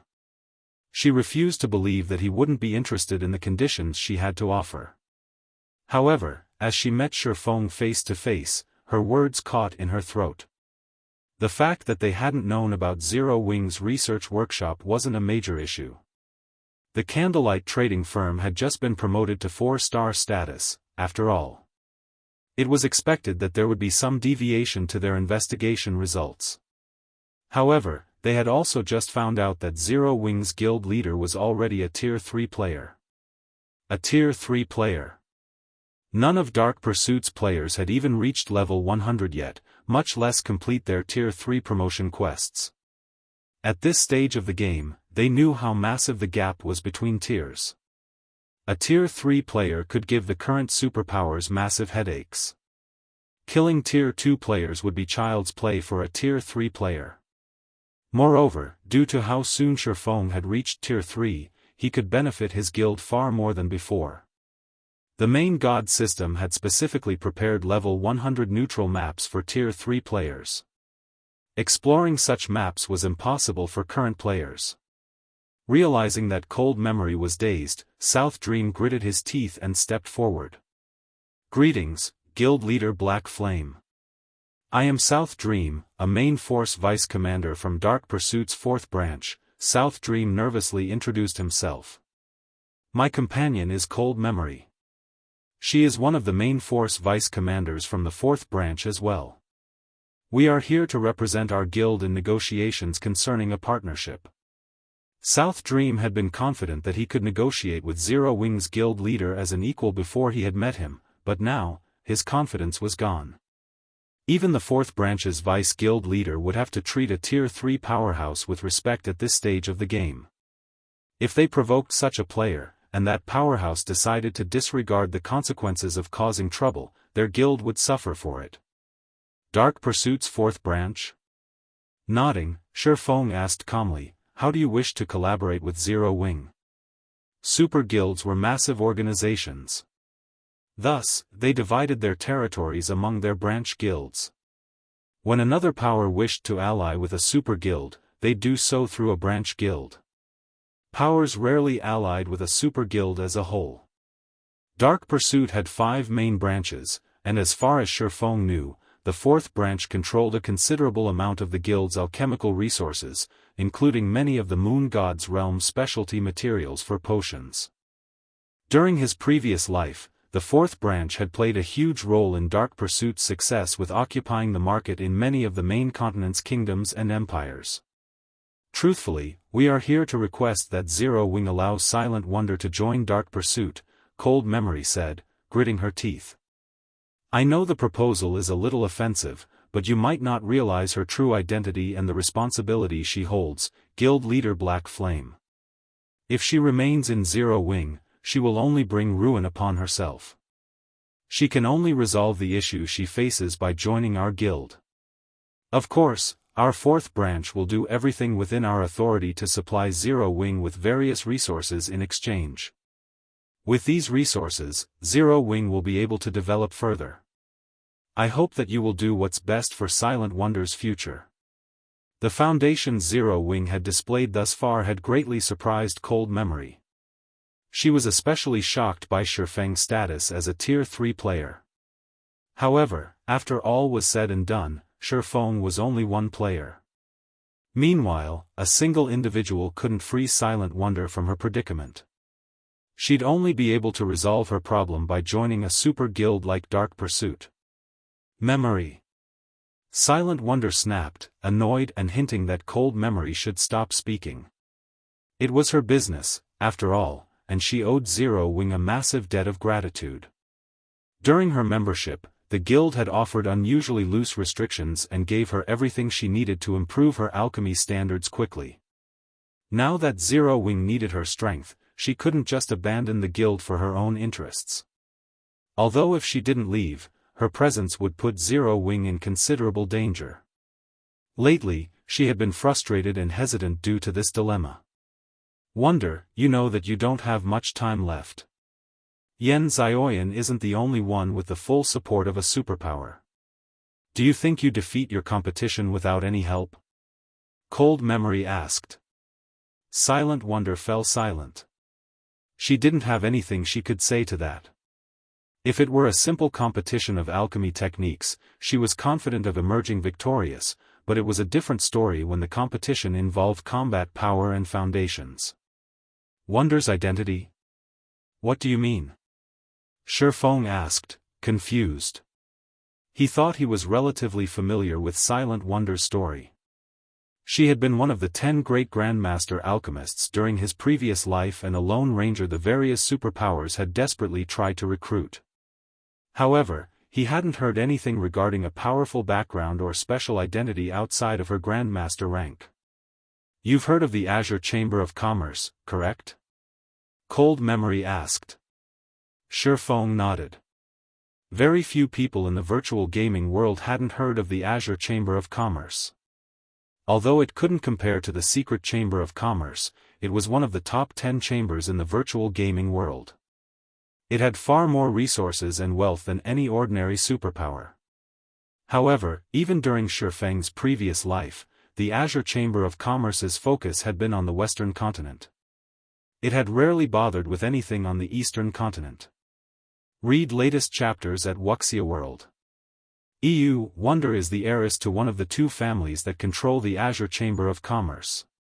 To earn the right to rule Azure, the family's heirs periodically compete. Only, none of the heirs are allowed to use Azure's strength. There are only a few days left before the next competition, and Xianxia, one of Wonder's competitors, has joined Dark Pursuit and receives the guild's full support, Cold Memory truthfully explained. Smiling, she continued, now, Guild Leader Black Flame, do you still think it's best that Wonder remains in Zero Wing? The Azure Chamber of Commerce's overall strength rivaled super guilds. Hence, the two main shareholders of Azure fought desperately to secure the right to rule the organization. If Silent Wonder lost, Xianxia and the others, her competitors, would definitely try to squash Zero Wing to prevent Silent Wonder from becoming a problem in the future. Similarly, Silent Wonder's family would hold Zero Wing responsible. The guild would be the cause of their loss in such a vital competition, after all.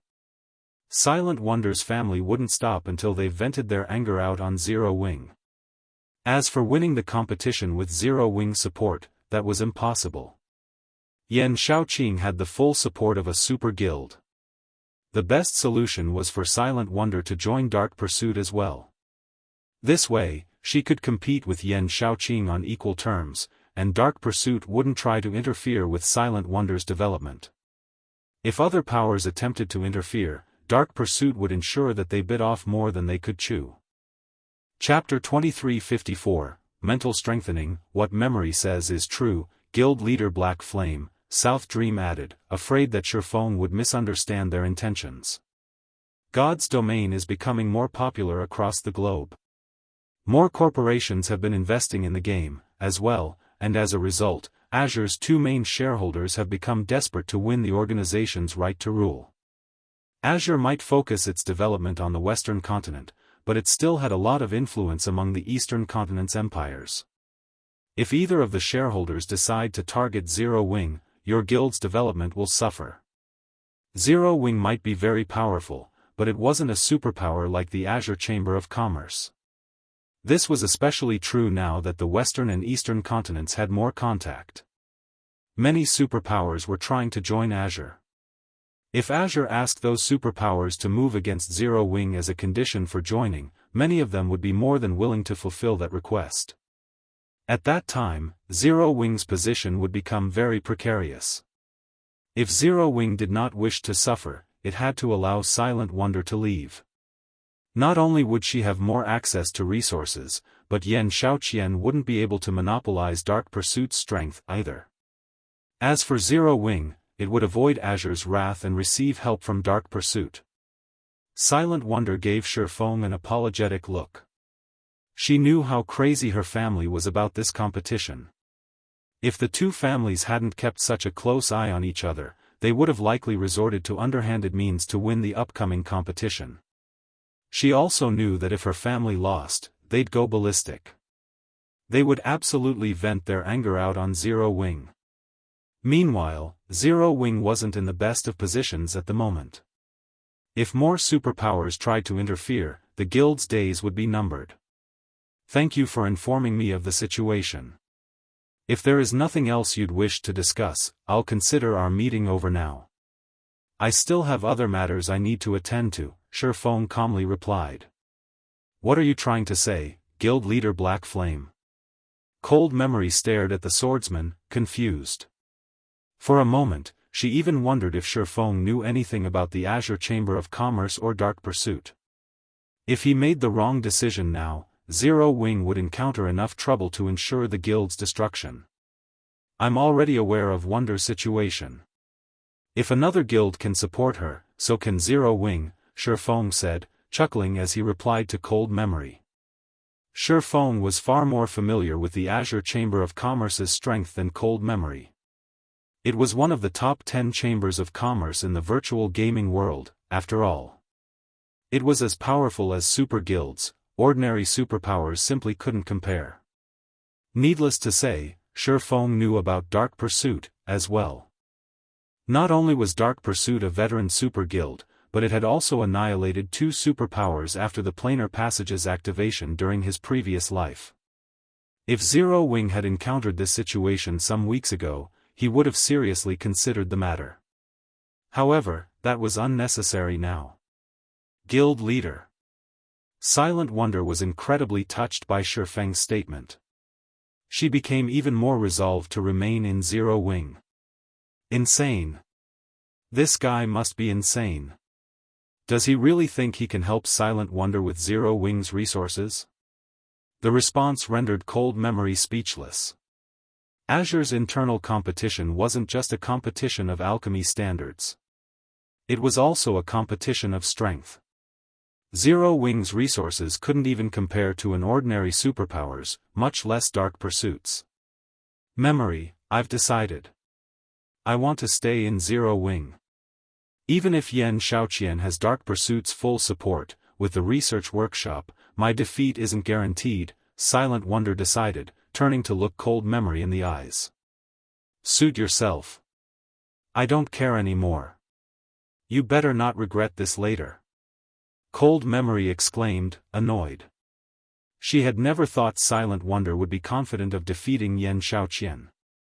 Xianxia had access to the intermediate meditation room every day and was only one step away from becoming an advanced master alchemist. Dark Pursuit planned to invest all of its available resources in her training to secure its first advanced master alchemist, as well. On the other hand, Zero Wing's only advantage was its research workshop. The workshop might help Silent Wonder become an advanced master alchemist, but she wasn't likely to complete her promotion before the internal competition. The research workshop only provided hints.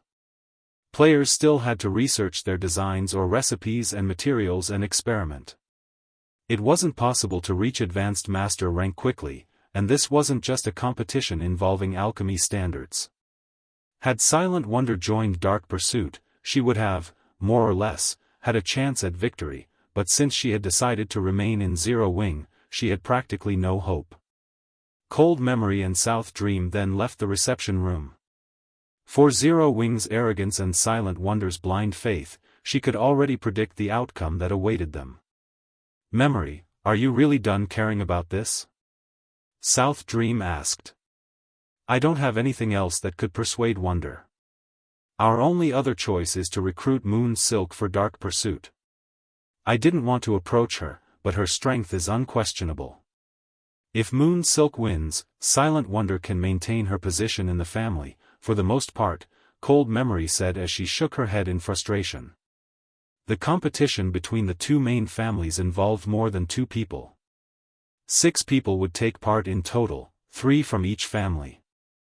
As long as one of the participants earned first place, the other 2 family members' performance wouldn't matter. The winner's family will still secure the right to rule the organization. Moon Silk was the most talented among the 3 participants from Silent Wonder's family. However, she was also the most quirky of the 3. Cold Memory had hoped to avoid approaching the woman. However, as things were now, they didn't have a choice if they wanted to help Silent Wonder's family win the competition. Moon Silk? Even South Dream shuddered at the mention of her name. However, after giving the matter some thought, he agreed with his companion. At least, this option would increase their chances of victory. If Moon Silk won the competition, Silent Wonder's family wouldn't restrict her freedom over much. Following which, Cold Memory and South Dream quickly left White River City and made their way to the city Moon Silk resided in. Meanwhile, back in Candlelight's top-floor reception room, Feng pulled an ancient, sealed parchment from his bag once his guests had left. I'll leave this with you for now. I hope it will help you become an advanced master alchemist as quickly as possible. If you succeed, you'll have a much greater chance of winning your family's competition, Shi Feng said as he carefully removed the seal and handed it to Silent Wonder. As Silent Wonder inspected the parchment, her eyes went wide in shock. Guild leader, how did you get this recipe? Silent Wonder's breathing grew somewhat labored as she stared at the recipe in her hands. What she held was no ordinary recipe. It was a peak master recipe for the Droplet of Life potion. Countless alchemists dreamed of getting their hands on this parchment to study and learn from it. The reason for this was because of the Water of Life. With the Water of Life, one could resurrect the dead. The potion contained an unimaginable amount of life force and served as one of the base materials to resurrect NPCs. Unfortunately, the Water of Life was too precious and more valuable than what money could buy. The Droplet of Life potion was a weakened version of the Water of Life. Although it couldn't resurrect NPCs, it could help NPCs recover from severe and permanent injuries. It was easy to imagine how valuable this recipe was. Most importantly, no one had even found an advanced master recipe yet, much less a peak master recipe. Alchemists that wanted to rise through the ranks needed to create new recipes, but to create a recipe suitable for their rank, they needed a lot of reference material. Without that, they wouldn't know where to start, which was why master recipes were so valuable in God's domain. However, at Silent Wonder's standard, basic master recipes, were no longer useful. She'd need advanced master recipes. Unfortunately, she had never managed to locate an alchemical master recipe, and as a result, she had been forced to explore and experiment by herself.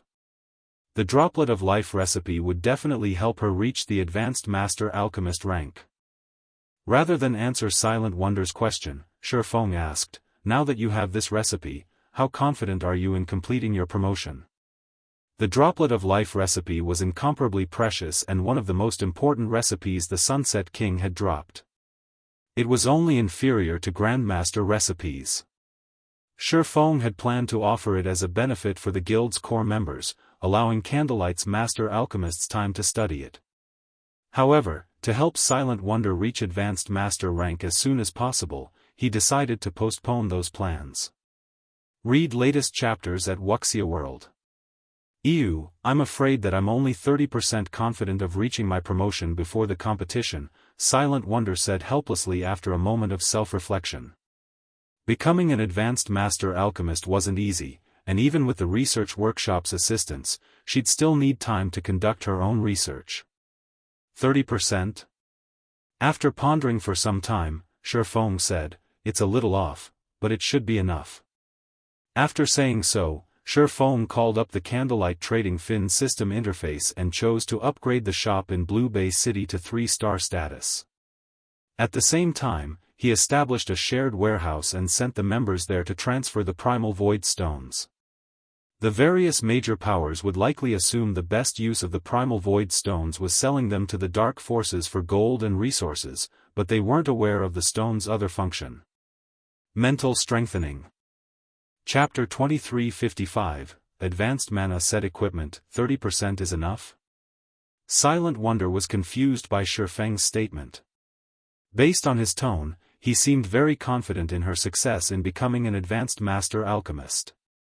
Not only did she need enough proficiency points for her promotion, but she also had to create a new advanced master recipe. Unfortunately, creating an advanced master recipe was multiple times more difficult than creating a basic master recipe. It wasn't simply a problem of mixing materials. The process also required magic arrays, which tested her ability to manipulate mana. Resources and hints weren't enough for her to reach the advanced master alchemist rank. "I can't guarantee it, but if you have a 30% chance, we should be able to boost that to 80% within the remaining time," Shi Feng said, chuckling. 80%? Silent Wonder repeated in a higher-pitched tone, giving Shi Feng an incredulous look. Creating an advanced master alchemist was easier said than done. Even if the various superpowers alchemists generously offered her all of their research, she'd be lucky to increase her success rate by 10%. Yet, Shi Feng insisted that he could help raise her success rate by a whopping 50%. If God's Domain's various master alchemists heard this, they'd laugh at Shifeng for being an ignorant fool and a layman. However, Shifeng was no noob when it came to lifestyle classes. He was a bona fide intermediate master forger, after all, an existence that stood at the apex of God's Domain's forging industry. He was also one of the first players to become a master lifestyle player in God's Domain. There were less than a handful of people who could claim they understood lifestyle classes better than Shifeng in the candlelight trading firm. You'll understand when the time comes. For now, head to the research workshop and study the Droplet of Life recipe. If you can master that recipe, it'll definitely help you to create an advanced master recipe, Shifeng said, ending the conversation rather than elaborate. The secret regarding the Primal Void Stone was too important. If information about the stones leaked, it would cause a huge commotion in God's Domain. The advanced master rank was a huge threshold for lifestyle players. Over 90% of the master lifestyle players in Shifeng's previous life had been stuck at intermediate master rank due to the difficulty of the promotion. Those masters hadn't lacked techniques, but simply hadn't had the mental strength to succeed. Rising through the tiers was the easiest way for players to improve their mental fortitude. The higher a player's tier was, the stronger their mental strength would be, which was also why most of the top-tier lifestyle players of Shifeng's previous life had been high-tiered players as well. Silent Wonder was only a level 97, tier 2 player. She'd still need quite some time to reach level 100, not to mention complete her tier 3 promotion quest. Meanwhile, God's Domain had very few items that could improve a player's mental strength, and the Primal Void Stones were one of them. However, mainstream players in the past had only learned this secret after reaching level 160. When they had discovered it, the various superpowers had fought desperately to secure Primal Void Stones. From then on, Primal Void Stones hadn't been treated as a simple mana-gathering tool. They had become a strategic item to improve combat and lifestyle players' standards. Although the Primal Void Stones only improved a player's mental fortitude by 20% to 30%, it was a valuable boost. Players only received a slightly higher percentage when they reached a higher tier, after all. If Silent Wonder didn't have any issues with her alchemy techniques, she should have no problems reaching advanced master rank as long as she had adequate mental strength. After sending Silent Wonder to the research workshop to study the Droplet of Life recipe and while he waited for the Primal Void Stones to become available in the shared warehouse, Shifeng began to select a few of Candlelight's other shops to promote to 3-star status. With White River City's Candlelight trading firm now a 4-star shop, he could upgrade 5 2-star shops to 3-star status, and after promoting Blue Bay City's shop, he had 4 slots remaining. After much consideration, he chose the shops in Dark Knight City, Black Dragon City, Apocalypse City, and Twin Towers City. With 3-star shops in these cities, recruiting lifestyle players and collecting materials would be a lot more convenient. With 5 more 3-star shops, it wouldn't be long before Zero Wing's lifestyle operations would rival that of the various superpowers. Once it did, the Candlelight Chamber of Commerce would be strong enough to rival the superpowers' chambers. Zero Wing would no longer need to rely on Stone Forest City's temporary residences as bait to lure guilds into joining the Candlelight Chamber of Commerce. However, to give the Candlelight Chamber of Commerce a competitive edge and earn a fortune from it, it would need more than a lot of lifestyle players. Candlelight would also need a large variety of valuable, useful products. It seems it's time to research these forging designs, Shifeng thought as he glanced at the ancient, sealed parchments in his bag. Aside from weapons and materials, the Sunset King had dropped 14 designs and recipes, and every one of them was master rank. The most valuable of them was the Droplet of Life recipe, but following that were the 6 forging designs for an advanced mana set equipment, the Crimson Sunset. The Crimson Sunset set was only a tier 2 advanced mana set equipment and couldn't compare to level 100 plus dark gold set equipment, but it was still far stronger than what current players had access to. As an advanced mana set equipment, players could also rely on the equipment up to level 120. Its basic attribute bonuses were just as significant as that of level 100 plus fine gold set equipment, and it would be more than enough for Tier 3 players to rely on until they reached Tier 4 at level 120. Shifeng then left the reception room and found an empty basic meditation room to start the Crimson Sunset's production. Initially, he had wanted to give the designs to Melancholic Smile and the others, but since they were still busy with the Crimson Dragon flying ship's parts, they didn't have the spare time to forge the advanced mana set equipment. Moreover, unlike other master forgers, Shifeng no longer needed to create a new forging design to become an advanced master forger. He needed forging proficiency. Fortunately, crafting set equipment was the fastest way to earn proficiency points, especially if one crafted mana set equipment. Sure enough, a mana set equipment's production process is really complex. It's no wonder why only a few superpowers had managed to produce their own mana set equipment in the past. After reading through the Crimson Sunset design, Shifeng took in a deep breath. The Crimson Sunset was several times more complex than a pre-level 100 dark gold set equipment. The forging techniques were particularly demanding. Shifeng could only think of 3 master forgers in Candlelight that could handle the techniques. Most importantly, players would need incredible mastery of magic arrays. One would, at the very least, need to be an advanced magician even to attempt drawing the necessary magic arrays.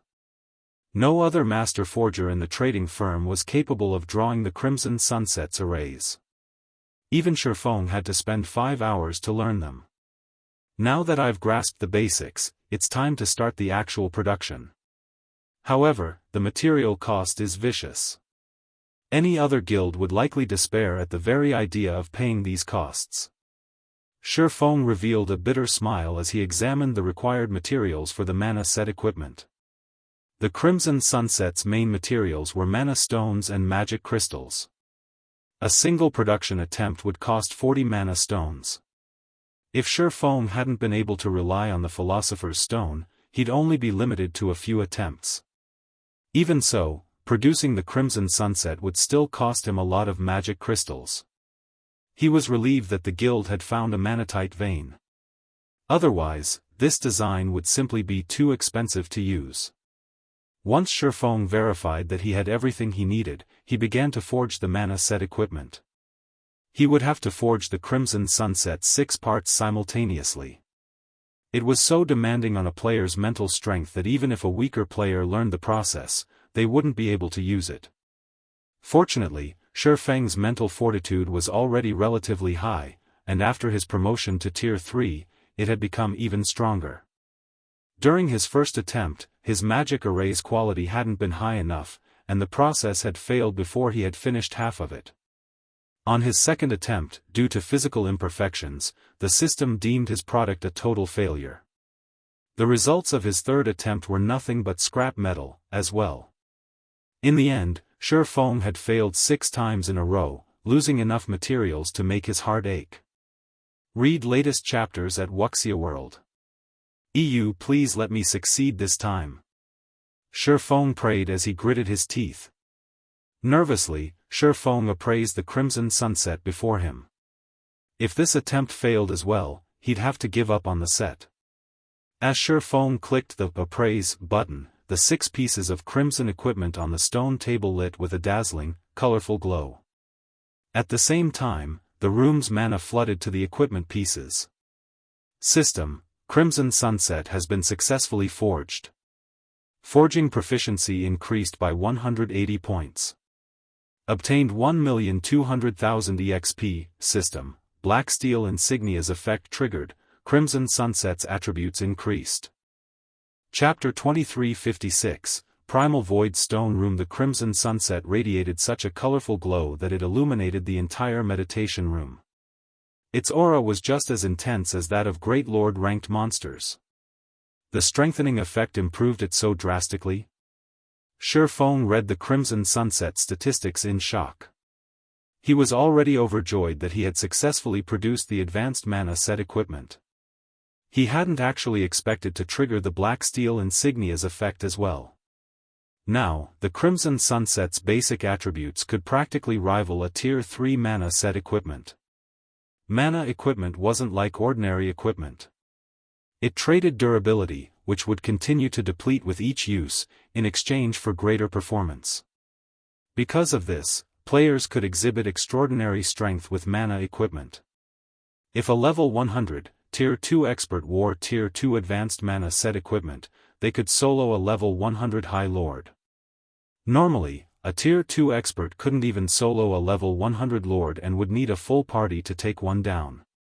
This was why Shifeng was so determined to produce the Crimson Sunset.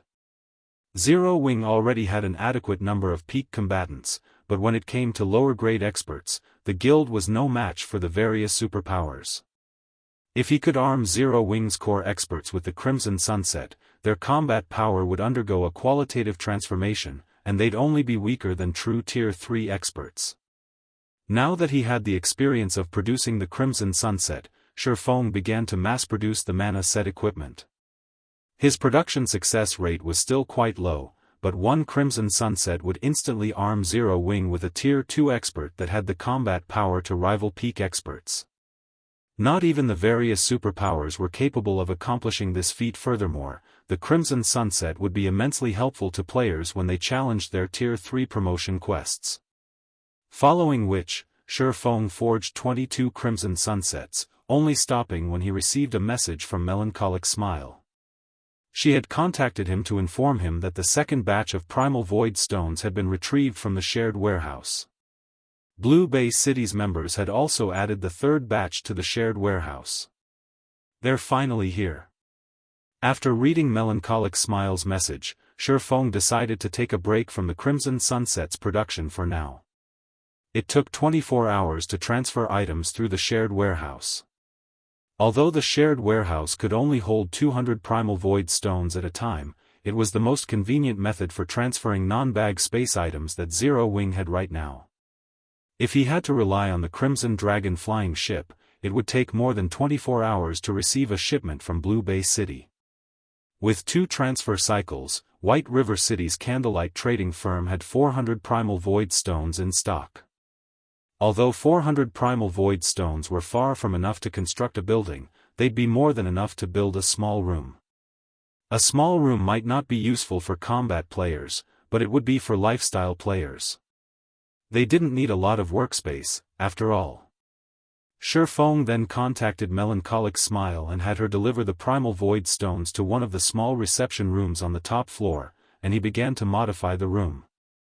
Shops in NPC cities had fixed layouts for their workshops, and players weren't allowed to modify them, but the reception rooms and offices were a different story. Since these rooms didn't have a specific function, players could modify them as they wished. To protect the Primal Void Stone's secret, Shifeng saw to the modifications himself. Fortunately, one didn't need to be an architect to complete the task. Finally, after more than a dozen hours of work, Shifeng had replaced the walls, ceiling, and floor with Primal Void Stones, spending 376 stones in total. If Sind Heart saw the room, he'd have a heart attack. If they had sold those stones, they would have earned nearly 20,000 gold. Even the various superpowers would find a 20,000 gold modification to a small reception room to be a stroke of madness. And yet, Shifeng wasn't satisfied. He also set up a mana-gathering magic array within the room, increasing the room's mana density even further. Combined with the Primal Void Stone's mana-gathering properties, the mana in the small reception room was only slightly less dense than in the research workshop. These Primal Void Stones are amazing. This is only a small room, yet it can improve a player's mental strength by 20%. If I construct an entire building, I can likely increase that boost to 30%, Shifeng thought as he sensed the improvement to his mental fortitude. If he could train in such an environment, he might even be able to execute a perfect lightning flash, even if he were still at Tier 2. The Primal Void Stones were far more effective than he had expected.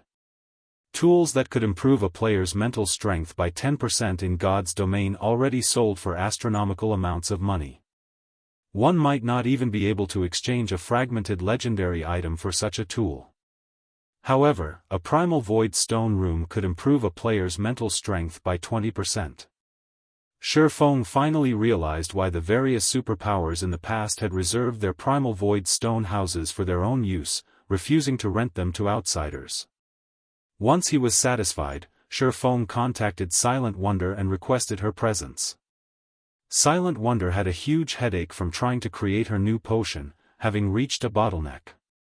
She wanted nothing more than to spend the 48-hour day in the research workshop, but upon receiving Shi Feng's order, she had no choice but to set aside her research and begrudgingly visit the small reception room in question.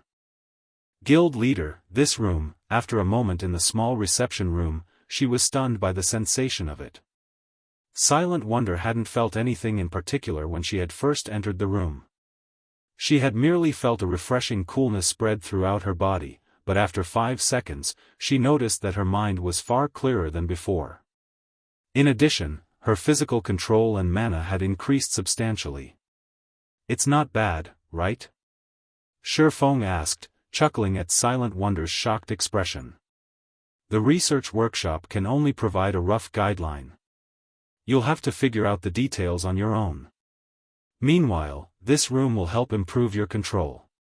You can spend time here to learn the techniques and concepts you've struggled with. With this environment, your chances of creating a new recipe should rise to 70% or 80%, right? The room is simply magical.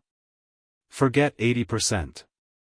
I'm sure I can create a new recipe if I work in here for the next 4 or 5 days." Silent Wonder excitedly and confidently exclaimed. While in this room, she could finally understand some of the aspects of the Droplet of Life recipe that had confused her. Moreover, the advanced magic arrays she had struggled with no longer seemed difficult. She was 90% sure that she could draw the necessary arrays to produce the Droplet of Life now. "Good, then. I'll have Melancholic send some alchemy tools up in a moment. If you come across anything you can't figure out in the research workshop, you can come here to figure it out," Shi Feng said, not surprised in the least by Silent Wonder's declaration. A room of primal void stones would even be useful to Grandmaster lifestyle players, not to mention Master lifestyle players. With Silent Wonder's talents, it'd be a joke if she couldn't become an advanced Master Alchemist with the help of this room. Once she had everything she needed, Shi Feng stopped bothering Silent Wonder and returned to his own basic meditation room to continue his work with the Crimson Sunset Mana set equipment. Read latest chapters at Wuxia World. EU. With access to the Primal Void Stone rooms, Silent Wonder completed her promotion to Advanced Master rank in 4 days, becoming the first Advanced Master lifestyle player in the Candlelight trading firm. Meanwhile, Shi Feng worked arduously for 5 straight days, leveling up from 103 to 104. His leveling speed was absurdly fast for someone of his level. He had also produced 86 Crimson Sunsets, although he had blown through all of Zero Wing's stockpiled magic crystals. While he'd been busy, Fire Dance, Gentle Snow, Violet Cloud, and Aqua Rose had returned from the Tower of 4 Gods, all 4 now at level 100. Shi Feng instructed the 4 women to learn a bronze combat technique using the ocean barrier stones before he sent them off to challenge their Tier 3 promotion quests. Guild leader, Azure's people have arrived. They say they're here to take me to the competition venue. Silent Wonder suddenly contacted Shi Feng to inform him. They're here? Shi Feng set his tools down. Nodding, he continued, I'll go with you. Chapter 2357_equipment upgraded, you're coming too, guild leader? Silent Wonder asked, a hint of excitement in her voice. Shi Feng was Zero Wing's guild leader. He had many things he needed to do every day. She had thought the guild would, at most, send a guild elder or vice-guild leader as a show of support for the Azure Chamber of Commerce's competition. She had never thought Shi Feng would want to make the trip himself. Azure has the ability to travel between God's domain's main continents. This is a good opportunity to investigate the situation on the western continent, Shi Feng said, nodding. The planar passage's activation provided the major powers an opportunity to obtain more resources, but compared to what one could gain from another main continent, the other worlds offered scrap. This was especially true regarding the main continent's merchandise. Reselling such items could offer significant profits. This was also why so many superpowers were so desperate to join the Azure Chamber of Commerce. Azure was one of the few powers in God's domain with the ability to travel between the main continents. Although Zero Wing had no chance of joining Azure right now, it wouldn't hurt to use this competition to get a glimpse of the Western continent. Finding a way to travel between the Eastern and Western continents might be an issue for others, but it was a simple matter for Shifeng. Zero Wing severely lacked funds for many of the guild's needs, especially the development of Zero Wing's territory in the Cold Spring Canyon. As soon as the guild began to develop the area, it would become a bottomless pit that endlessly devoured coins and resources. If Zero Wing relied on Candlelight's current income, it would take a very long time to develop the territory properly. The best solution Shifeng could come up with was to resell Zero Wing's merchandise on the Western continent. Not only would this generate income far more quickly, but it would also generate enough to drive any superpower mad with envy. I'll take care of the necessary preparations, then. Naturally, Silent Wonder was overjoyed that Shifeng wanted to attend the competition with her, and she immediately left to prepare what she'd need for the competition. Oh, right. Come see me later and collect some equipment, Shifeng said. Since Silent Wonder had become an advanced master alchemist, she could produce items with far more speed than before, and as a result, her leveling speed had substantially increased. In fact, she had already reached level 99. However, her equipment was still average, at best. She wasn't even wearing full level 95 equipment. Although Azure's internal competition was a personal affair, Silent Wonder was still a member of Zero Wing. If the Chamber's representatives saw her current equipment, Zero Wing would become a laughingstock. Equipment? When Silent Wonder took a look at her own equipment, she was a little ashamed. Her equipment was pretty shabby. More than half of the items she wore was level 90 equipment, and the few level 95 pieces she had were only secret, silver rank. Her equipment might be excellent for ordinary expert players, but she was Candlelight's chief alchemist. For someone of her status, equipment of such quality was like wearing a pauper's rags. After all, the items in Zero Wing's guild warehouse were available to Candlelight's lifestyle players as well. However, to increase her development as an alchemist, she had spent almost all of her GCPs on rare materials. Once Silent Wonder collected her alchemy tools and materials, she promptly made her way to the basic meditation room Shifeng occupied. As she entered the room, Shifeng gestured to the strengthened crimson sunset on the stone table and said, "Here. Give this a try." Since the crimson sunset was basically made of mana stones and magic crystals, it wasn't restricted to a particular class. Once equipped, the set's attributes would automatically adjust to its wearer. This was one of the benefits of mana set equipment. A Tier 2 advanced mana set equipment? Silent Wonder was stunned after inspecting the crimson sunset. She wasn't a stranger to mana set equipment. Some of Zero Wing's members had used such items before, and many of the Candlelight's members had watched on with envy. Mana set equipment was essentially equipment made of pure mana. When equipped, it would increase the mana density around the player, calming and clearing their mind. However, mana set equipment was incredibly rare. The guild didn't have enough to allow its members to purchase it with GCPs. And yet, Shifeng was giving her her own mana set equipment. Moreover, this wasn't any ordinary mana set equipment. It was a 6-piece, Tier 2 advanced mana set equipment. At this stage of the game, not even the various superpowers likely had such a set. Guild leader, this is too precious. I'm only an alchemist. Giving this crimson sunset to me would be a waste. It'd be better if someone else in the guild used it, Silent Wonder said, refusing Shifeng's generosity. If Shifeng had merely offered her level 95 dark gold equipment, it wouldn't be a major issue since it wouldn't be helpful for very long, but that wasn't the case for the crimson sunset. A player could rely on the crimson sunset until they reached level 120. A lifestyle player like her wouldn't be able to make full use of the set equipment. You're our guild's chief alchemist. I can afford to give you such equipment, Shifeng said, chuckling. He then pointed to the pile of equipment in a corner of the room and continued, moreover, our guild has plenty of these sets. Plenty? At first, Silent Wonder was confused, but when she turned to look where Shifeng had pointed, she gaped in shock. More than 20 sets of equipment sat in a pile on a massive stone table in the corner of the room. Every one of those sets looked just like the crimson sunset before her. Alright, hurry up and equip it. If we waste any more time, Azure's people will likely grow impatient, Shifeng reminded her when he saw her in a daze.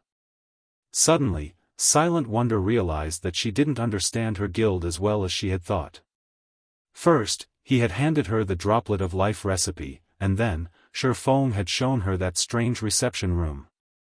Now, she learned that the guild had a pile of Tier 2 advanced mana set equipment.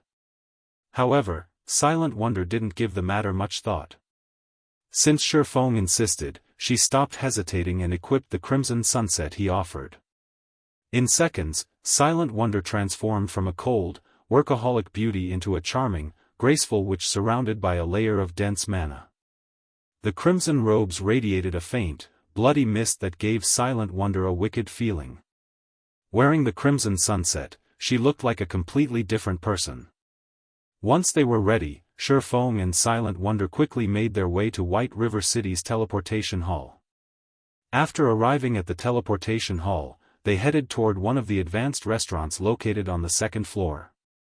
As they entered the restaurant, a level 100 Guardian Knight moved forward to greet Silent Wonder. He looked to be in his early 30s and wore 4 pieces of epic equipment. The Guardian Knight's weakest piece of equipment was even level 95 fine gold rank. Every one of the man's movements seemed natural and weightless. From what Shifeng could tell, this Guardian Knight should only be slightly weaker than Yen Tianqing. Long time no see, second miss, the Guardian Knight respectfully greeted Silent Wonder. Cloud? Why are you here? Silent Wonder was a little surprised to see this Guardian Knight, Cloud Hunter. I thought you've been managing one of the branch guild on the western continent. Has something happened to it? The family's branch guild is fine. The old master was simply worried that you might encounter some problems during your trip, so he sent me to escort you, Cloud Hunter said, shaking his head. He then turned to Shifeng, who stood behind Silent Wonder, and said, however, it seems you would have been safe without me. Read latest chapters at Wuxia World. EU Grandpa is being too cautious. They wouldn't dare move against me during such a crucial time, Silent Wonder said, not feeling surprised by the arrangement in the least. In a slightly prideful tone, she continued, allow me to introduce you. This is my guild leader, Black Flame. Not only is he an intermediate master forger, but he's also Star Moon Kingdom's #1 expert. He's even slain War Blood's commander. If those people dare to attack, they'll find that they've only made a one-way trip. The old master simply wants to ensure your safety. After all, the boundary space we're heading to is the Dark Hills. Azure has stationed some people in the area, but it won't stop anyone with ill intentions, Cloud Hunter said.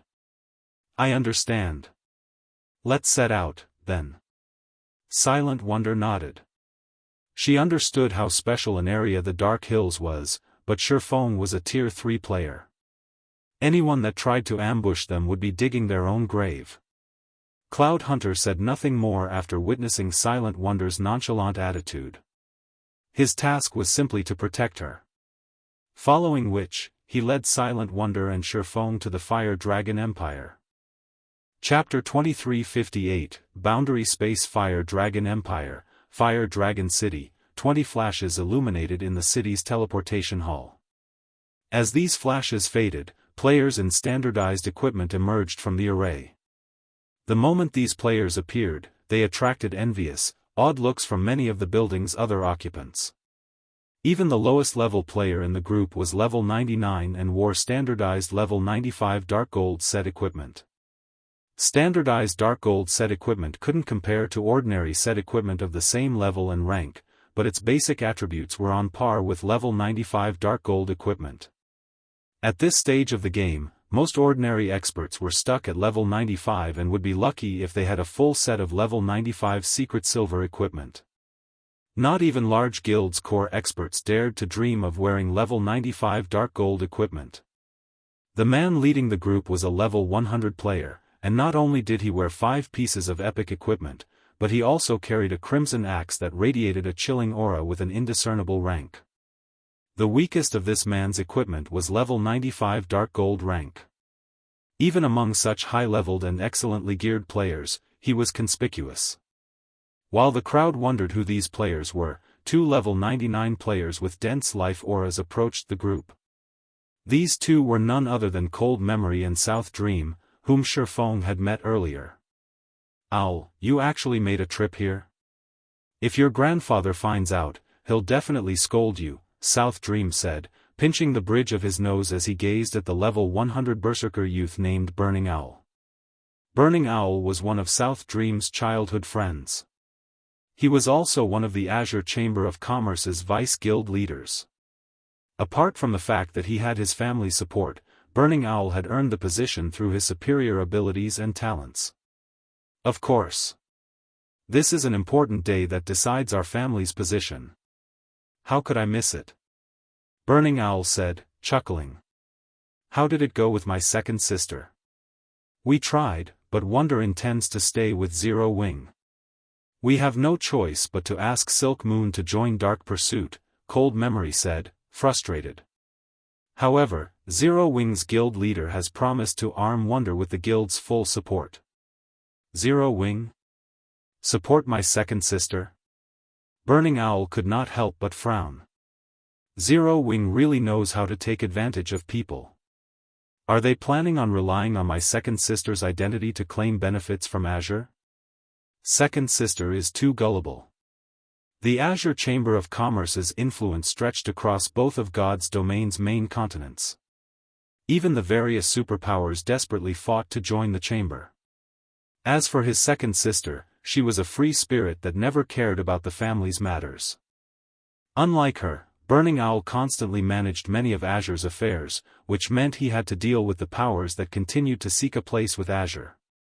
I am impressed by Zero Wing's ability to nurture lifestyle players. I'm confident that Wonder will perform well in the competition, South Dream added. Hopefully, that's the case, but if Zero Wing's guild leader tries to take advantage of my second sister, I'll show him the power of my Heaven Piercer team, Burning Owl said, nodding as a cold glint flashed in his eyes. Neither Cold Memory nor South Dream offered a response. The Heaven Piercer team Burning Owl controlled was certainly powerful.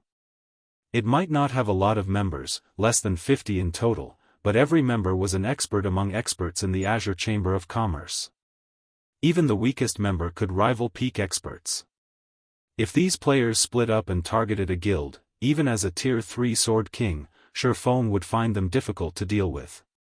Meanwhile, Shifeng and his 2 companions reached a large forest's edge on their mounts a short distance away from the Fire Dragon Empire.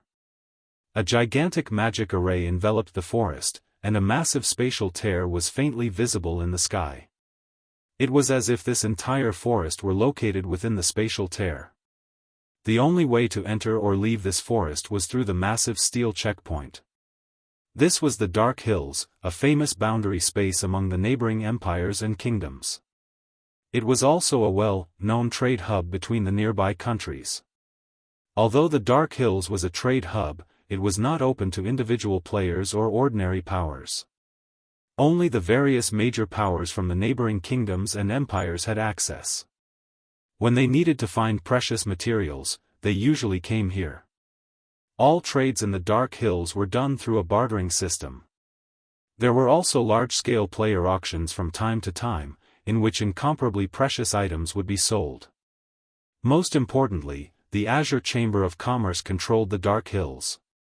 Occasionally, Azure would sell items that could only be found on the Western continent, which were very attractive to the various major powers. Azure's presence was the reason that the Dark Hills had become such a famous trade hub. A large number of players stood in line for the checkpoint, with many of them driving carriages filled with non-bag space items. They were all looking to trade their items in the Dark Hills. Due to Azure's forces at the checkpoint, none of these players dared to make a fuss as they waited. The Chamber of Commerce had stationed all sorts of war weapons and magic arrays at the checkpoint as well to secure its rule over the area, and a small army of experts had garrisoned in the Dark Hills. Not even an army of tens of thousands of experts could shake Azure's rule in the Dark Hills, much less a small team. After arriving, Shifeng's group quietly stood in line, waiting to enter the Dark Hills. It was a dozen minutes or so before they reached the steel gate, reinforced by a magic array. "Second Miss, Guild Leader Black Flame, please wait here for a moment. I'll handle the entry procedures," Cloud Hunter said before approaching the Azure members stationed at the gate.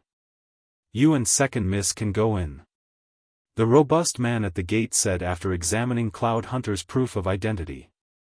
He then pointed to Shifeng and said, "He must wait out here for now." "Why?" "My guild leader is coming with us," Silent Wonder explained. "This is a very important day. To maintain the peace, outsiders aren't allowed on the premises.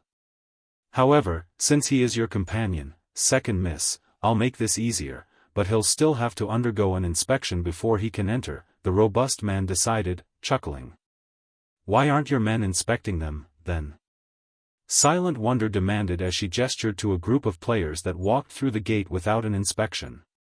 None of those players were members of the Azure Chamber of Commerce. They are from the Fire Dragon Empire's various superpowers and Azure's esteemed guests. "They are different," the robust man replied. "You better not go overboard, brute.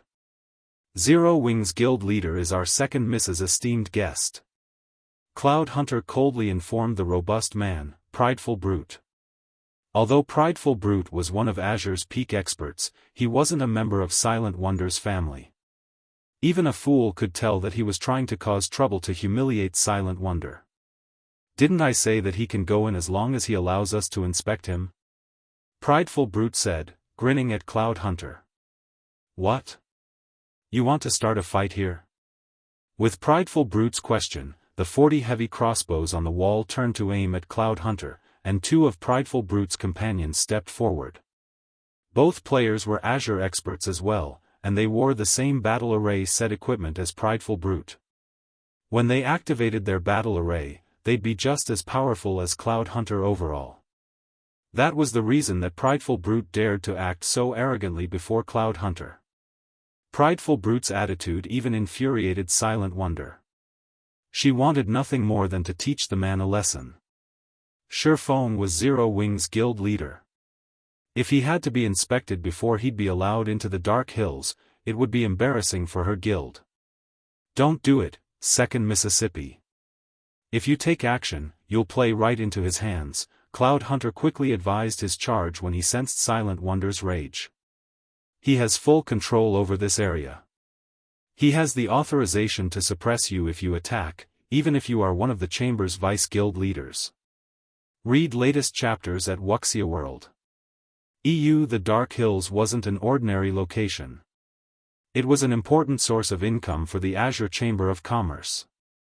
Hence, the Chamber's security of this area was of the utmost importance. As the checkpoint's manager, Prideful Brute had the authorization to attack anyone who wasn't Azure's guild leader or a Grand Elder if they caused trouble. If Silent Wonder caused a scene and died as a result, her maternal grandfather wouldn't be able to object. "It seems you're not that dumb after all. This is one of Azure's most important territories. Do you really think your family has full say in Azure?" Prideful Brute said, sneering Silent Wonder. However, as soon as he finished speaking, a sword light startled everyone. The attack was so fast that by the time players had reacted, it had already sliced through Prideful Brute's throat. As the sword light faded, Prideful Brute lost all of his HP and collapsed powerlessly to the ground. Everyone that had seen the attack spun toward its origin. The attacker was none other than Silent Wonder's guest Shifeng. Chapter 2359, Unfortunate Death, Prideful Brute died. How dare he? Everyone stared at Shifeng in shock. The players from the various superpowers were especially stunned. Azure was a large-scale chamber of commerce with close to 100 years of history in the virtual gaming world. It was no weaker than a super guild. Azure was even capable of operating on both the western and eastern continents in God's domain, which was why the various superpowers sought to become a member. The Dark Hills was one of Azure's important territories, and as such, the chamber had stationed 4,000 experts at the checkpoint. It had also set up 40 heavy crossbows and 6 basic mana pulse cannons on the checkpoint's walls. All sorts of magic arrays protected the checkpoint, as well. Even domain realm experts would have to behave themselves here. After watching Prideful Brute die, Cloud Hunter was utterly stupefied. He simply couldn't understand why Shifeng had been so impulsive. The several cloaked players that Prideful Brute had respectfully welcomed into the Dark Hills earlier jerked to a halt, watching Shifeng curiously. That guy must be crazy, big sis Jade. He actually dared to attack someone here. I doubt even the Long family's second miss can save him now, a blue-clad assassin youth said. Although the Long family was one of the Azure Chamber of Commerce's main shareholders, Silent Wonder didn't have a particular position or authority in the chamber. She could only rely on the Long family's old man for help. Prideful Brute, on the other hand, was one of Azure's upper echelons. Silent Wonder was lucky that he had shown her any respect. Now that the situation had devolved, Prideful Brute's faction wouldn't let this matter rest unless the Long family's old man made a personal appearance. Furthermore, magic arrays had been set up all over the Dark Hills checkpoint. Not only was all teleportation prohibited, but if Azure activated a magic barrier, Shifeng wouldn't have any hope of escaping physically. He wouldn't get away with a single death, either. He's courageous, but it's a pity that his actions will only result in his death. He simply doesn't understand how strong superpowers are, the female berserker named Jade Bamboo said, a hint of admiration flashing in her eyes as she gazed at Shifeng. However, she quickly turned away from him to look at the refined middle-aged man above the checkpoint's gate. This middle-aged man was Hermit, one of the Azure Chamber of Commerce's old monsters and the Dark Hills protector. He ranked among the top of the Fire Dragon Empire's players. A domain realm expert wouldn't even have a chance to escape with their life from someone like Hermit, much less defeat the man. She suspected only the 2 Vice Alliance Masters or the Alliance Master from her Adventurer Alliance would have any hope of surviving a fight against Hermit. While Jade Bamboo watched, Hermit jumped down from the wall, landing before Shifeng's group. As he did, he earned horrified looks from the various superpowers experts. They looked as if they had seen a ghost. Even Cloud Hunter watched the older man seriously. Elder Hermit, please don't misunderstand. This isn't what it looks like. Cloud Hunter hurriedly explained. If he had only had to face the checkpoint's war weapons and various experts, he would have been confident of helping Shifeng escape, but now that Hermit was involved, the situation had changed. Hermit wasn't allied with either of the 2 families, but he was Azure's secret enforcer. He had assassinated countless peak and apex experts that had wished to harm the Azure Chamber of Commerce. In contrast to the visiting players, the several peak experts that guarded the checkpoint couldn't help but grin when Hermit appeared. Those people have crap luck. I hadn't thought that Elder Hermit would get involved. Not even Old Man Long can help that guy now, not to mention Silent Wonder. Elder Hermit is famous for being a stickler for the chamber's rules. Initially, they hadn't been particularly confident of going up against Shifeng. After all, Shifeng had Cloud Hunter with him, who was one of Azure's apex experts and one of the outstanding talents among the organization's younger generation. They could not afford to kill Cloud Hunter without a good enough reason. If Cloud Hunter intended to help Shifeng escape, the Swordsman was likely to get away. However, they no longer had to worry about that problem. Hermit was one of the strongest players in the Azure Chamber of Commerce. He'd have no problems killing Cloud Hunter, much less suppress the youth. If Hermit wanted someone dead, very few would survive against him. As Hermit slowly approached Shifeng's group, another group of cloaked players, who watched from afar, began to panic. How? Why is Hermit here? Burning Owl paled when he saw the middle-aged man. Doesn't he normally patrol inside the Dark Hills?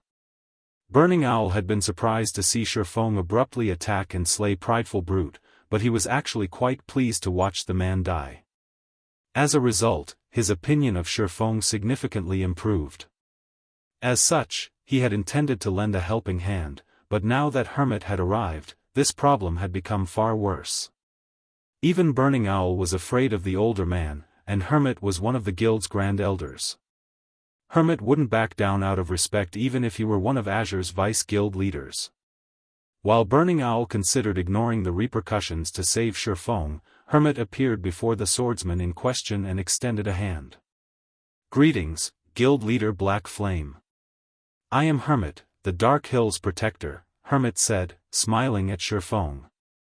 "I've been hearing of you for some time now, but I hadn't expected to meet you here today, guild leader Black Flame."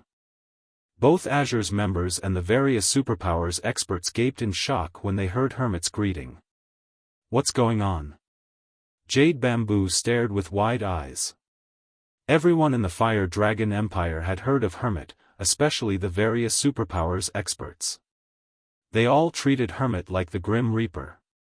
The man was known for his indifferent expression, and even when he had stood before her Adventurer Alliance's Alliance Master, he had treated her coldly. Now, however, Hermit welcomed Shifeng with a smile. It was unbelievable. Even Cloud Hunter and Burning Owl, who were both quite familiar with the middle-aged man, were utterly flabbergasted, their eyes nearly falling from their sockets. Was this really the Hermit they knew? Even stranger, Shifeng had just killed Prideful Brute in public. Prideful Brute had picked the fight, but he was still one of Azure's peak experts, and Shifeng had slain him as so many people watched. This would definitely damage Azure's reputation. Normally, Hermit wouldn't tolerate such an insult. Both Cloud Hunter and Burning Owl figured Shifeng would be lucky if Hermit decided to spare him. However, not only wasn't Hermit attacking the swordsman, but he had greeted Shifeng with a smile. "You offer too much praise, Elder Hermit. I've heard a lot about you, as well. I am here to accompany Silent Wonder and visit the Azure Chamber of Commerce," Shifeng politely responded. In reality, Hermit's behavior surprised even him. "I see. The competition will begin soon. I'll have someone guide you and your group to the venue," Guild Leader Black Flame, Hermit said. He then instructed one of his subordinates to lead Shifeng's group through the gates. After watching the amicable conversation between Hermit and Shifeng, and Hermit's initiative to have someone lead Shifeng into the Dark Hills, everyone was utterly confused. "Elder Hermit, that player hasn't been inspected. And he killed Prideful Brute. We cannot just let him get away with this," one of Azure's peak experts whispered to Hermit. Read latest chapters at Wuxia World. The other Azure experts nodded in agreement. However, they then felt an intense aura wash over them. It was from none other than Hermit himself. "Fools!" Hermit glared at the peak expert that had spoken. "You think you can afford to provoke a Tier 3 player? It seems you lot have been slacking while I wasn't around. From now on, you and that Prideful Brute will spend your days in the combat training rooms. You are only allowed a break once you've passed those trials." After saying so, Hermit ignored the experts and left. Chapter 2360, Dark Hills. Shocked watching Hermit leave, the several peak experts from Azure were stunned. "Tier 3? How is that possible? Nobody in our chamber is even confident of challenging their Tier 3 promotion quest. How can he have reached Tier 3 already?" Tier 3 classes were no longer foreign to the various superpowers in God's domain, who knew very clearly how powerful a Tier 3 class was. It was not something that Tier 2 classes could go up against. Meanwhile, now that level 100 players had already appeared, the various superpowers had started researching the Tier 3 promotion quest. However, their findings indicated that the Tier 3 promotion quest was absurdly difficult. Ordinary experts could not hope to complete the quest as soon as they reached level 100. As for Peak and Apex experts, they faced an even greater challenge. After all, Not only had they obtained excellent legacies, but they also had to challenge the highest difficulty promotion quest available in consideration of their future development. If they settled for a mediocre result, they would only be harming themselves in the long run. However, even the ordinary Tier 3 promotion quest already exceeded the expectations of the various superpowers because players had to travel to level 100 neutral maps to conduct their Tier 3 promotion quest. Level 100 neutral maps were not places that just any player could visit. Even a team of level 100, Tier 2 experts would face great danger when exploring a level 100 neutral map. Anyone capable of completing their Tier 3 promotion quest at this stage of the game undoubtedly had extraordinary strength. Needless to say, after completing their Tier 3 promotion quest, they would only have further improved their extraordinary strength. Brute died for nothing this time. That's right. He really dug his grave this time. Let alone Brute, even if Black Flame killed one of the chamber's elders, the chamber would most likely still ignore the matter. If what Hermit said was indeed true, then prideful Brute's attempt to use Shifeng to make trouble for Silent Wonder was simply suicidal. After all, the Azure Chamber of Commerce didn't have a single Tier 3 player right now. If a Tier 3 player wanted to do something against Azure's members out in the fields, particularly in level 100 neutral chamber would be absolutely powerless to do anything about it. To avoid such an outcome, the chamber naturally wouldn't retaliate against Shifeng just because he responded aggressively to prideful Brute's provocation. As for the spectating crowd, when they saw Hermit berating Azure's peak experts, their jaws dropped even more than before. They simply could not wrap their minds around what had just happened. Who is that Black Flame? Black Flame had killed Azure's prideful Brute, yet not only did Hermit not react in rage, but he even berated his own people. Jade Bamboo's eyes roiled with confusion as she gazed at Azure's peak experts. Although Hermit had spoken to those peak experts through a team chat, which prevented her from hearing what he said, she could still see his behavior and sense the aura he exuded, particularly his sudden burst of killing intent. That dense killing intent was something that made even an apex expert like herself shudder in fear. Moreover, she could tell that Hermit's killing intent wasn't directed at the departing Shifeng, but at the several peak experts before him. From this, one could tell that the behavior of prideful Brute and the other experts of Azure had enraged Hermit.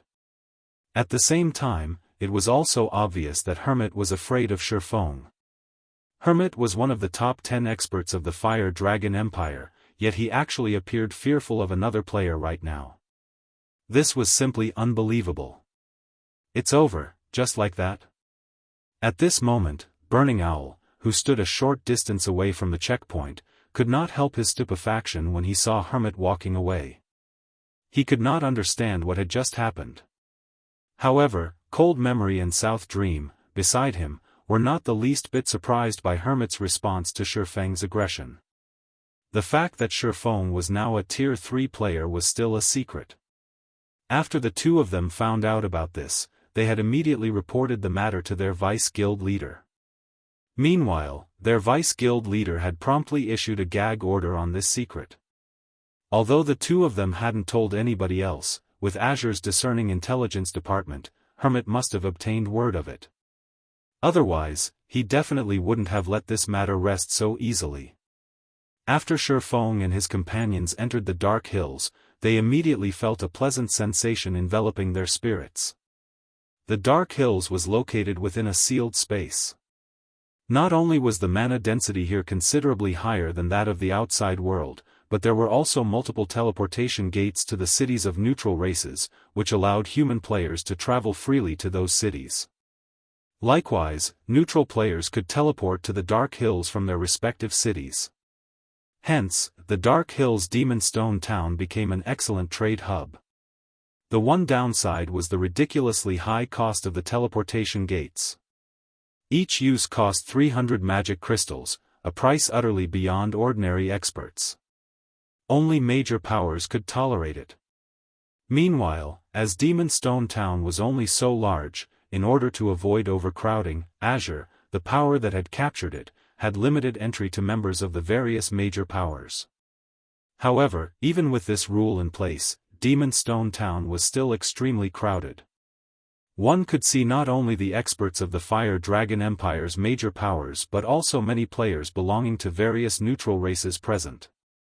Many of these players were hawking their wares along the streets of the city. Some of the items were enough to tempt even Shifeng. The Demon Stone Auction House, which was located at the town center, was the liveliest place in the entire town. It's no wonder so many powers were trying to enter this place back then. Shifeng sighed ruefully as he looked at the crowded auction house. Zero Wing City's auction house might be grand and majestic, but when comparing the quality of items available, Zero Wing City's auction house was leagues behind the Demon Stone auction house. Every item sold in the Demon Stone auction house was precious. One could buy even epic weapons and equipment here. Of course, as the Demon Stone auction house only allowed bartering, it didn't matter even if players brought a ton of coins here. The only options players had were to trade using the requested items or to pay magic crystals. However, magic crystals were a strategic resource to the various major powers. Hence, most of the major powers that came here would only trade using the required items. Those that lacked the required items could only window shop to sate their desires. As for the auction house's second floor, the Azure Chamber of Commerce currently had full control over it.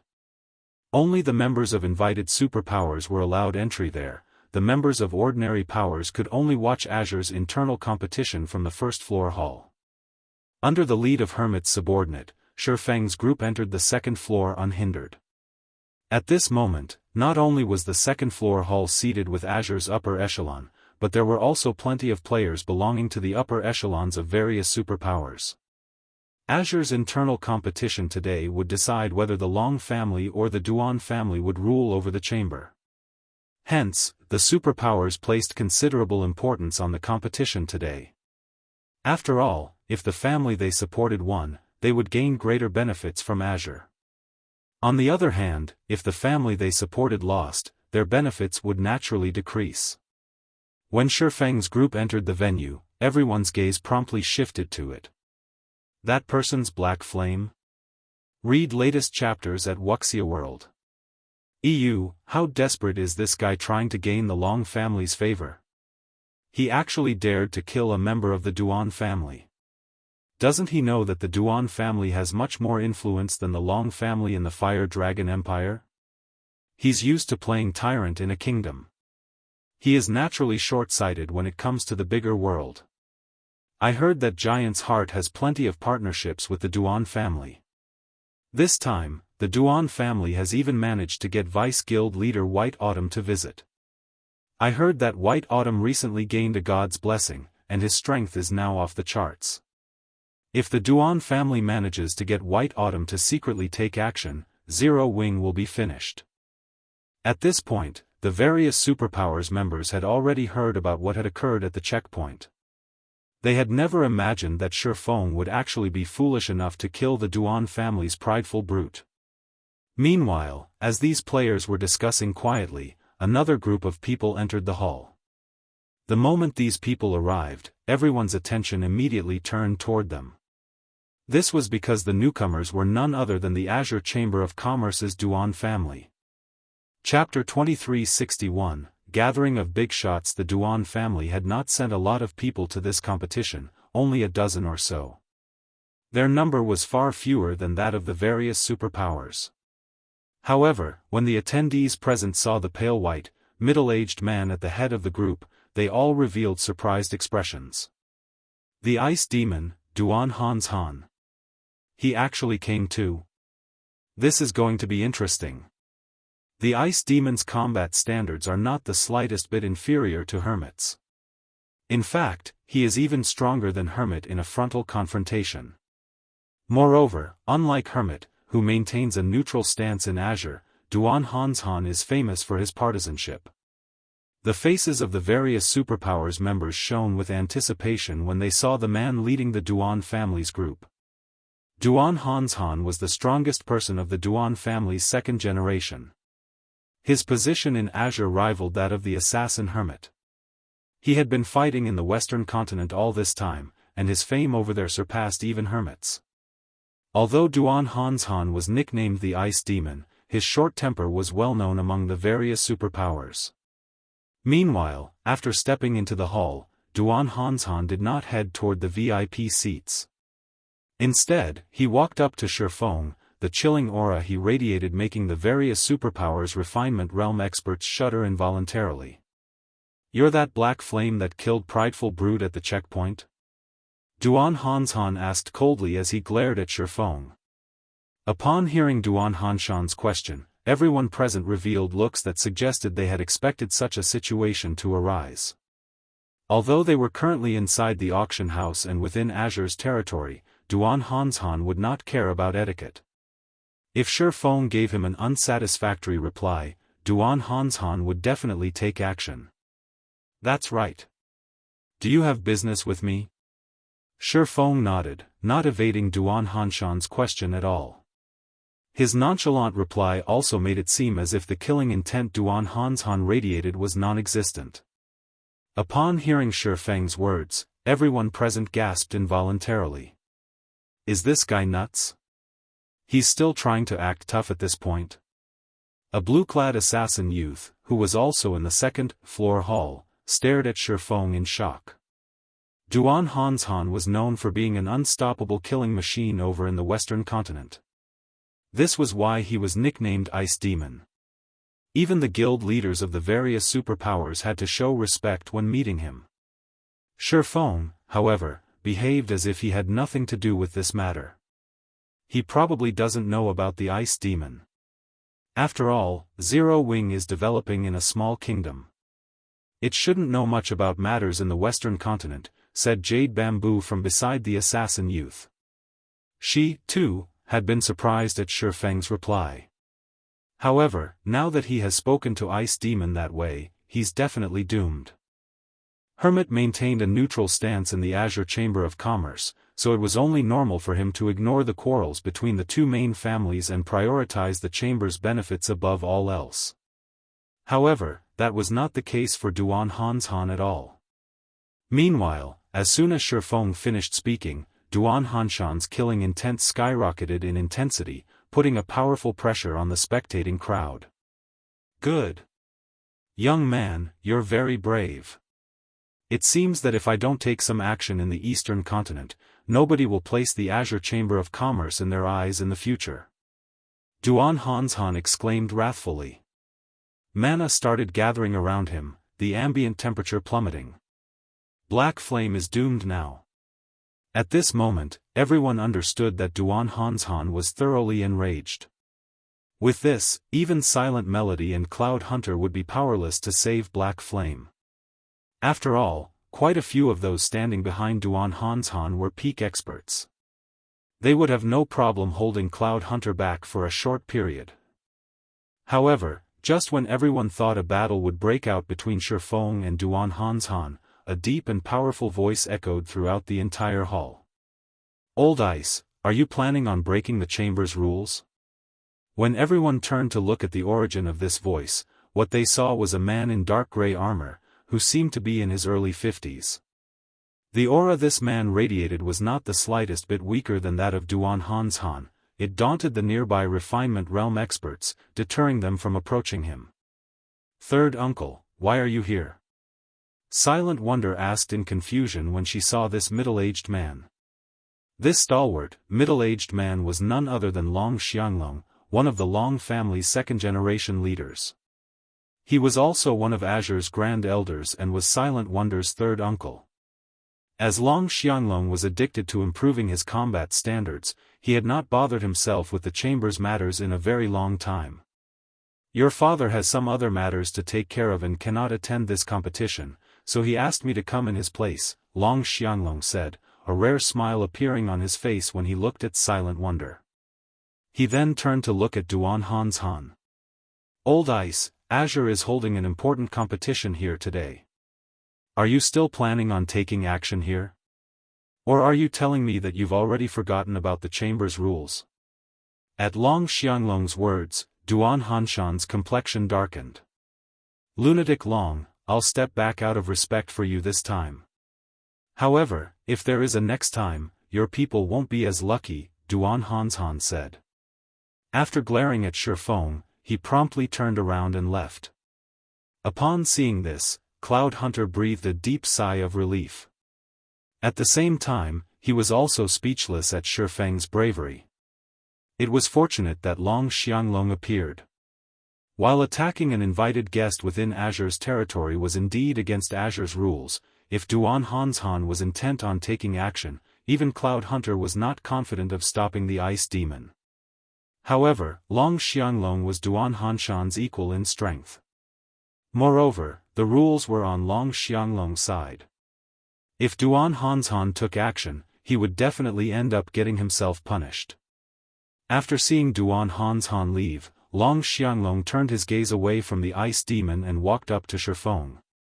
"Young man, you shouldn't act so impulsively next time. That old ice demon usually does whatever he wants," Long Xianglong admonished Shifeng slightly. Very quickly, however, he shifted his attention to Silent Wonder and said, "Wonder, your grandfather has constantly been thinking about you. If not for the competition this time, he would have most likely called you back already. Once this competition is over, return with me." From the previous scene, Long Xianglong understood that Shifeng was a very impulsive person. If he allowed his niece to remain in Zero Wing, it would only be a matter of time before disaster befell her. Return? No. I wish to stay in Zero Wing and continue my development there. In any case, Owl and Big Sis Silk are more than enough to handle the chamber's affairs. It doesn't matter whether I return or not, Silent Wonder said, shaking her head. Moreover, I'm developing very well. Nonsense. Your talents are second only to Silk Moon's.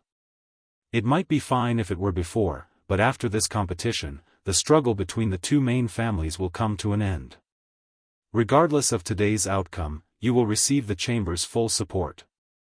At that time, your improvement speed will definitely exceed your current rate, Long Xianglong said as he glared in exasperation at Silent Wonder. The Azure Chamber of Commerce's resources far surpassed that of ordinary superpowers. The future Silent Wonder could have in Azure would be many times better than if she remained in Zero Wing. In fact, remaining in Zero Wing would be a complete and utter waste of her talents. Moreover, the Long family's third generation still needed some strong pillars to support it. Simply relying on Burning Owl and Silk Moon wouldn't be enough. Third uncle, I've already decided. Moreover, I feel that Zero Wing is quite good. Stop trying to persuade me, Silent Wonder said, shaking her head. She was determined to stick to her decision. Just as Long Xianglong was about to launch another round of persuasion, a fresh group of players arrived, inducing gasps throughout the hall. This was because these players were members of Giant's Heart, a superpower that had thoroughly shaken the foundations of the Fire Dragon Empire and was capable of contending against the Super Guild Pride Empire. In fact, when comparing them purely in terms of naval prowess, Giant's Heart was superior to Pride Empire. Read latest chapters at Wuxia World. EU. Nowadays, the various superpowers were placing extreme emphasis on their naval development. Since Giant's Heart possessed exceedingly great naval prowess, it had naturally become the target of partnership for many other superpowers. Meanwhile, the person leading Giant's Heart's group this time was none other than White Autumn, one of Giant's Heart's vice guild leaders, who was currently a megastar in the Fire Dragon Empire. At the same time, he was an existence that the various superpowers feared greatly because he had gained the sea god's blessing and possessed near unrivaled strength out at sea. During these past few days, White Autumn's existence alone had inflicted a lot of major losses on Pride Empire. When White Autumn entered the hall, the upper echelons of the various attending superpowers promptly surged forward to greet him.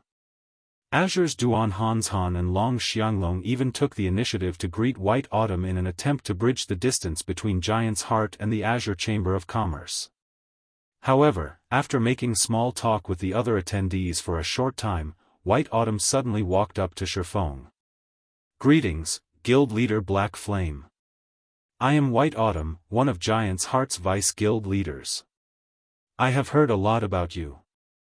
I feel joyful that I finally get to meet you today," White Autumn greeted Shifeng in a very friendly manner. Chapter 2362, She's an advanced master alchemist too? Silence. Shock. For a time, everyone in the hall was stunned. White Autumn was one of Giant's Heart's Vice Guild leaders as well as one of the strongest individuals in the Fire Dragon Empire. After he obtained the Sea God's blessing, his strength had further skyrocketed. Nowadays, he was an existence that even the guild leaders of the various superpowers wished to befriend. Now, however, White Autumn had actually taken the initiative to greet Shifeng. Let alone the various superpowers' upper echelons, even Long Xianglong and Duan Hanshan could not help looking confused at this scene. In their opinion, Shifeng was merely the guild leader of a pseudo-superpower. Even if Zero Wing had a lot of potential, it would still take a long time to become a superpower. Moreover, even if it eventually became a superpower, it still wouldn't warrant the attention of someone like White Autumn. Could that kid have some kind of relationship with Giant's Heart? Duan Hanshan guessed as he took in Shifeng's calm expression. White Autumn was an existence that even the Duan family fervently wished to befriend. After all, Giant's Heart possessed extraordinary strength out at sea. In the future, when the various powers of the two main continents interacted more frequently, maritime trade would be unavoidable. So, he still has such a backer. It's no wonder he paid no heed to Old Ice's questioning. Long Xianglong also started observing Shifeng. He had never thought that Shifeng would have such a connection. If Shifeng had Giant's Heart supporting him, with the Azure Chamber of Commerce's current attitude toward Giant's Heart, Duan Hanshan definitely wouldn't dare to casually take action against Shifeng. Although the Ice Demon was short-tempered, he was no fool. He knew when he should take action and when he should restrain himself. A short distance away, Jade Bamboo and the blue-clad assassin beside her were dazed for quite some time after seeing White Autumn greeting Shifeng. When they snapped out of their daze, however, realization immediately dawned upon them. Previously, they had been curious as to why Hermit had spared Shifeng so easily. Looking at it now, Hermit must have known about the relationship between Shifeng and Giant's Heart. Meanwhile, in response to White Autumn's greeting, Shifeng simply nodded and said, "Vice Guild Leader White, you're too courteous." In reality, Shifeng was also somewhat surprised that White Autumn had taken the initiative to greet him. After all, his current identity was Black Flame, not Yifeng. Moreover, he had only helped White Autumn complete a quest and receive the Sea God's blessing. This amount of help should not warrant White Autumn's enthusiastic welcome. "Guild Leader Black Flame, I am not being courteous at all," White Autumn said, shaking his head. In a serious tone, he continued, "Currently, Giant's Heart has captured a relatively excellent town over at Dark Moon Lake, outside the Fire Dragon Empire. We wish to form a partnership with Zero Wing for this town. May I know if Guild Leader Black Flame is interested?" As soon as White Autumn finished speaking, gasps filled the hall once more. As for Long Xianglong and Duan Hanshan, they both gaped in shock at this scene, their minds blank with disbelief. The area around Dark Moon Lake was a fat piece of meat that many powers were eyeing. Not only was it a neutral map, but it was even connected to the sea, a location without many developmental restrictions. Dark Moon Town had the potential to become a large-scale port city. At that time, the income generated from the city would be several times higher than that from NPC port cities. Hence, many of the Fire Dragon Empire's superpowers had tried to capture Dark Moon Town. In the end, however, it was White Autumn who succeeded. Moreover, he had even served Pride Empire a huge loss while doing so. Now, however, White Autumn wanted to form a partnership with Shifeng. Dark Moon Town? Zero Wing is naturally very interested in this partnership, Shifeng said, although he, too, was very surprised by White Autumn's suggestion. Shifeng was relatively familiar with Dark Moon Town, or more precisely, with Dark Moon City. In his previous life, Dark Moon City had been the largest player-operated port city in the vicinity of the Fire Dragon Empire.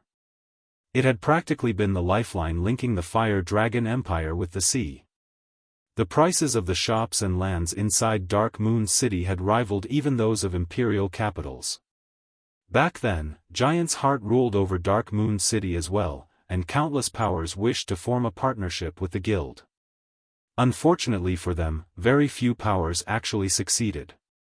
During the time Shifeng and White Autumn were hashing out the details of their partnership, everyone present was thoroughly stupefied, especially Duan Hanshan and Long Xianglong. Shock and confusion filled their hearts. They even wondered if they were dreaming. Who is he? The Fire Dragon Empire's various superpowers were desperately seeking to cooperate with Giant's Heart on Dark Moon Town. Now, however, White Autumn was proposing a partnership with Shifeng. This was simply absurd. Aside from Duan Hanshan and Long Xianglong, Burning Owl and Cold Memories Group were also astonished by this scene. Big Sis, what kind of relationship does your guild have with Giant's Heart? Burning Owl asked Silent Wonder. Even though Burning Owl had just arrived in the Eastern Continent, he knew about Dark Moon Town and its importance because one of his tasks in coming to the Eastern Continent this time was to negotiate a partnership with Giant's Heart regarding Dark Moon Town. However, there were simply too many superpowers eyeing Dark Moon Town, so even with the Azure Chamber of Commerce's backing, he was not particularly confident in his chances.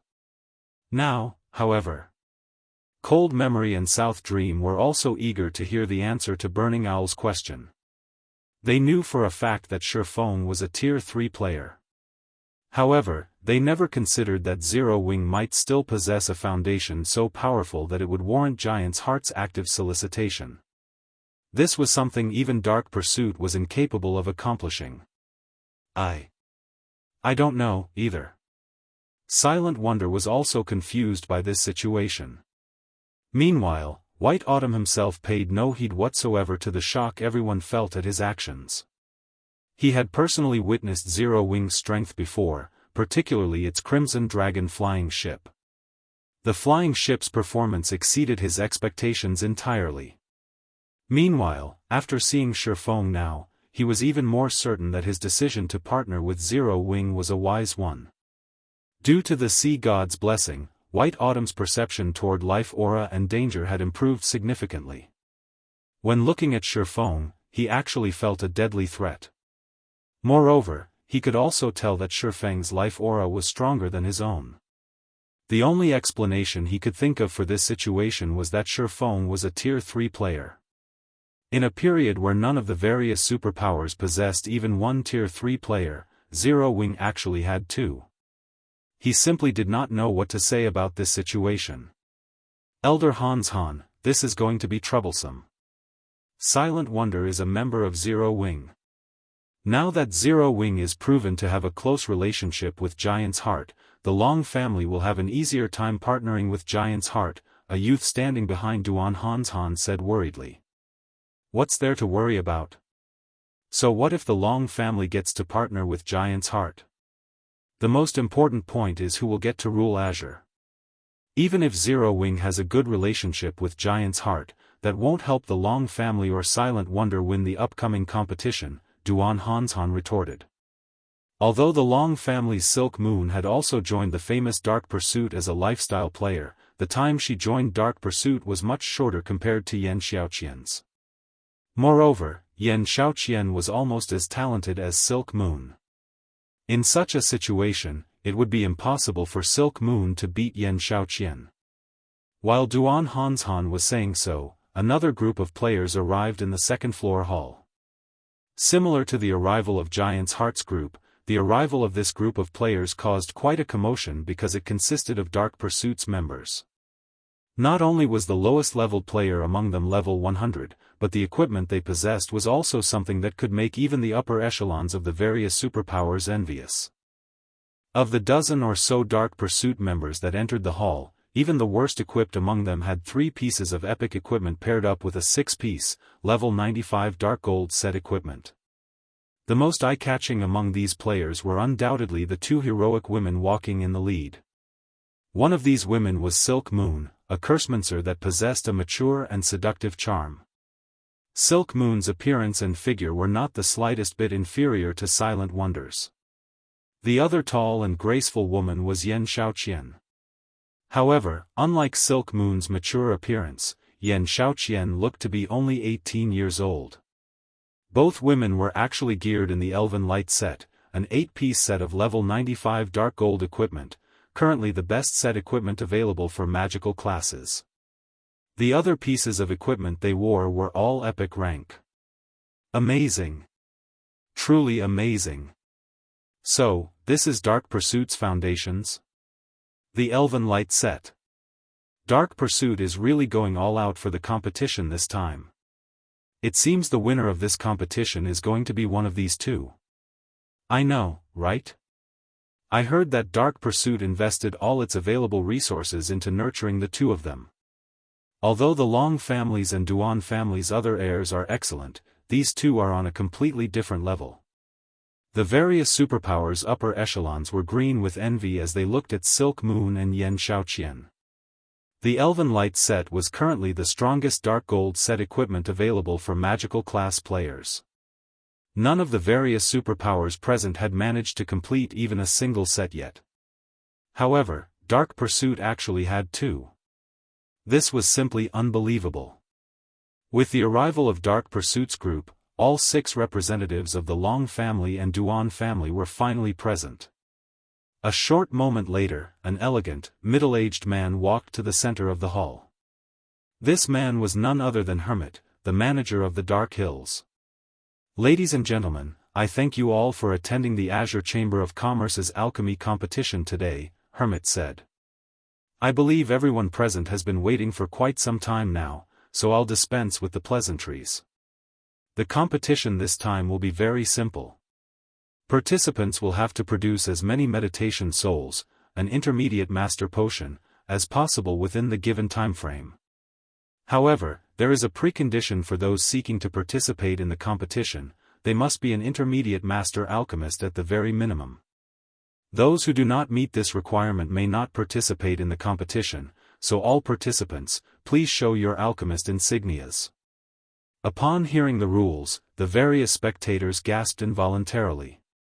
Setting aside the meditation soul's production difficulty, just the condition of intermediate mastery would already leave countless alchemist players in despair. The requirements of this competition are really high. I bet that more than half of the participants will be disqualified because of this condition. Cold Memory was astonished when she heard Hermit's words. Nurturing an intermediate master alchemist was easier said than done. This was a task that even Dark Pursuit found difficult. Despite being very talented herself, Cold Memory was still a long way from the intermediate master rank. Needless to say, others would have an even more difficult time attaining it. In the next moment, just like Cold Memory anticipated, the Long family's first representative revealed that he was only a basic master alchemist. As for the Duan family's heirs, Duan Ying and Duan Qingfeng, they, too, were only basic master alchemists. Although they would be extremely talented geniuses in the eyes of the various superpowers, they failed to meet the minimum requirement for participation in this competition. When it was Xianxia's turn, she proudly took out an insignia with 3 silver moons. Upon seeing this insignia, the spectating crowd gasped in shock. Advanced Master rank. She's actually an Advanced Master Alchemist. How is this possible? Our guild doesn't even have an Intermediate Master, yet she's actually an Advanced Master already? The various superpowers were filled with an indescribable sense of shock and envy at this scene. After all, the abilities an Advanced Master could exhibit were far greater than those of an Intermediate Master. Furthermore, an Advanced Master could produce Advanced Master potions, which would be extremely useful when exploring new maps in the future. However, shortly after Xianxia flaunted her insignia, the Long family's Silk Moon also took out an insignia with 3 silver moons on it, shocking the spectating crowd once more. 2 Advanced Master Alchemists. How powerful is Dark Pursuit? Advanced Master Alchemists. Sure enough, everyone else is no match for these 2 women. The various superpowers were left breathless by this revelation. At the same time, they also started growing fearful of Dark Pursuit's foundations. Big Sis Silk really is amazing. With this, we at least have a 50% chance of winning. Burning Owl sighed in relief when he saw Silk Moon's Alchemist insignia. The latest information he had received said that Xianxia had been promoted into an advanced master alchemist already while Silk Moon was still trying. Hence, he had been considerably worried until this point. Now that Silk Moon had become an advanced master alchemist as well, both the Long family and Duan family could be said to be on the same starting line. It's a pity that Wonder did not join Dark Pursuit. Otherwise, she would also have had a chance at becoming an advanced master alchemist before this competition, and our chances of winning will be much greater. Cold Memory was relatively confident in her own guild strength. However, as Silent Wonder was determined to stay in Zero Wing, Cold Memory couldn't do anything about it. This is already good enough. At least, it is much better than our initial expectations, South Dream said, chuckling. Read latest chapters at Wuxia World. She caught up? Xianxia reflexively took an extra glance at Silk Moon. She had never thought that Silk Moon would actually succeed in catching up with her. While everyone was wondering who between Xianxia or Silk Moon would win this competition, Silent Wonder also took out an alchemist insignia with 3 silver moons on it from her bag. Impossible. She's an advanced master alchemist too? Chapter 2363, Shocking the venue. Silence filled the competition venue as everyone stared at Silent Wonder's Triple Moon alchemist insignia. They could all understand Silk Moon and Xianxia becoming advanced master alchemists, but none of them could fathom out Silent Wonder had become one as well. It wasn't easy to reach advanced master rank. Even now, very few of God's domain superpowers had successfully nurtured an advanced master alchemist, yet Zero Wing had. It was utterly unbelievable. How is this possible? Cold Memory was shocked to see Silent Wonder's advanced master alchemist insignia. How has she been promoted so quickly? Completing the requirements to become an advanced master alchemist was easier said than done. Aside from talent, the rare resources required for research and experimentation were more than enough to give any superpower a huge headache. Dark Pursuit had only been able to supply these resources due to its control in the Moon God's world and access to precious alchemical resources. This was why Cold Memory was so confident in Dark Pursuit's ability to nurture advanced master alchemists. Any other superpower would likely run out of materials before one of its alchemists could reach advanced master rank. Zero Wing had the research workshop, but that only provided guidelines to assist the guild's lifestyle players. In doing so, it would only slightly reduce the amount of materials one would need for their experiments. Moreover, Silent Wonder had been some time away from reaching advanced master rank during their last meeting. She hadn't progressed as far as Silk Moon and Xianxia, who had stood before the threshold to advanced master rank. Even as talented as Silent Wonder was, she should have needed another fortnight to complete her promotion, yet she had caught up with Silk Moon and Xianxia in less than a week. Cold Memory couldn't imagine how Zero Wing had helped her accomplish the feat. Even Silk Moon and Xianxia, who stood beside Silent Wonder, were astonished. Little Sis actually succeeded? Silk Moon could not help but glance at Shifeng, who watched from the spectator stands, with a soft smile. It seems Zero Wing is quite capable, after all. Silk Moon knew better than anyone here how difficult it was to reach advanced master rank. One needed talent and resources. Anyone who said otherwise was either lying or a fool. An advanced master alchemist. Ha ha ha. This girl is quite impressive. Long Xianglong laughed when he saw the alchemist insignia in Silent Wonder's hand. Now, he was even more determined to take the girl with him to the Western continent. Even without a superpower's support, Silent Wonder had become an advanced master alchemist. She proved to be frighteningly talented. Long Xianglong acknowledged that Zero Wing had played a massive role in his niece's success, but how could such a small guild compete with the Azure Chamber of Commerce's resources? When the Duan family's members saw that Silent Wonder was also an advanced master alchemist, they watched on with grim expressions. Although the final victor would decide the competition's outcome, the fact that the Long family had one more advanced master alchemist than they did gave their competitor an edge. "Why are you so worried?" "She's merely an advanced master alchemist," Duan Hanshan said as he eyed the people around him. "So what if she's a talented alchemist? This competition won't be won on alchemy standards alone. The competition would determine which of the two families had a stronger heir." Even though this was an alchemy competition, it wasn't any ordinary battle between alchemists. High alchemy standards would provide an advantage, but combat power would also play a significant role. The participants would have to fight for the materials they needed. If they weren't strong enough in combat, they wouldn't secure enough materials, and without materials, how were they supposed to brew the required potion? With Duan Hanshan's comment, realization dawned on the other Duan family members. After all was said and done, this competition would rely on the strength of the competitors' backers. In this regard, Zero Wing was no match for Dark Pursuit. While everyone chatted amongst themselves, Hermit, who had inspected all 6 participants' insignias, spoke again. "Since the remaining participants have met the minimum requirements, let's officially begin this competition. As you all know, the participants are required to produce meditation soul potions, an intermediate master potion. However, participants must earn their required materials," Hermit explained as he gestured to an approaching group of players. These players carried gigantic cages into the venue, all containing incredibly powerful beasts. He then turned to Silk Moon, Yan Shaoqian, and Silent Wonder. "You will face these level 100 wild beasts. You will earn more materials by defeating stronger monsters.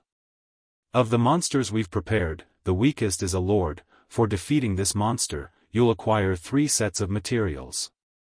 The next monster is a high lord, and you'll earn 6 sets for defeating it. You will not be required to defeat the level 100 Great Lord, but if you survive against it for 10 minutes, you'll receive 10 sets of materials. If you survive for 10 minutes against the level 100 Grand Lord, you'll receive 20 sets of materials. However, you will only have one chance to challenge a monster, so choose wisely." As Hermit finished his explanation, a commotion erupted in the venue. The Azure Chamber of Commerce is so generous. It's captured so many level 100 wild beasts. Crap. Isn't this challenge a little too difficult? Not even level 100 Refinement Realm experts can defeat a level 100 Lord one-on-one, yet it's the weakest monster here. Do the participants even stand a chance? The various superpowers felt a cold chill when they saw Azure's level 100 wild beasts. Capturing wild beasts to tame as mounts was extremely difficult, especially at such a high level. Ordinary powers couldn't afford to spare the amount of manpower the task would require, yet Azure used these precious level 100 wild beasts to test its heir's strength. Even the various superpowers upper echelons thought this competition was absurdly difficult. At this stage of the game, level 100 peak experts would, at most, be strong enough to challenge a level 100 High Lord. If they encountered a level 100 Great Lord alone, they'd have no choice but to flee. Even worse, lifestyle players had far less combat power than actual combat players. Whether or not Silk Moon and the others could fight a level 100 Lord was already questionable, not to mention a High Lord. The various superpowers members couldn't help but glance at Silent Wonder in pity. Of the 3 remaining participants, only Silent Wonder was under level 100. Other experts might be impressed that she had reached level 99, but it put her at an overwhelming disadvantage in this competition. Although there was only one level between level 99 and 100, the difference between the strength one could command at those levels was tremendous. A level 100 player would have far more control and flexibility than a level 99 player, and the difference between the basic attributes provided by equipment was just as drastic. "I had never thought you'd become an advanced master alchemist before the competition as well. Had you joined Dark Pursuit, we might have been rivals in this competition. However, it seems you'll just be watching from the sidelines," Xianxia said, chuckling. If you have to assign blame, blame yourself for being so stubborn. Rather than accept Dark Pursuit's invitation, you chose to remain with a non-superpower like Zero Wing. Everyone has constantly compared Silent Wonder and Xianxia, assuming one of them would win this competition. However, their guilds were simply on different levels. Now, only Silk Moon had a chance of giving Xianxia a run for her money. Silk Moon was powerful in every aspect and had been known as an unrivaled genius. Unfortunately, she had become quite strange after surviving an illness a few years ago. Now, Xianxia didn't even think of Silk Moon as a competitor. Cold Memory and South Dream watched the three participants, frustrated. They had thought Silent Wonder had a significantly higher chance of winning now that she had become an advanced master alchemist, but even they would struggle in this competition, not to mention Silent Wonder. Pick a difficulty. Remember, you only have one opportunity. You won't get a second chance, Hermit told the three young women before him. This trial wasn't a simple test of strength, it would also test the participants' understanding of their strength. I choose the High Lord, Silk Moon said after giving the matter some thought. I choose the High Lord, as well, Xianxia said without hesitation. Hearing Silk Moon and Xianxia's decision, Hermit nodded, satisfied. He then turned to Silent Wonder, curious about which beast the girl would choose. Although Silent Wonder hadn't yet reached level 100, she should have a chance against a level 100 lord. If she could defeat it, she'd still have a chance at victory. Read latest chapters at Wuxia World. Ew, I wonder which difficulty Silent Wonder will choose. Is that necessary? She'll definitely challenge the Lord. That's her only hope. If she tries to face the High Lord, she'll likely die after a single hit. I guess you're right. She's talented, but it's a pity she only has Zero Wing support. If she were backed by a superpower, even an ordinary one, she might have had a chance against Silk Moon and Xianxia.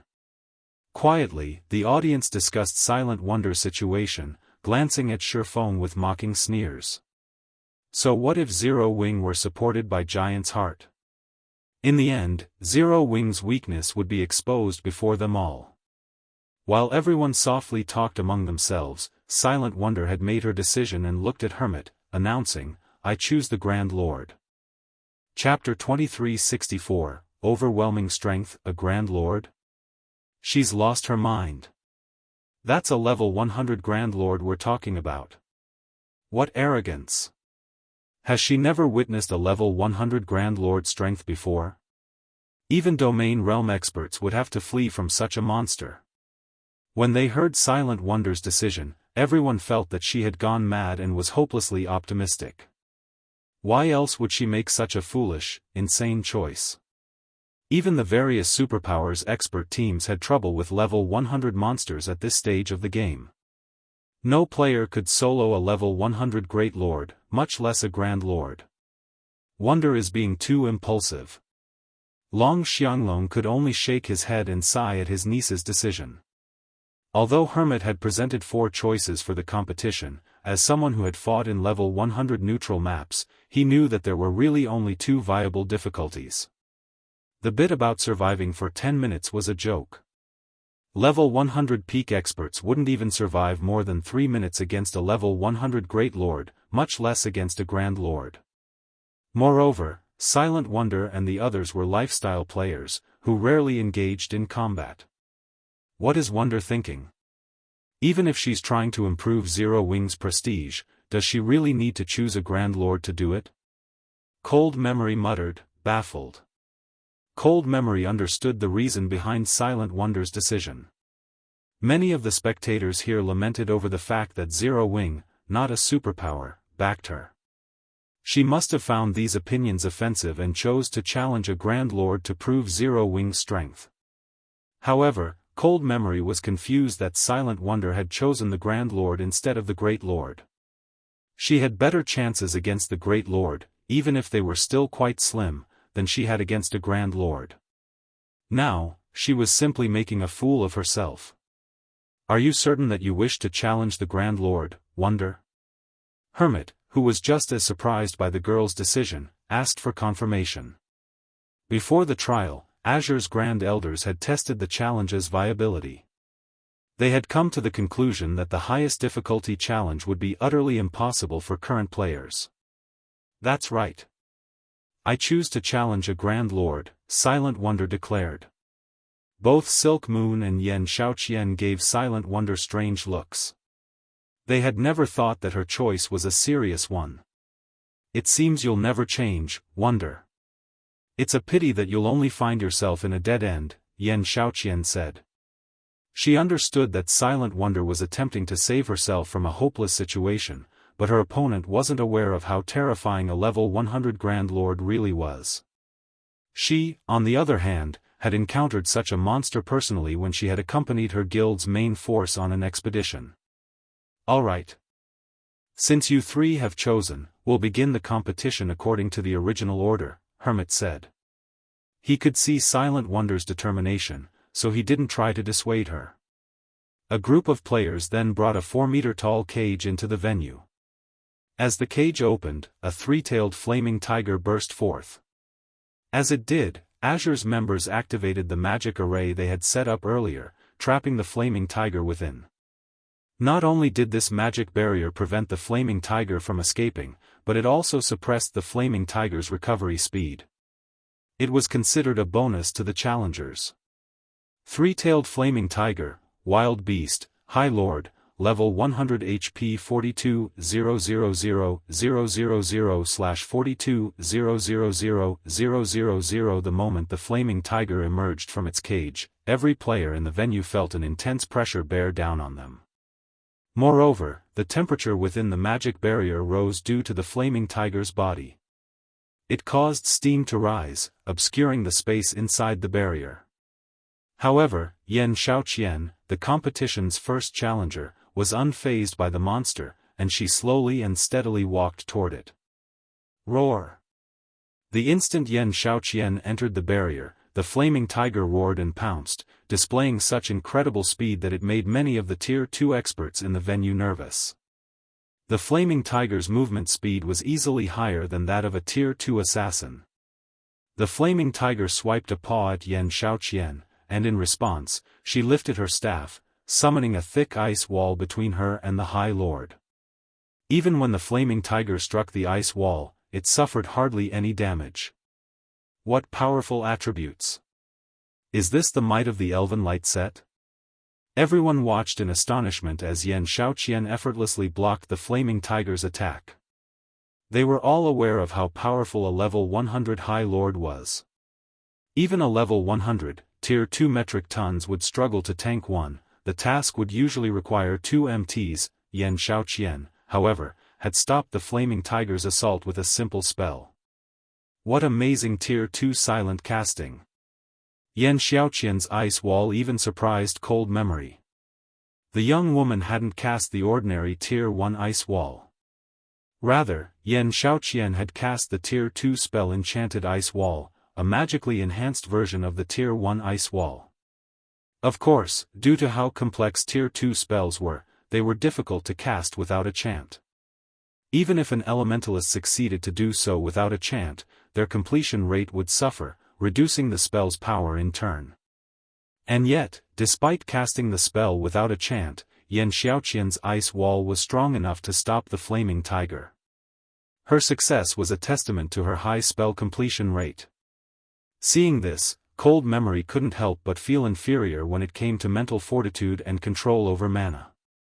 Seeing that its attack had failed, the flaming tiger circled the ice wall, but Xianxia didn't give it the opportunity. She immediately summoned several more ice walls, surrounding the flame tiger. She then double speedcast her Tier 2 spells, Earthen Spike and Frostwill arrows. With nowhere to run, both attacks slammed into the flaming tiger, and damages of over -100,000 appeared above the High Lord's head, one after another. The flaming tiger tried to break through the ice walls, but Xianxia replaced the destroyed ice walls almost instantly. When the flaming tiger did manage to break free and attack Xianxia, she activated Blink and teleported to a safe distance. She would then create another line of ice walls, steadily draining the High Lord's HP. The young elementalist's performance stunned the various superpowers experts. They had never dreamed that a player could toy with a level 100 High Lord like this. The way she smoothly transitioned from spell to spell was particularly impressive. It almost looked like she gracefully danced across the battlefield as she attacked and evaded. Many of the peak experts felt their scalps tingle as they watched. In the end, Xianxia killed the three-tailed flaming tiger in less than 15 minutes. After Xianxia emerged from the barrier, it was Silk Moon's turn. She also had to face a three-tailed flaming tiger, but since she was a Cursemancer, her attack power wasn't as high as Xianxia's, an elementalist. Even so, Silk Moon's performance stunned the crowd as well. During her battle with the flaming tiger, she cast a variety of spells to reduce the High Lord's mobility, reaction speed, strength, and agility. To everyone's surprise, Silk Moon was also a domain realm expert. Once she had weakened the flaming tiger, the Cursemancer toyed with it as if she were playing with a kitten. Although Silk Moon's fight had lasted 5 minutes longer than Xianxia's, she had seemed far more relaxed than her opponent. After the battle, the spectators burst into a heated discussion. Shortly after Silk Moon's fight, Azure's members brought in a 10-meter-tall cage, which attracted everyone's attention immediately.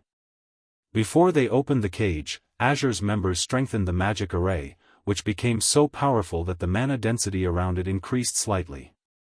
As the cage opened, a 9-meter-tall bear walked onto the battlefield.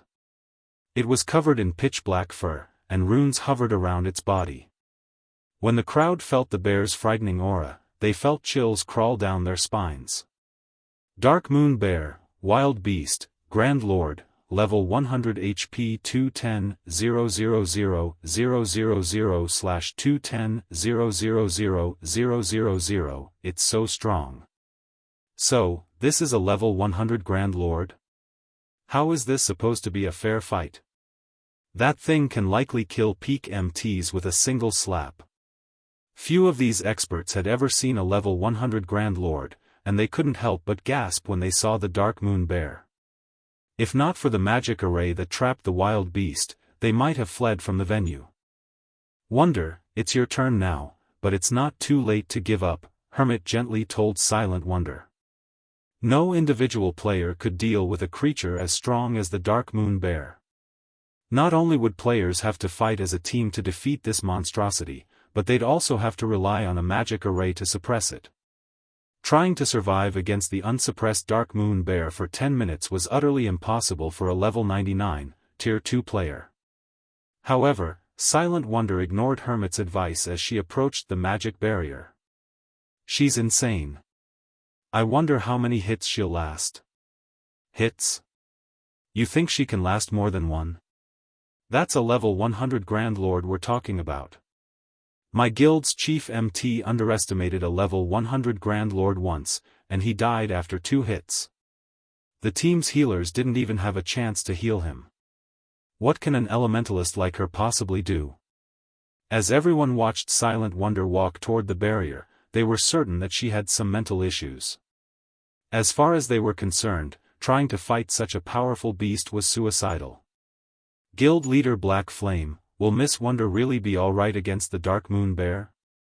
White Autumn asked as he watched. He knew that Sherfone was a Tier 3 player, but Silent Wonder wasn't. White Autumn wouldn't even be confident of lasting more than 10 minutes against the Grand Lord if he hadn't obtained the Sea God's blessing. Meanwhile, Silent Wonder's life aura wasn't particularly powerful, which proved that she only had an ordinary legacy. White Autumn doubted she'd even last 1 minute, much less 10. Relax. She knows what she's doing, Sherfone said, chuckling. As soon as Sherfone said that, Silent Wonder crossed the magic barrier. Almost simultaneously, the Dark Moon Bear charged at her, its frightening aura startling some of the Apex experts watching the fight. However, Silent Wonder held her composure.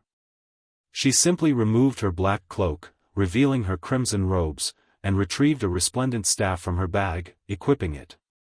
As soon as she did, all of the mana within the barrier swarmed toward her as if she were this space's true queen. Read latest chapters at Wuxia World.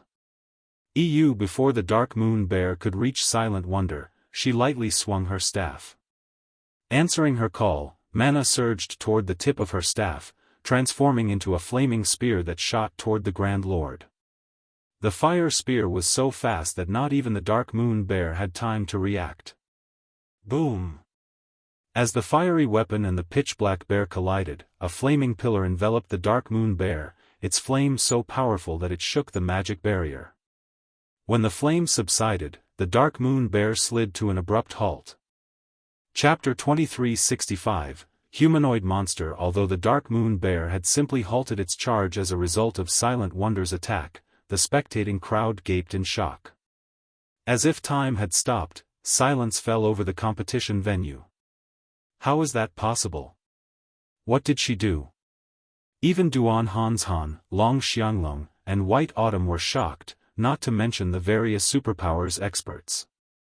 Even a 100-man team of level 100, Tier 2 experts would be annihilated if they tried to challenge a level 100 Grand Lord without a magic array, yet Silent Wonder stood against such a beast alone. Despite being only level 99, Silent Wonder had stopped the Dark Moon Beast's charge with a single spell. It was unbelievable. Since when has Wonder been able to silent cast Tier 2 spells so proficiently? Cold Memory stared at the smoking Dark Moon Bear, confused. Although the power of Silent Wonder's spell had surprised Cold Memory, she was more surprised by the young elementalist's silent casting. When one cast a spell without chanting, they sacrificed a significant percentage of their spell completion rate. Achieving an 80% completion rate as Yan Shaoqian had was already impressive, yet Silent Wonder had gone a step further and cast her spell with more than a 90% completion rate. Cold Memory knew this because the Tier 2 spell, Flame Spear, only generated a fire pillar on impact if the caster achieved a 90% completion rate or better. Not even Silk Moon, a domain realm expert, could accomplish the feat. However, of everyone in the venue, Silent Wonder was the most shocked to see this outcome. So, this is the power of a fragmented legendary weapon? Silent Wonder's heart pounded as she glanced at the brilliant silver in her hand. Shifeng had secretly passed her the weapon before she had walked onto the battlefield. She had nearly stumbled when she had seen the staff. A fragmented legendary weapon. The various superpowers constantly searched for such a weapon, and not even the Azure Chamber of Commerce had found one, yet Zero Wing had. She had seen many powerful epic weapons, but they weren't even in the same dimension as Brilliant Silver. Setting aside the staff's attributes, Brilliant Silver's passive skills made it far stronger than an epic weapon. Thanks to Soul Transition, she now possessed a Tier 3 soul, and as a result, her spells were much easier to cast. With the bonus to her mana body as well, she had more control over mana than ever before.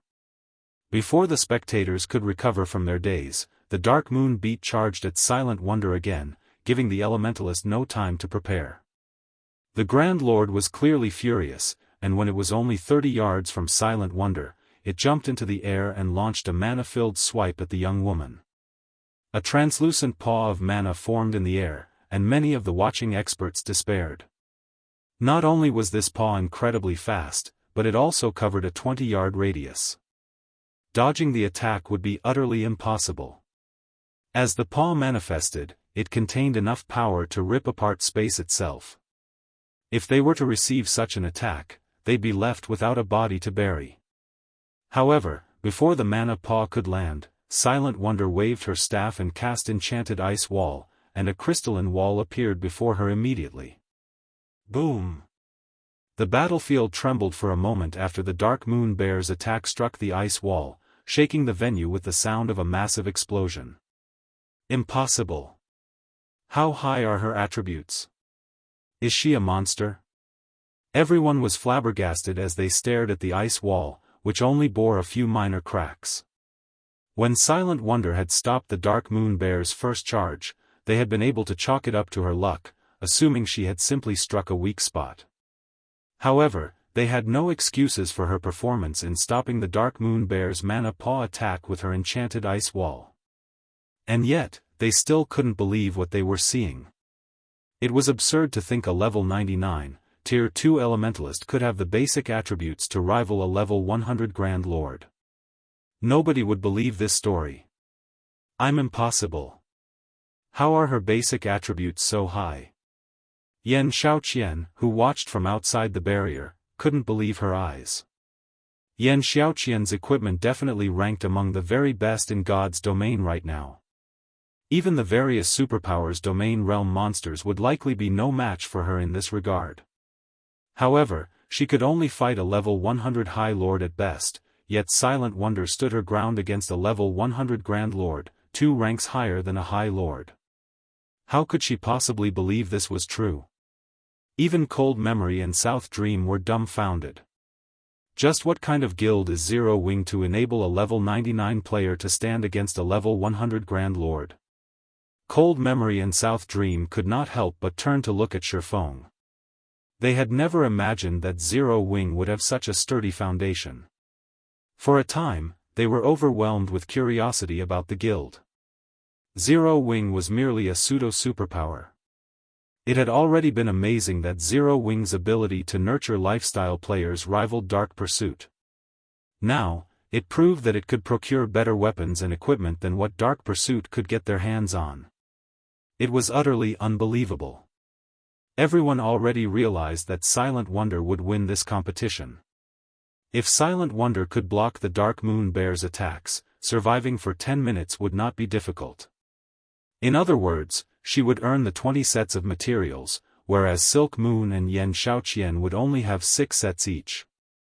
Zero Wing, is it? Meanwhile, Duan Hanshan and Long Xianglong could not help but glance Shifeng's way. First, the man had received a friendly greeting from White Autumn, and now, Silent Wonder put on an outstanding display. Regardless of their personal feelings, Duan Hanshan and Long Xianglong had to take Shifeng seriously. Rather than focus on Zero Wing, the various superpowers were curious about Silent Wonder's equipment. Her equipment is definitely extraordinary if she can block a level 100 Grand Lord's attack at level 99, one wonder what kind of equipment she is wearing. The magic runes on her robes seem to match. I suspect she's wearing set equipment, but which set? If I could get my hands on a set like that, neither my Tier 3 promotion quest nor defeating field bosses would be a problem. For a time, the various superpowers experts watched Silent Wonder in envy. If they had such incredible set equipment, they could roam level 100 neutral maps without fear. Guild Leader Black Flame, may I know what set equipment Miss Wonder is using? White Autumn curiously asked. It has gathered so much of the ambient mana. Naturally, he shared the same thoughts as the various superpowers. Such a set equipment would make killing field bosses in level 100 neutral maps so much easier. The set might even help him during his Tier 3 promotion quest. The Crimson Sunset, a Tier 2 advanced mana set equipment, Shifeng answered honestly. A Tier 2 advanced mana set equipment? White Autumn's breathing became excited. He had never realized that Zero Wing was this powerful. He had heard of mana set equipment before. It was top-tier set equipment that was even more powerful than Dark Gold set equipment, but mana set equipment was painfully rare in God's domain. Moreover, the higher the mana set equipment's tier was, the rarer it would be. As far as he knew, none of the various superpowers had a single complete Tier 2 mana set equipment, yet Zero Wing had a complete advanced mana set equipment. If he could equip Giant's Heart's Peak experts with the Crimson Sunset, they'd have a better chance of completing their Tier 3 promotion quests, as well. Vice Guild Leader White, are you interested in this Crimson Sunset? Shifeng asked. You jest, Guild Leader Black Flame. I doubt any player would turn away something like this, White Autumn said, a hint of envy and desire flashing in his eyes as he gazed at the Crimson Sunset Silent Wonder War. Read latest chapters at Wuxia World. Ew, if you want one, Zero Wing has a few, Shifeng calmly stated. Zero Wing certainly needed the Crimson Sunsets, but it needed money more. Since a wealthy guild like Giant's Heart was willing to work with Zero Wing, Feng wouldn't mind selling the guild a few of the sets. Really? White Autumn was instantly excited about the prospect. How many sets can you sell? He had already witnessed the Crimson Sunset's effects. If he could get 2 or 3 sets for Giant's Heart, the guild's main force wouldn't have to worry about grinding in level 100 neutral maps, and he could challenge his tier 3 promotion quest immediately. Zero Wing doesn't have many sets. Will 30 be enough? Feng asked after giving the matter some thought. Chapter 2366, Unexpected Harvest, 30 sets. White Autumn stared at Feng with wide eyes, utterly baffled. He would have already been impressed if Zero Wing could afford to part with 2 or 3 sets. After all, they were talking about advanced mana set equipment, which was far rarer and more valuable than level 95 Dark Gold set equipment. Yet, Feng had just offered to sell him 30 Crimson Sunsets. That's right, 30 sets, Feng said, chuckling at White Autumn's dazed expression. Each Crimson Sunset will cost 15,000 gold and 10,000 magic crystals. What do you think, Vice Guild Leader White? Although the Crimson Sunset was extremely valuable, each set could, at most, fetch him around 30,000 to 40,000 gold. He wouldn't make any profit if he only sold a handful of sets, but selling 30 at once would be a huge windfall for Zero Wing. Of course, he could auction off the Crimson Sunsets. He'd definitely earn more money from each set if he did, but he didn't want too many powers to get their hands on the equipment, helping their experts complete their Tier 3 promotion quests much sooner. Ultimately, that wouldn't benefit Zero Wing. So, a total of 450,000 gold and 300,000 magic crystals? White Autumn realized what Feng implied. Can I buy 100 sets, then? Even a fool could tell that Zero Wing had the ability to produce the Crimson Sunset. When White Autumn thought about the Crimson Sunset's potential mass production, he shuddered. Even if mass production wasn't possible, just being able to craft the sets was frightening. The fact that Zero Wing didn't want to share the Crimson Sunset with the various powers made this an excellent opportunity for him and Giant's Heart. If he could secure 100 Crimson Sunsets for Giant's Heart, not only could he satisfy his guild's experts who intended to challenge their Tier 3 promotion quests, but he could also arm the guild for exploring level 100 neutral maps. 100 sets. Feng rolled his eyes. Secretly, however, Giant's Heart's wealth shocked him. He said, producing the Crimson Sunsets is incredibly difficult and requires precious materials. At most, I can sell up to 50 sets, but the price will be different for that many. A handful of Crimson Sunsets wouldn't be overly helpful to a guild, but dozens of sets would be a different story. This was especially true as players began to reach level 100. The benefits of several dozen Crimson Sunsets were unimaginable. May I know how much you intend to charge? White Autumn asked, smiling. The price change didn't surprise him in the least. If you want 50 sets, it'll cost you a total of 900,000 gold and 600,000 magic crystals, Feng said after giving the matter some thought. If he had 900,000 gold, he would have enough capital to develop his territory in the Cold Spring Canyon.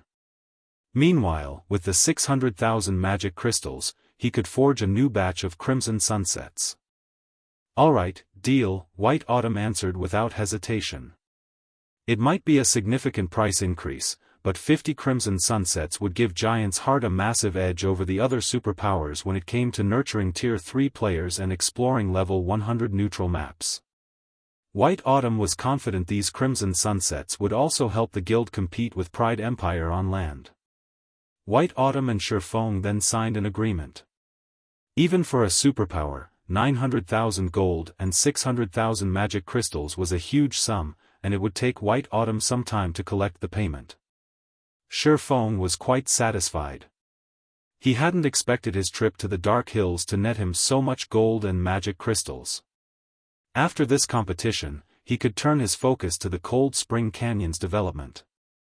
Once he solidified his hold on the Cold Spring Canyon, Zero Wing wouldn't have to worry about contending with the various otherworld's invading powers. The guild's development speed might even reach new highs thanks to the canyon's resources. While Shifeng and White Autumn had been negotiating, Silent Wonder won the competition. Since the moment she had stepped onto the battlefield with the Dark Moon Bear, the competition's outcome had been decided. Xianxia was a talented alchemist, but she had only earned 6 sets of materials to work with. In the end, she had only produced 3 bottles of meditation soul. Silent Wonder, on the other hand, had produced 6 bottles before she had even used all 20 material sets. Even though Silent Wonder had won by a landslide, the other members of the Azure Chamber of Commerce couldn't believe the outcome. Big Sis Jade, this is our chance. Now that Silent Wonder has won, the Long family has secured its rule over Azure. Naturally, Zero Wing will benefit from this, the blue-clad assassin beside Jade Bamboo said. Although we can't become members of Azure, we can ally with Zero Wing and use Azure's channels through the guild. With how intense the competition in God's domain is becoming, I doubt Zero Wing would turn us away. The Azure Chamber of Commerce had access to both of the main continents and had even more resources on hand than some super guilds. The Eastern continent's various superpowers were particularly eager to obtain resources from the Eastern continent. Meanwhile, the other world's various powers were rapidly expanding on the main continent. If Zero Wing collaborated with their adventurer alliance, the alliance could provide additional security for the guild. It was a benefit that many first-rate guilds and pseudo-superpowers needed but failed to acquire. Alright.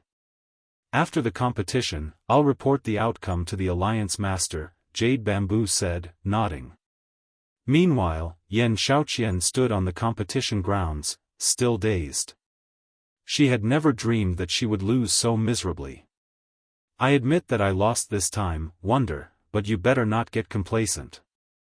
Dark Pursuit's foundations are far more powerful than you can imagine. I will not lose the next competition between our families. Xianxia declared, glaring at Silent Wonder. She then turned and left. The competition for the rights to rule Azure had ended, but the shareholding families held this competition each year to determine the strength and potential of the younger generation. After all, the children held the future in their hands.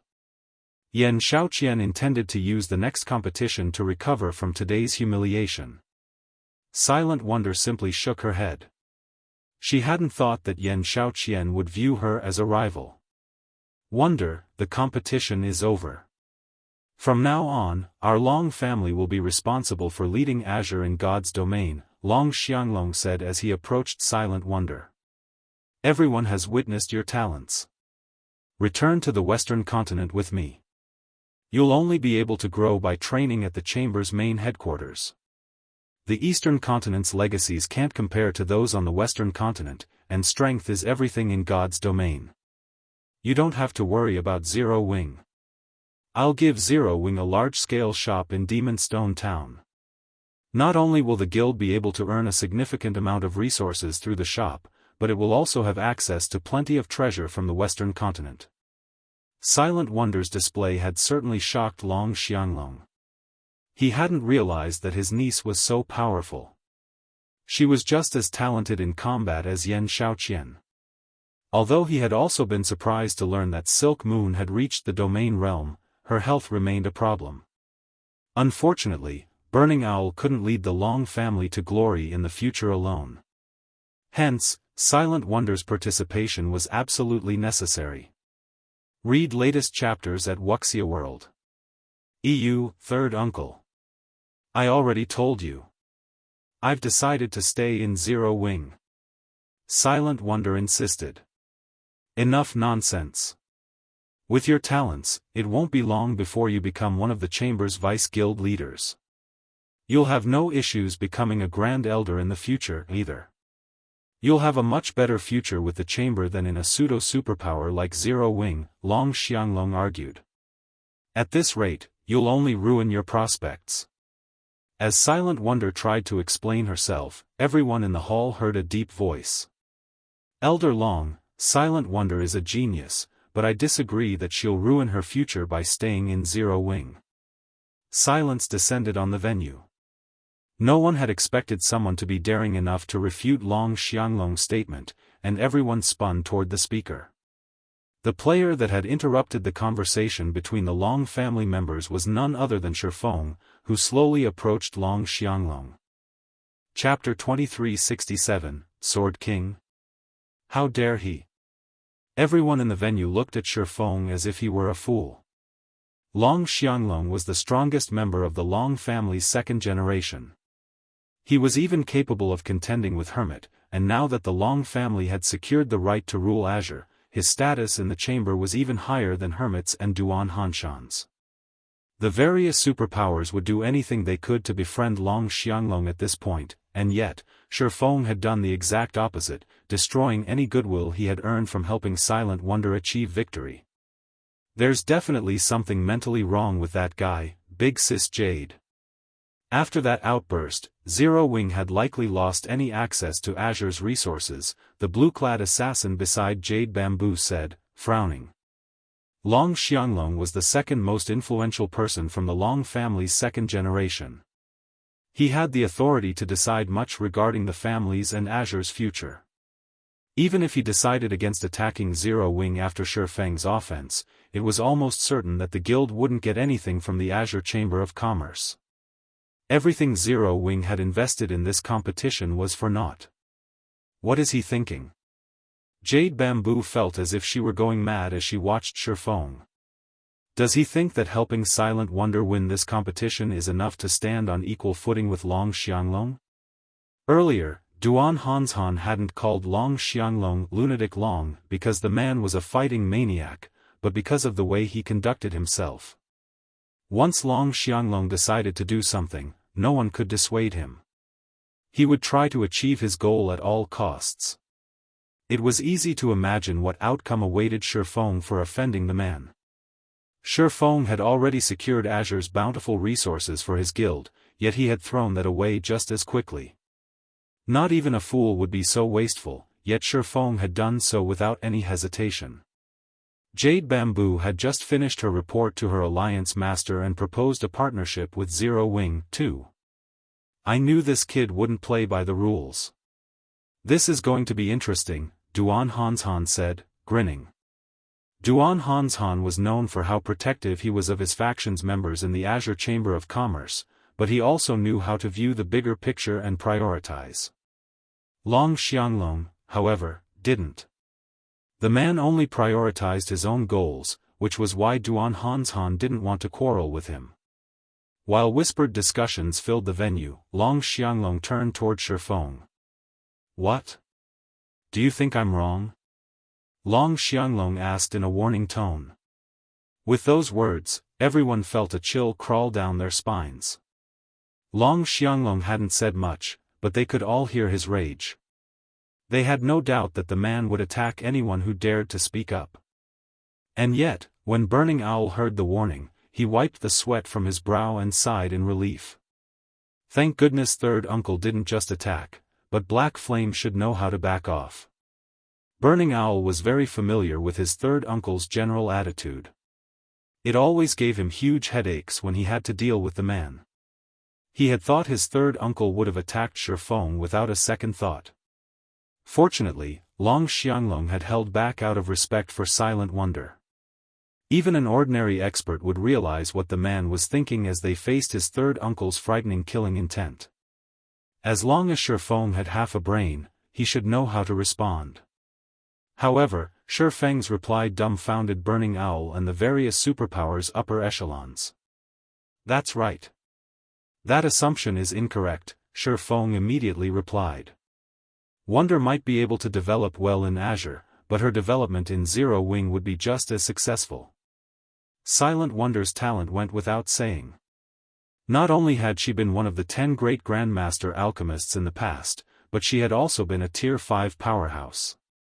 Even the various superpowers had been helpless against her without dispatching a Tier 6 God-ranked expert. Although the Azure Chamber of Commerce had a foundation that rivaled super guilds, Zero Wing was just as capable of nurturing experts. After all, Zero Wing had the extraordinary tower. None of the various superpowers had this advantage, and the realms of truth were far more beneficial to magical class players like Silent Wonder than the realms of refinement. If Silent Wonder could master the realms of truth, she would gain strength far beyond that of reaching the domain realm. This was the very reason that Violet Cloud commanded more combat power than Fire Dance and Gentle Snow, despite having the same combat standards. Of course, as soon as Shifeng finished his statement, silence returned to the venue. Is his brain broken? Burning Owl nearly cursed aloud when he heard Shifeng argue. Not once, but twice. Shifeng had provoked his third uncle twice. It's no wonder why this kid dared to provoke me earlier. It seems he had no fear of death.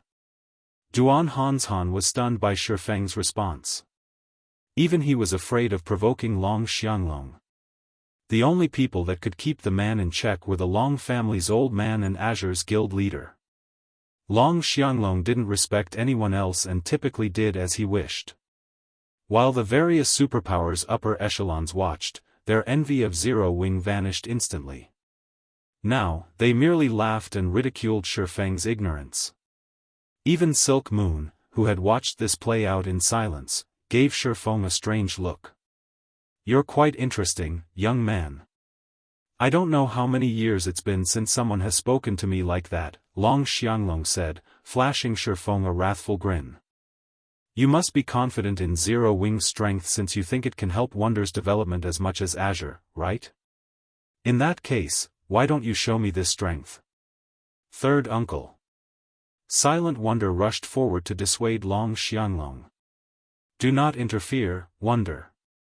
I want to see the standards of the guild you so favor, Long Xianglong said as he raised his hand to stop Silent Wonder. He returned his attention to Shifeng and said, My requirements of your guild aren't high. Since you're the guild leader, you should have satisfactory combat standards. If you can survive 10 moves against me, I'll stand aside. However, if you fail, Wonder will have to leave Zero Wing. Of course, Zero Wing will still gain access to the resources it deserves. What do you think? As far as Long Xianglong was concerned, Shifeng was an ignorant fool that had grown arrogant because he had obtained some good equipment for Silent Wonder, and Silent Wonder still viewed God's Domain as the same kind of virtual reality game of the past. She simply didn't realize the advantages the Azure Chamber of Commerce had in God's Domain. What? Are you afraid? Long Xianglong taunted, interpreting Shifeng's silence as fear. As Shifeng was about to speak, White Autumn suddenly stepped forward. Is this necessary, Brother Long? Can we not allow the younger generation to make their own decisions? White Autumn asked. Everyone was surprised by White Autumn's intervention. What relationship does White Autumn have with Zero Wing? I can't believe he's actually willing to stand up for the guild in a situation like this, Jade Bamboo muttered as she curiously glanced at Shifeng. Now that the Long family ruled Azure, the various superpowers would fight for its favor. They'd do anything in their power to support Long Xianglong, and yet White Autumn chose to support Zero Wing. This was simply unbelievable. Please do not try to stop this, Vice Guild Leader White. This is between us, Long Xianglong said. Although he was just as surprised, he rejected White Autumn's advice. Brother Long, you misunderstand. I'm not trying to stand against you. I'm only doing this for your own good, White Autumn said, shaking his head as he smiled. Read latest chapters at Wuxia World. Ew, what are you trying to say? Long Xianglong coldly demanded. I mean that you're no match for guild leader Black Flame, White Autumn explained with a sigh. I'm not a match for him. Long Xianglong laughed. And why not? Do you think that Azure is no match for Zero Wing just because it has powerful weapons and equipment, that Azure cannot secure its own? Long Xianglong knew that Zero Wing had powerful foundations. He could easily evaluate Silent Wonder's equipment. As Zero Wing's guild leader, Shifeng's weapons and equipment should be just as good, if not better, than Silent Wonder's, but that didn't mean that the Azure Chamber of Commerce was inferior in this regard. It is because he is a Tier 3 Sword King.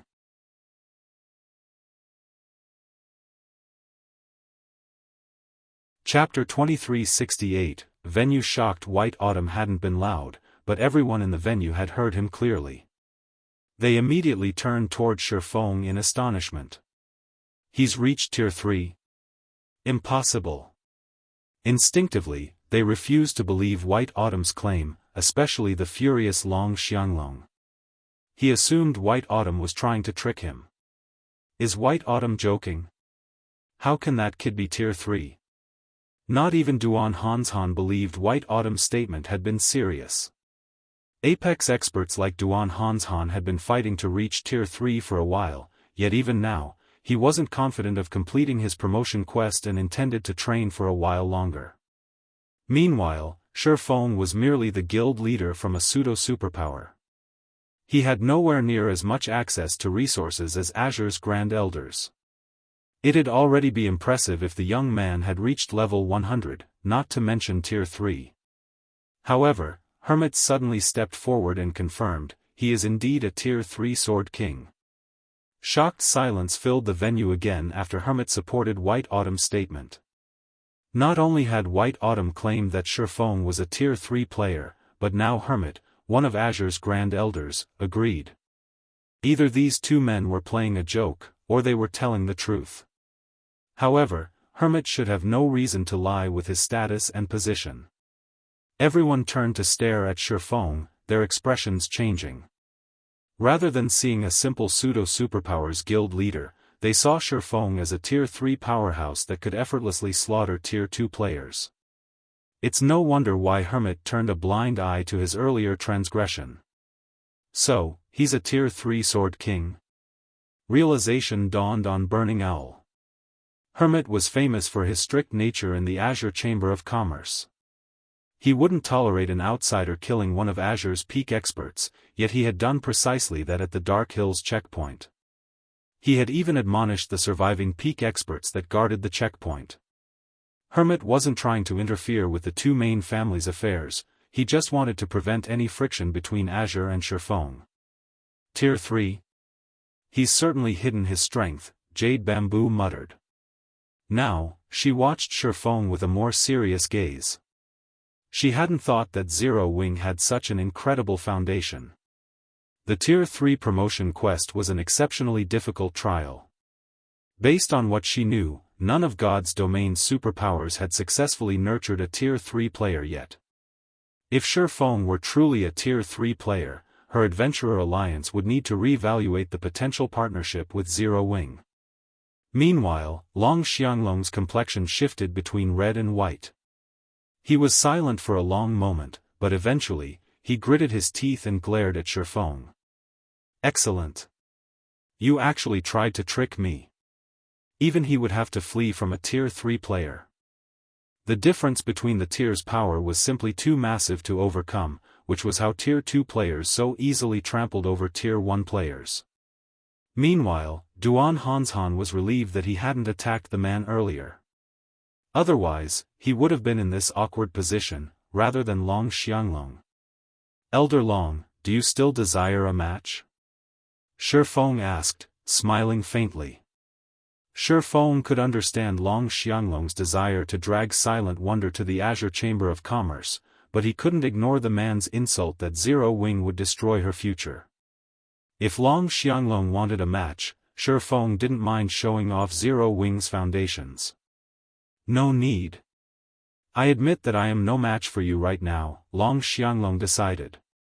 However, the difference between our individual strengths doesn't prove anything. Nurturing experts require a massive amount of resources. Is Zero Wing better equipped than Azure to handle that requirement? How would we know if we don't try? Shifeng nonchalantly replied. Azure had a lot of resources, but Zero Wing wasn't as unprepared to nurture experts as it had been in the past. This was especially true now that Zero Wing had accumulated a huge stockpile of Primal Void stones. Once the guild constructed a combat room with those stones, it would be just as capable of nurturing experts as current superpowers. Furthermore, Shifeng had a better understanding of what awaited players after Tier 3 than anyone. Good. Very good. Azure holds this competition between the shareholder family's younger generation every year. Naturally, Wonder will participate in next year's competition, as well. Show me how far she'll develop with Zero Wing without Azure's resources. Long Xianglong snarled before he turned and left. Third uncle. Silent Wonder felt anxious as she watched Long Xianglong storm off. Zero Wing had expended a lot of resources to help her improve. She had hoped to return the favor with resources from Azure once she had won the competition, but Long Xianglong's attitude made it clear that he had no intention of giving her guild a single cent. Don't bother, second sis. You know how third uncle is.